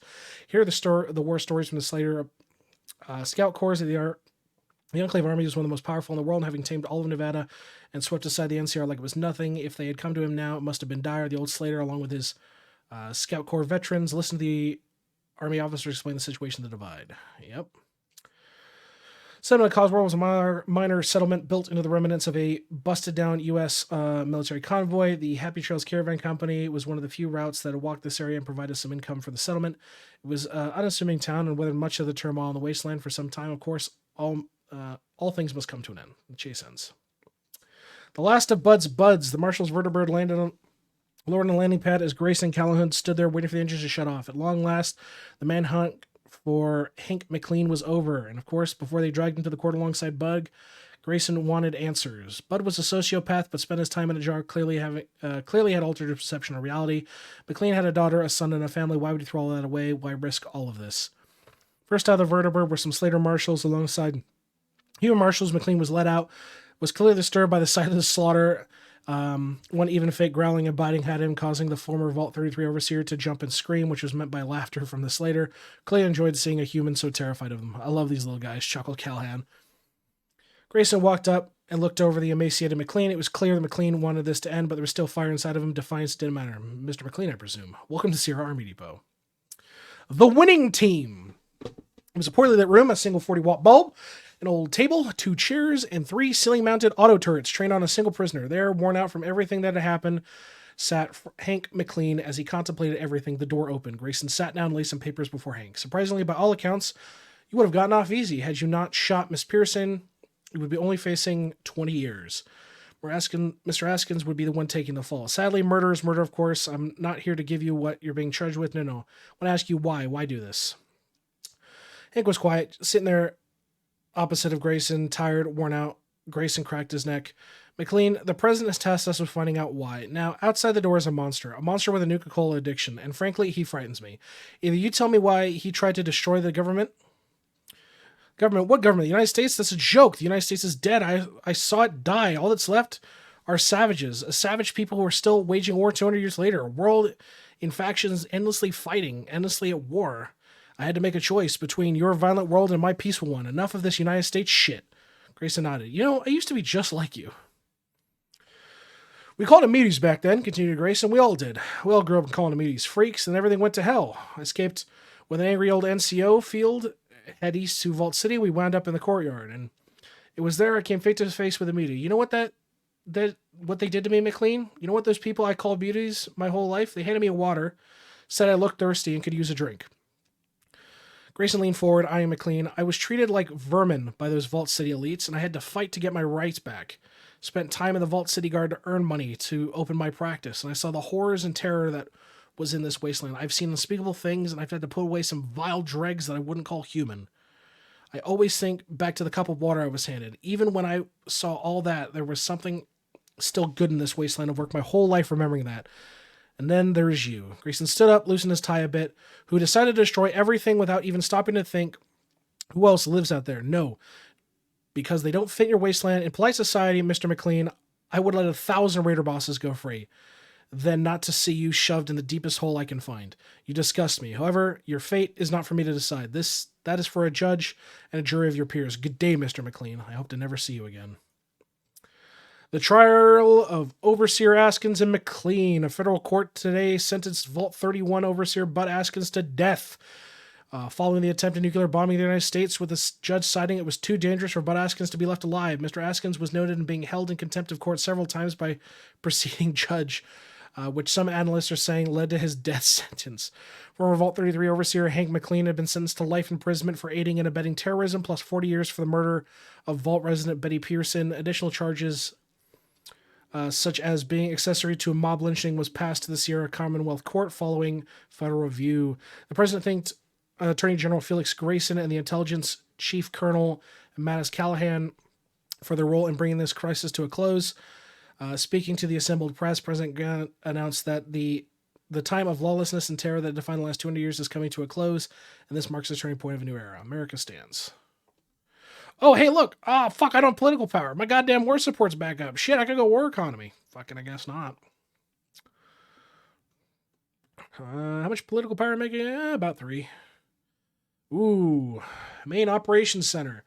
It was here we were alerted of birds in the air on that fateful October morning in 2077. It was this very command room at 9:18 EST that had confirmed the first nuclear launches on American soil, destroying much of the West Coast. To take over Mexico, we're working on finishing the scraps of it right now. A few of them are still in their seats, holes in their heads, pistols still in their bony grips. Others lay dead near the door in a desperate attempt to get out and see their loved ones once more, but died from radiation from the bombs that struck Colorado Springs. Been so focused on reclaiming the United States, so busy returning America to former glory, we didn't stop and look at the remains we've been sifting through. It's a bit sobering. There is a story here, a somber one, of men and women who watched the world end and could do nothing to stop it. Helpless as the hubris of the old world ended everything. Ravages of time have made identifying who is who difficult. We identified them through the duty logs and for what we can piece together of their uniforms. We will give them a proper burial and a monument detailing their names. They watched the world end, my God. Which is true. And we can restore NORAD if we have the political power. Red Mountain's going to come online here in a little bit. She'll be fine. But yes, the next goal is to attack these guys. Senate to reintroduce a revised veterans bill. Beautiful. Let's get our Veterans Affairs going. Come on now. Well, give me a sec to wipe all this crap off. All right.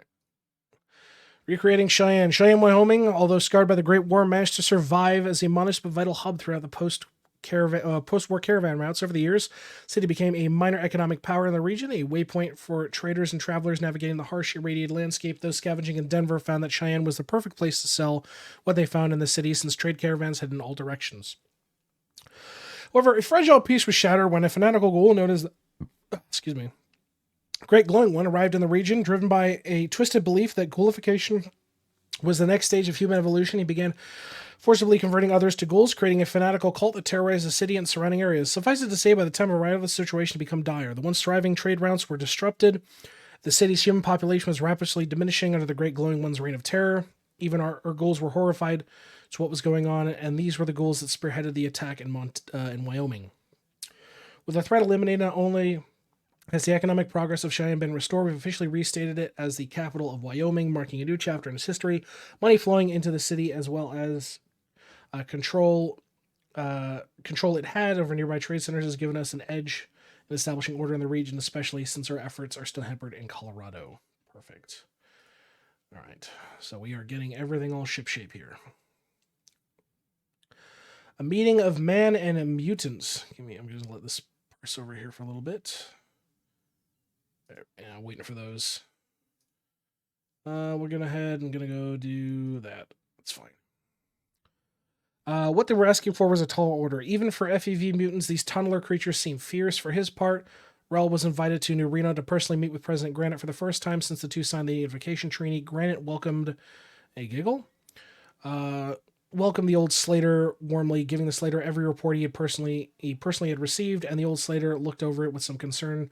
These things, they were basically animals, and packs that could take down a Deathclaw with ease. A monster of Slater legend was nothing but an afternoon hunt for these things.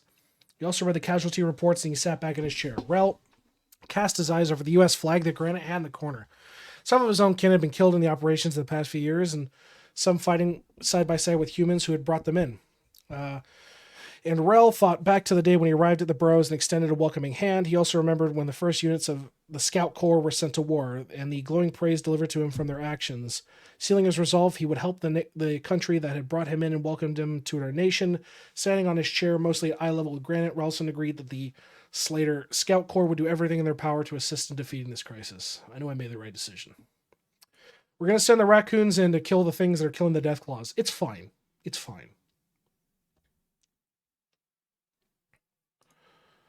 There we go. Just some old base stuff. Not really a focus. This, we'll do this. How you doing, Giggle? Okay, we do that. All right, well, that's good to hear. The concise AI. Perfect. Oh, boy. The first Slater arrived at the perimeter with mere hours, delivered by vertibird. Their small size allowed several dozen to be delivered in just a single bird. While some of them were raw recruits, the vast bulk of them were veterans of the Enclave's wars and the Raider pacification campaigns. Receiving their briefing, the mutated raccoons got to work making their way towards the base. At the same time, the ground commander, accepting but skeptical of the Slater, had been working on setting up a series of modified armored vehicles with floodlights to try and reach the breach. Slater Major thanked the ground commander before setting off with the rest of their troops. I trust them, they'll get the job done. They're going to drill it out. And well, I'm going to let a little tick here. Ooh. A lot of money came in. Come on, give me a tick of political power. Here we go. I think we can only do a couple right now. So we'll do this, that, but of presidents and barons. And then we're going to declare war on these guys. And wipe them out.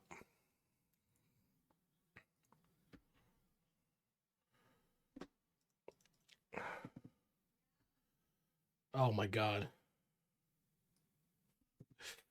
Oh god. Alright. So about FEV. Of all the pre-war maladies that plague the wasteland, none have been more apparent than FEV. When it started as an earnest attempt to protect Americans from Chinese biological attacks, it became a catalyst for nearly every major event in post-war America. From the Master's Army to the literal plague that hit Utah, the FEV has brought nothing but pain and destruction to the wastes. However, our efforts in the Dugway Proving Ground have bore some fruit.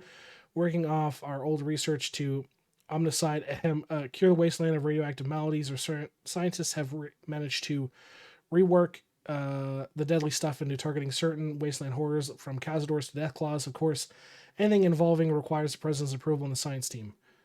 Testing results. Ooh. No, I think we're done with FEV. Just shelve FEV. Don't bother with it. We do not have an Air Force down here because I just think we don't actually have air bases that can reach this shit. Well, we've only got transport, some jet fighters, not much. I mean, I could put some jet fighters up and attach it to that army, I suppose. But I don't think they're going to be able to reach. Yeah, it's just right out of it. Both bills passed Congress. Beautiful. We now have the Veteran Affairs Office. Mutant versus mutant. The Slater made contact with the tunnelers at first. The mutated humanoids didn't know what to make of the furry FEV raccoons.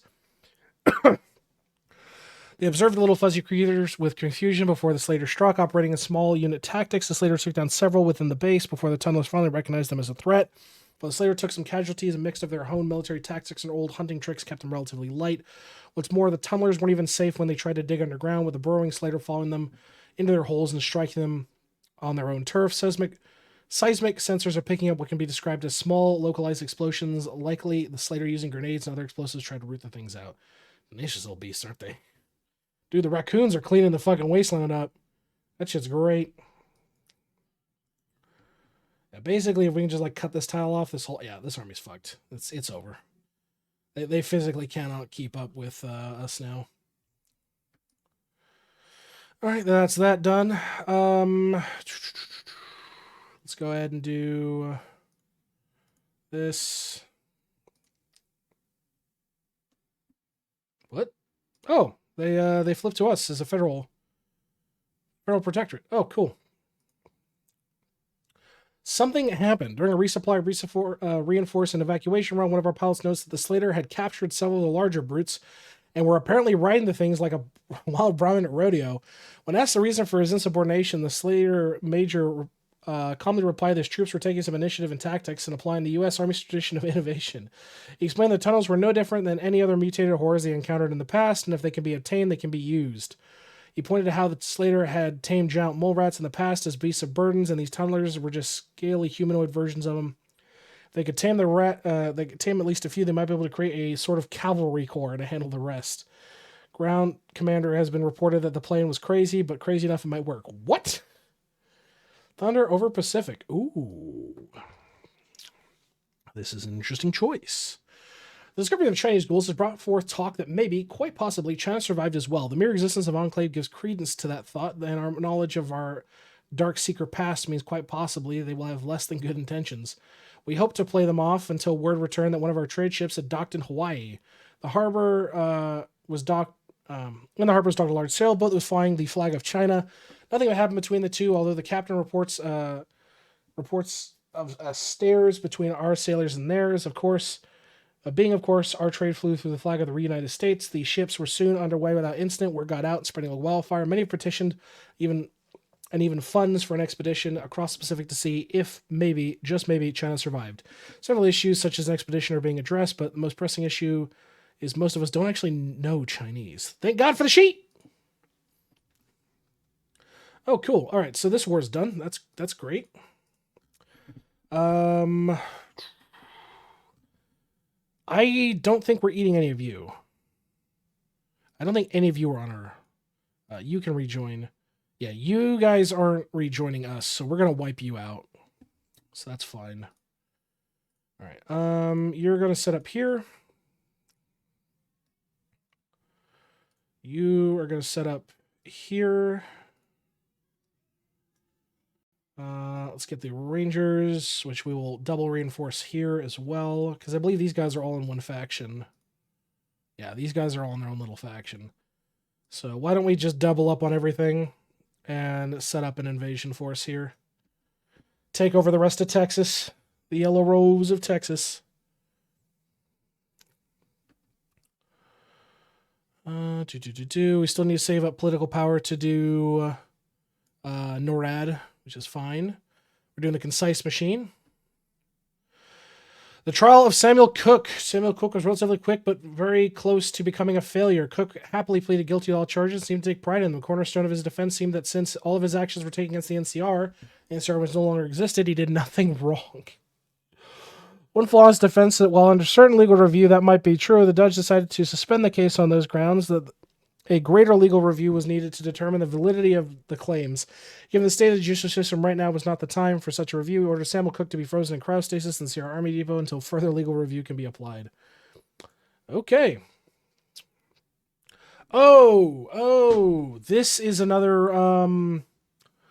Wasteland 3 reference. 1 second. Trade caravans going through the former Baron's Ire have complained about a recent rise in radar attacks alongside the routes, so much so that the several caravan companies called for the FBI to assist. Senior Agent Suspicion immediately fell to leader of the former Ire, who was starting to offer caravan security at increased rates. We're not stupid. We've seen this before in New Reno and the Hub. On Freeside, we're just short of accusing him of what we know. The FBI pressed the question that the Baron knew anyone who would be enough to create a protection racket because people would met the swift end. Let's see if we can work with him. King swings at the top. The Tops Casino is advertising proudly. The pre-war singer Dean Domino has returned to New Vegas for the first time in 200 years. The pre-war loud singer was previously rescued during the government-sponsored cleaning operation in the mythical Sierra Madre. After recovering in a hospital near the resort, Dean has returned to New Vegas and is ready to make a comeback to stardom once more. However, he's providing a select few performances with a few new songs and recordings developed while sitting in Sierra Madre. Something's gotta give, something's gotta give, something's gotta give.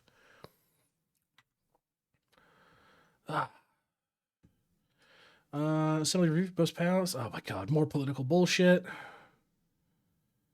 Let's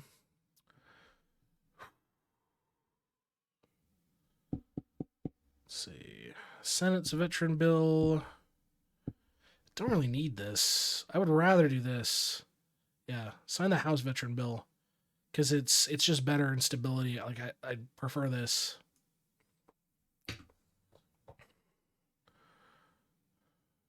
This is just the various armies of Mexico and other shit. We have to deal with the live wires and all this crap as well. Why is the Mexican reclamation zone of this territory? Whatever.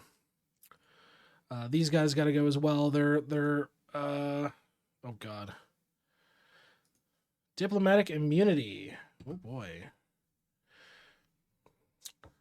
At one point, he used the title to show others respect out of fear in Herlong prison. President Booker was already a joke. Already, several guards have reprimanded after Booker complained about the lack of food and was tossed empty boxes of Blamco and Cram. The joke being that his government, the food wasn't real. Grayson sat across the slovenly individual, really wishing he wasn't. However, because President Booker had already been charged with secession, it made it a matter he was forced to handle. As Grayson read the charges, however, Booker seemed to take it in stride. You can't charge me, you said yourself. I remember watching an old holotape about 2 cops going after a gun smuggler who was in foreign dignitary. Since you didn't kill me, I have diplomatic immunity. You can't, so you can just let me go. Hollywood isn't real life. I know that movie. Here's the thing. It only matters if we recognize that country, which we don't. We also don't recognize you as a head of state, so diplomatic immunity has just been revoked. Your trial's in 8 days. Oh, God, you gotta love the legal system in this regard. We're finishing these up. I don't know what the fuck's going on with these units. They're tweaking out. But we'll slowly wipe everything out and clean up everything.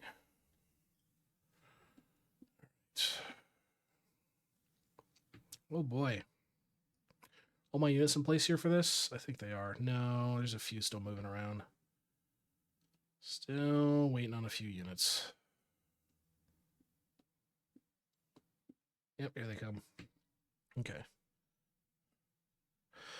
The perimeter guards around the base were given over to quite a sight this morning. The Slater we sent into the Divide came out riding several of the tunnelers with crew riding gear and blinders fashioned around the tunnelers' eyes. They were lined up in formation with the major at front, holding a small Gideon, with the group had fashioned. Suffice to say, their human comrades loved the sight, as did the ground commander, who was not shy in singing the praise of the Slater. In short, the crazy little mutants plan worked, and they even performed a mock cavalry charge to show they know what they're doing. The press apparently picked up on this. Support for the Slater Cavalry Corps is growing among the populace. Rel has sent his best and sent all of his species beast tamers to the base and are expected to revive by vertebrate an hour. It's too early. Where's my coffee? Fucking raccoons are taming tunnelers, which is just crazy in my books. Our troops are moving along the border. Perfect. The ride of the Slater with reinforcements. The Slater plan was simple. A dedicated thrust towards the breach site and down to the depths of the tunnelers' hive. From there, the Slater would capture as many tunnelers as possible, and their beastmasters would get to work breaking these monsters in. Resistance is expected, and the tunnelers Slater broken in have been armored up and given additional blinders to hide the fact they're assaulting their own. Their noses have also been plugged to prevent them from smelling if these things give off pheromones. At dawn, the Slater Cavalry Corps rode towards the base as regular soldiers looked on and cheered. Vertibird gunships covered them overhead as the Slater charged, getting out into the base. Transports carrying the beast tamers followed close behind, ready to deploy at the breach site. First Resistance was met at the halfway between the gate and the breach, and the Slater's new beast of burden proved instrumental in defeating their former species. Blind in sight and smell, they were attacked by their former kin. They flew into a rage, slaughtering their unarmored domestic selves. Slater riders assisted where they could and made rapid progress towards the breach, arriving in the breach by flying in a flying V formation. The Slater dove into the breach. Beast Tamers and an additional company of Slater scouts deployed, ready to assist. However, everything rests on the Major and his troops, as once they're underground, we won't be able to support. Godspeed, you little bastards. Godspeed, little bastards. Legal system sucks. Well, no, in this one, it's pretty damn good because we got to rebuild it. We're like, here's an attorney general. He's going to deal with all the bullshit.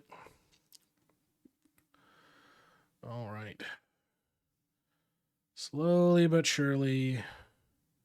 President Booker sentenced. President Booker was literally dragged out of court by U.S. Marshals after being found guilty of secession, treason, extortion, larceny, and being held in contempt of court.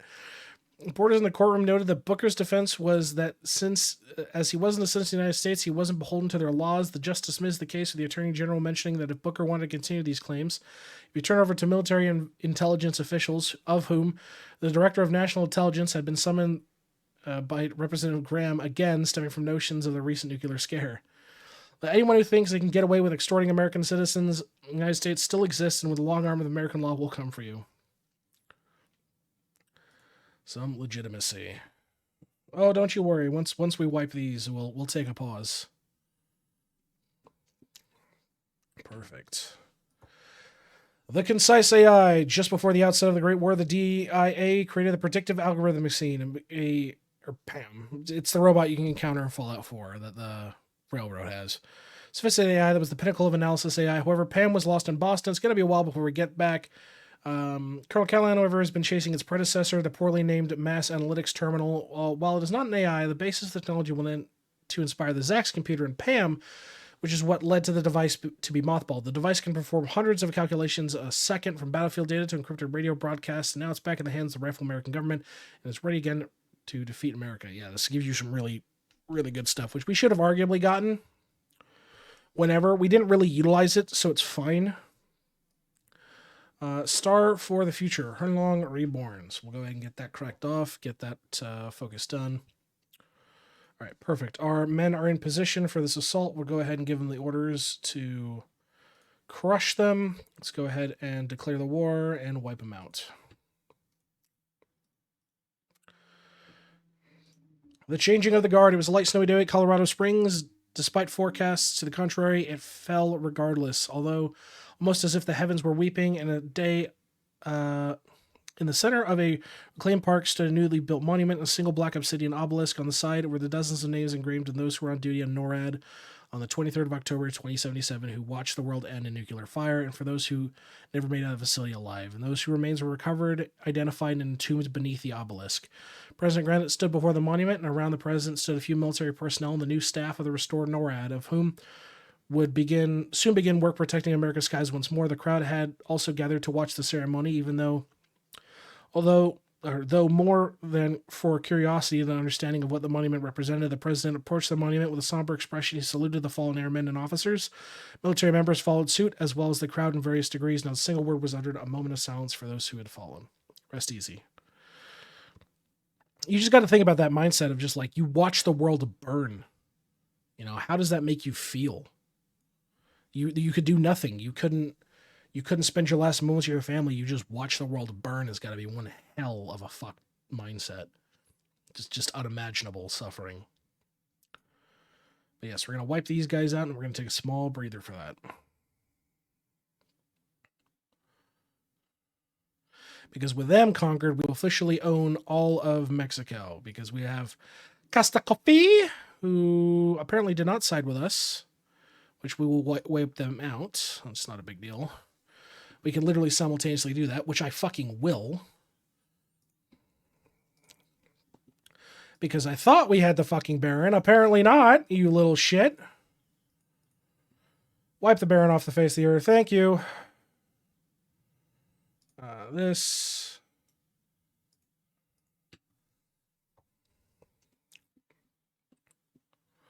Oh shit, were you forces up here? No, you were up in the Northern Expedition.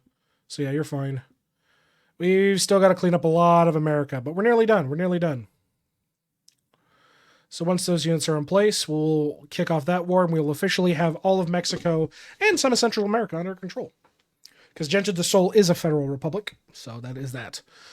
Nothing to report. We hope they're okay. It's been several days, no word from the Slater Underground. Our seismic monitors are picking up activity, so we know they're alive down there. However, what's more interesting is the reaction to the rest of the country, to the little mutants' actions in the divide. The Slater will protect them in the tree, which, as equals the United States, doesn't mean the common citizen sees them as equals. Many critics have questioned the purpose and effectiveness of the Slater Scout Corps, with many more hardline views lamenting the arming of non-human mutants. Oh, fuck off.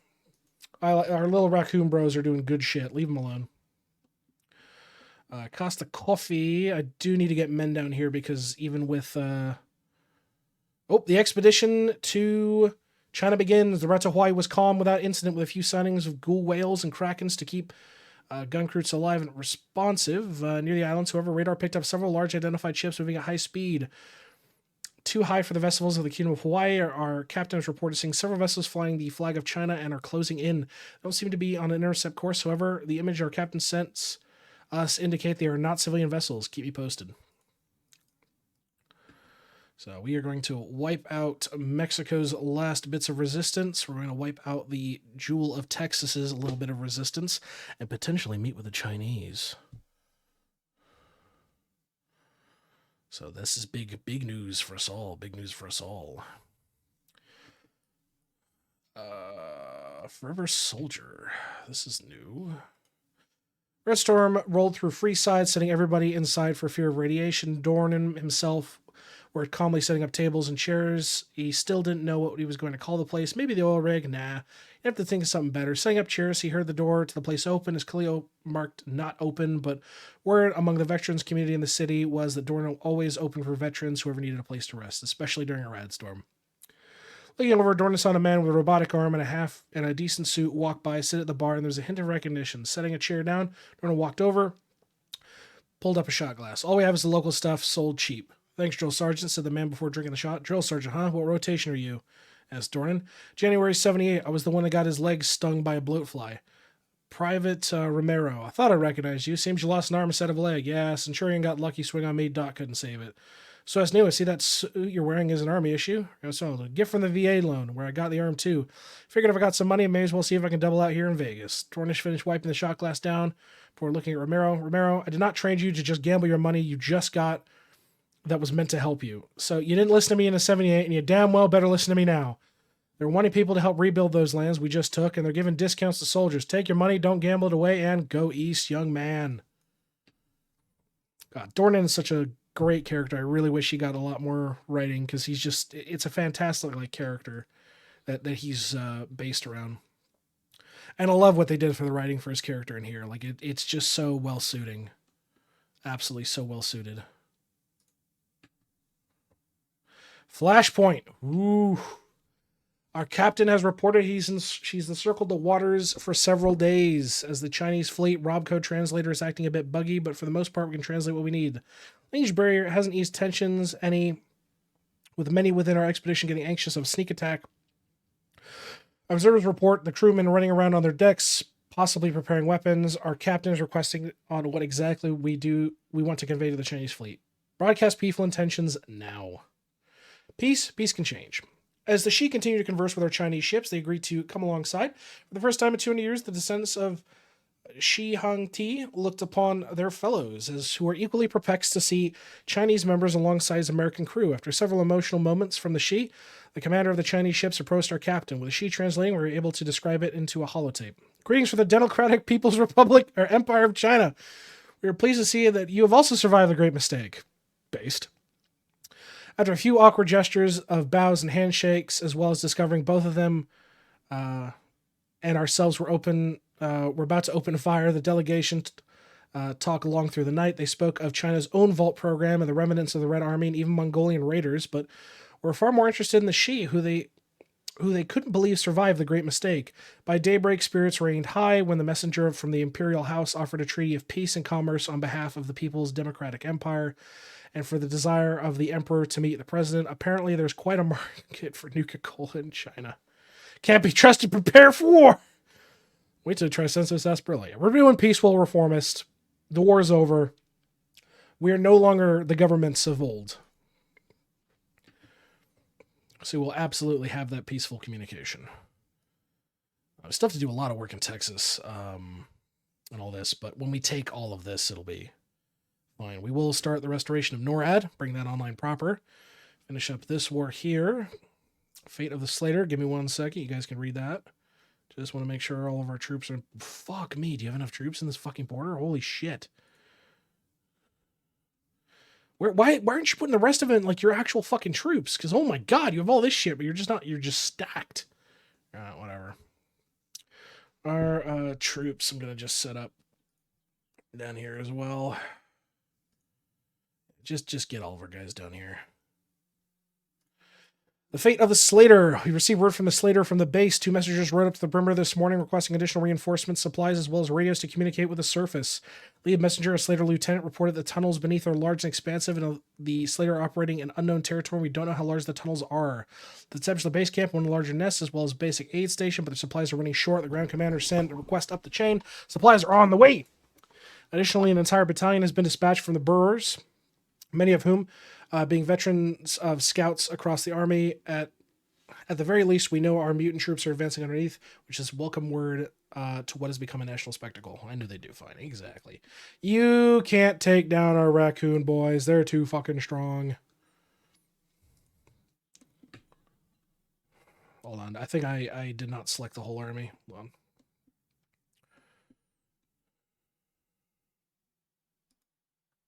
No, I want the fucking... The whole army is going to go to this thing. There you go.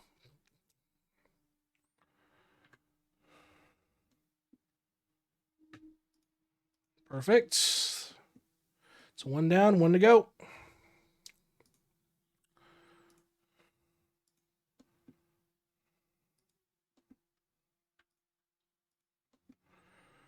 Just clear them all out. We'll have you guys do the same as well. Just clear them all out.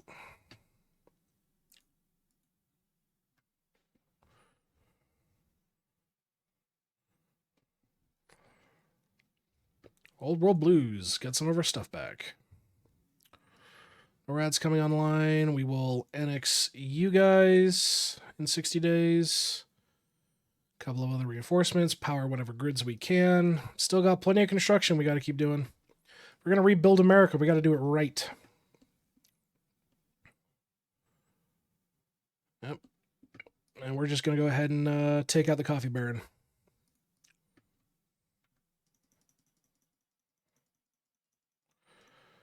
Digital data links is done. Beautiful. Get all this up and running as well. I mean, I've actually got like so many fucking slots at this point. The battle rages on below. Seismic activity has slowed in the past few days. The Slater have been giving status updates stating that they've traversed dozens of miles of underneath the base, mapping out an extensive network of tunnels and nests. Recent development from one of the claims they something on a great nest complete with one of the largest tunnelers they've ever seen. The captain in charge of the platoon was forced to retreat given the resistance in numbers. They've given a description as its size. We agree with their assessment thing is that this thing is the queen, although we don't know if it's the only one or one of many. The majors reported that they're preparing to storm the nest alongside the best beast tamers with the plans to capture the thing alive. Operations set to commence in the evening.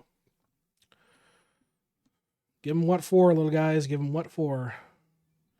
Economic resurgence, some new naval bases. Erlong reboard. We did this before. Erlong's fully restored. All right, next focus we want to crack off on. Oh, I'm aware. We will. We just got to get to a good point. We're riding a nice high right now. We'll do the Farson project, which will take some legitimacy, but we're okay.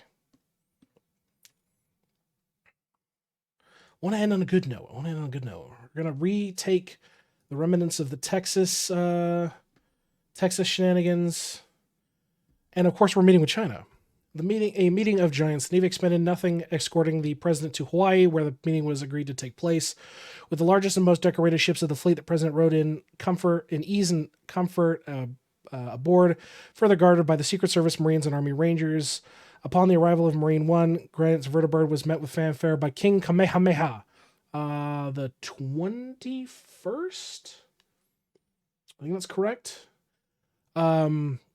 Who likewise was honored to meet the President of the United States. Within hours of arriving, the Chinese fleet was sighted. While most of the ships were not as impressive as their American counterparts, save for one, the centerpiece ship was a massive aircraft carrier. Kamehameha noted to the President that the Emperor's personal ship, indicating that Emperor had been to Hawaii before. As it docked in Pearl Harbor, the Americans lined up to meet the Chinese, who disembarked, drums beating as the procession led to a single floating platform that held what could be only assumed was the Chinese Emperor. As the floating chair came down, it halted before President Granite and the Hawaiian King. Stepping off, Granite was amazed to see a ghoul standing several inches shorter. In a heavy accent in English, the ghoul spoke, "Greetings, I am Emperor Hongdi of the Democratic People's Empire of China. On behalf of the reunited States of America, it's an honor." The Fate of the Dragon. Aside customary greetings and various photo ops for both the American and Chinese press, the two sat down for a luau hosted by King Kamehameha. Granite and Huangdi, I'm probably butchering that. My Chinese is terrible. spent much of their time speaking to the history of their two countries, while Granite was sure to avoid some of the darker secrets. Huangdi seemed enthralled by the story of how Goku reference. God, I lost my step. Enthralled how the America reunited under Stars and Stripes and seemed intrigued about the concept of super mutants. Conversely, the People's Republic never recovered. Their own vault program was meant to provide for the war effort rather than allow for the survival of a nuclear holocaust. However, the CCP Master Vault was destroyed by marauding U.S. remnants. Thus, the vaults were left to themselves for 150 years. They were separated kingdoms under their own rule. It wasn't until 2243, with an effort led by the greatest vaults, in an attempt to reunify China and restore it to its former glory. Marrying new and old, the Democratic People's Empire of China was born from the ashes of the old world as something more. Suffice it to say, when his trade ships reported seeing vessels flying the Stars and Stripes, he became quite worried about opening old wounds that could see the world destroyed again. Upon receiving peaceful overtures, he's glad America has come to the new world a better country and not a land of genocidal maniacs stuck in the past. Okay.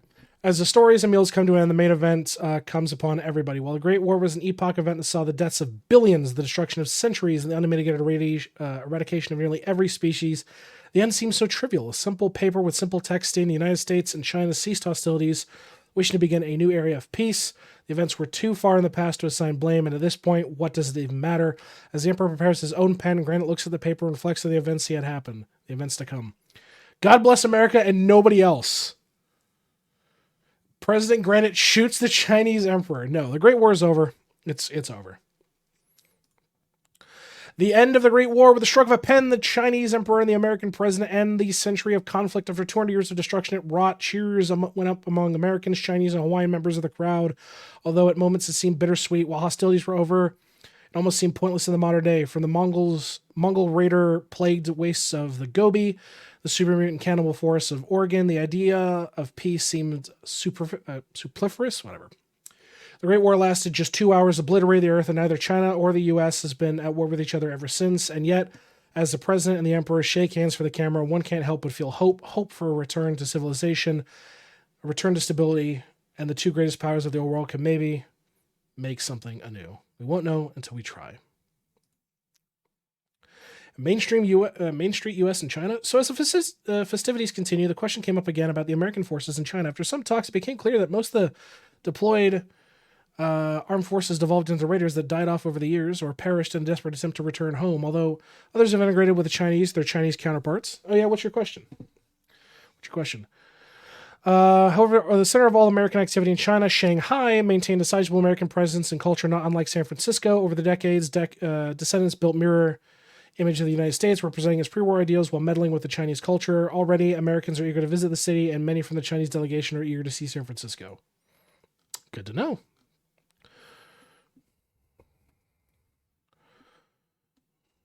Oh, absolutely. I'd probably play the shit out of that. I like CK3.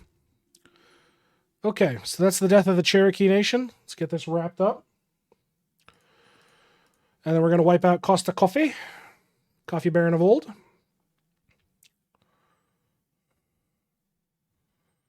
Came thinking about it there for a minute. Install power grids, power the grids, make new grids. Same as before. Go ahead and restore some further Air Force bases and the like. And we will save the rest of that for yet another episode. It's been a long one. It has definitely been a long one. This is going to be one of the longer videos I've put out. But it is safe to say the United States is completely unstoppable. The Mexican democracies have been annexed under the Mexican Reclamation Society. The barons of the North and the trading federations of the North have been wiped out. We still have much to do, but we have met with China and signed peace. But this is not the end for the United States. No. I don't know about you. I'd love to see the United States banner across the entirety of the West Coast all the way to the Midwest. So we will see you folks in another episode of Enclave Reborn Redux. We're not done. So we still have plenty to do. So if you want to see more of this content or you have suggestions for another run, by all means, we're not done here, but maybe a purist run. Maybe we'll play as the Republic of Mexico. That is a fun one as well. Hell, if you really want, we could play the MCR, I guess. But until next time, folks, we'll see you in the next episode. Stay safe out there and look out for the next episode coming soon. We'll see you. Because that does exist after the mod and Neo. Plenty of feudalism set up in the Americas and Greenland. Svalbard. After the end, as submods for Fallout factions. Oh! If you could drop those links in our Discord, that'd be great, because we'll take a look at those. All right, let me make a save here. God, we did so much this session. Fuck, it's nearly been a year. Set of Heart of Iron Ablaze. True. Oh my god, all the fucking work. Mexico, gone. Taken over. We didn't finish off killing Costa Coffee, but he's already fucked. Genta de Souls ours. Dead Horse and Sorrows are ours. The Divide is an ongoing problem that we're dealing with. I've got to basically annex these guys and these guys, so I'll do that before the start of the next episode. Still got to deal with the Raiders of the Broken Coast, the Dredgers, get Canada up and running. Same with Spokane. Middlemark's got to die too. The fucking Chinese communists up here, which is different communists, and we've got to wipe out all of this from the Old Believers, the Congress of People, the Three Rivers. Pine Ridge is ours, the Last Redoubt's ours. These guys need to be wiped out. But we're coming to a close. And then a lot of it's just like waiting for finishing all of this shit. Because we haven't done the Arsenal of Democracy. Need to do all this. Need to finish the DOD. Got to finish that up. I didn't even fucking touch Navarro. And there's so much flavor in Navarro. Still got to finish up Area 51. A few of these things as well. But, I mean, as it sits, like, we're doing great. We've got a bulk of the work done. So, but at that point, folks, it's well over what I usually stream. We just really wanted to end on a banger here. So I will see all of you lovely folks tomorrow. We're going to do 2 Idleon account reviews tomorrow, as per usual. Then we're back in Hearts of Iron for another episode. So stay safe out there, you lovely, lovely people. And I will see you all tomorrow, same time as usual. Thank you all for the support, all the primes, the bits. Much love to you all. If you have suggestions or you want to see improvements, please let me know. I can only do better.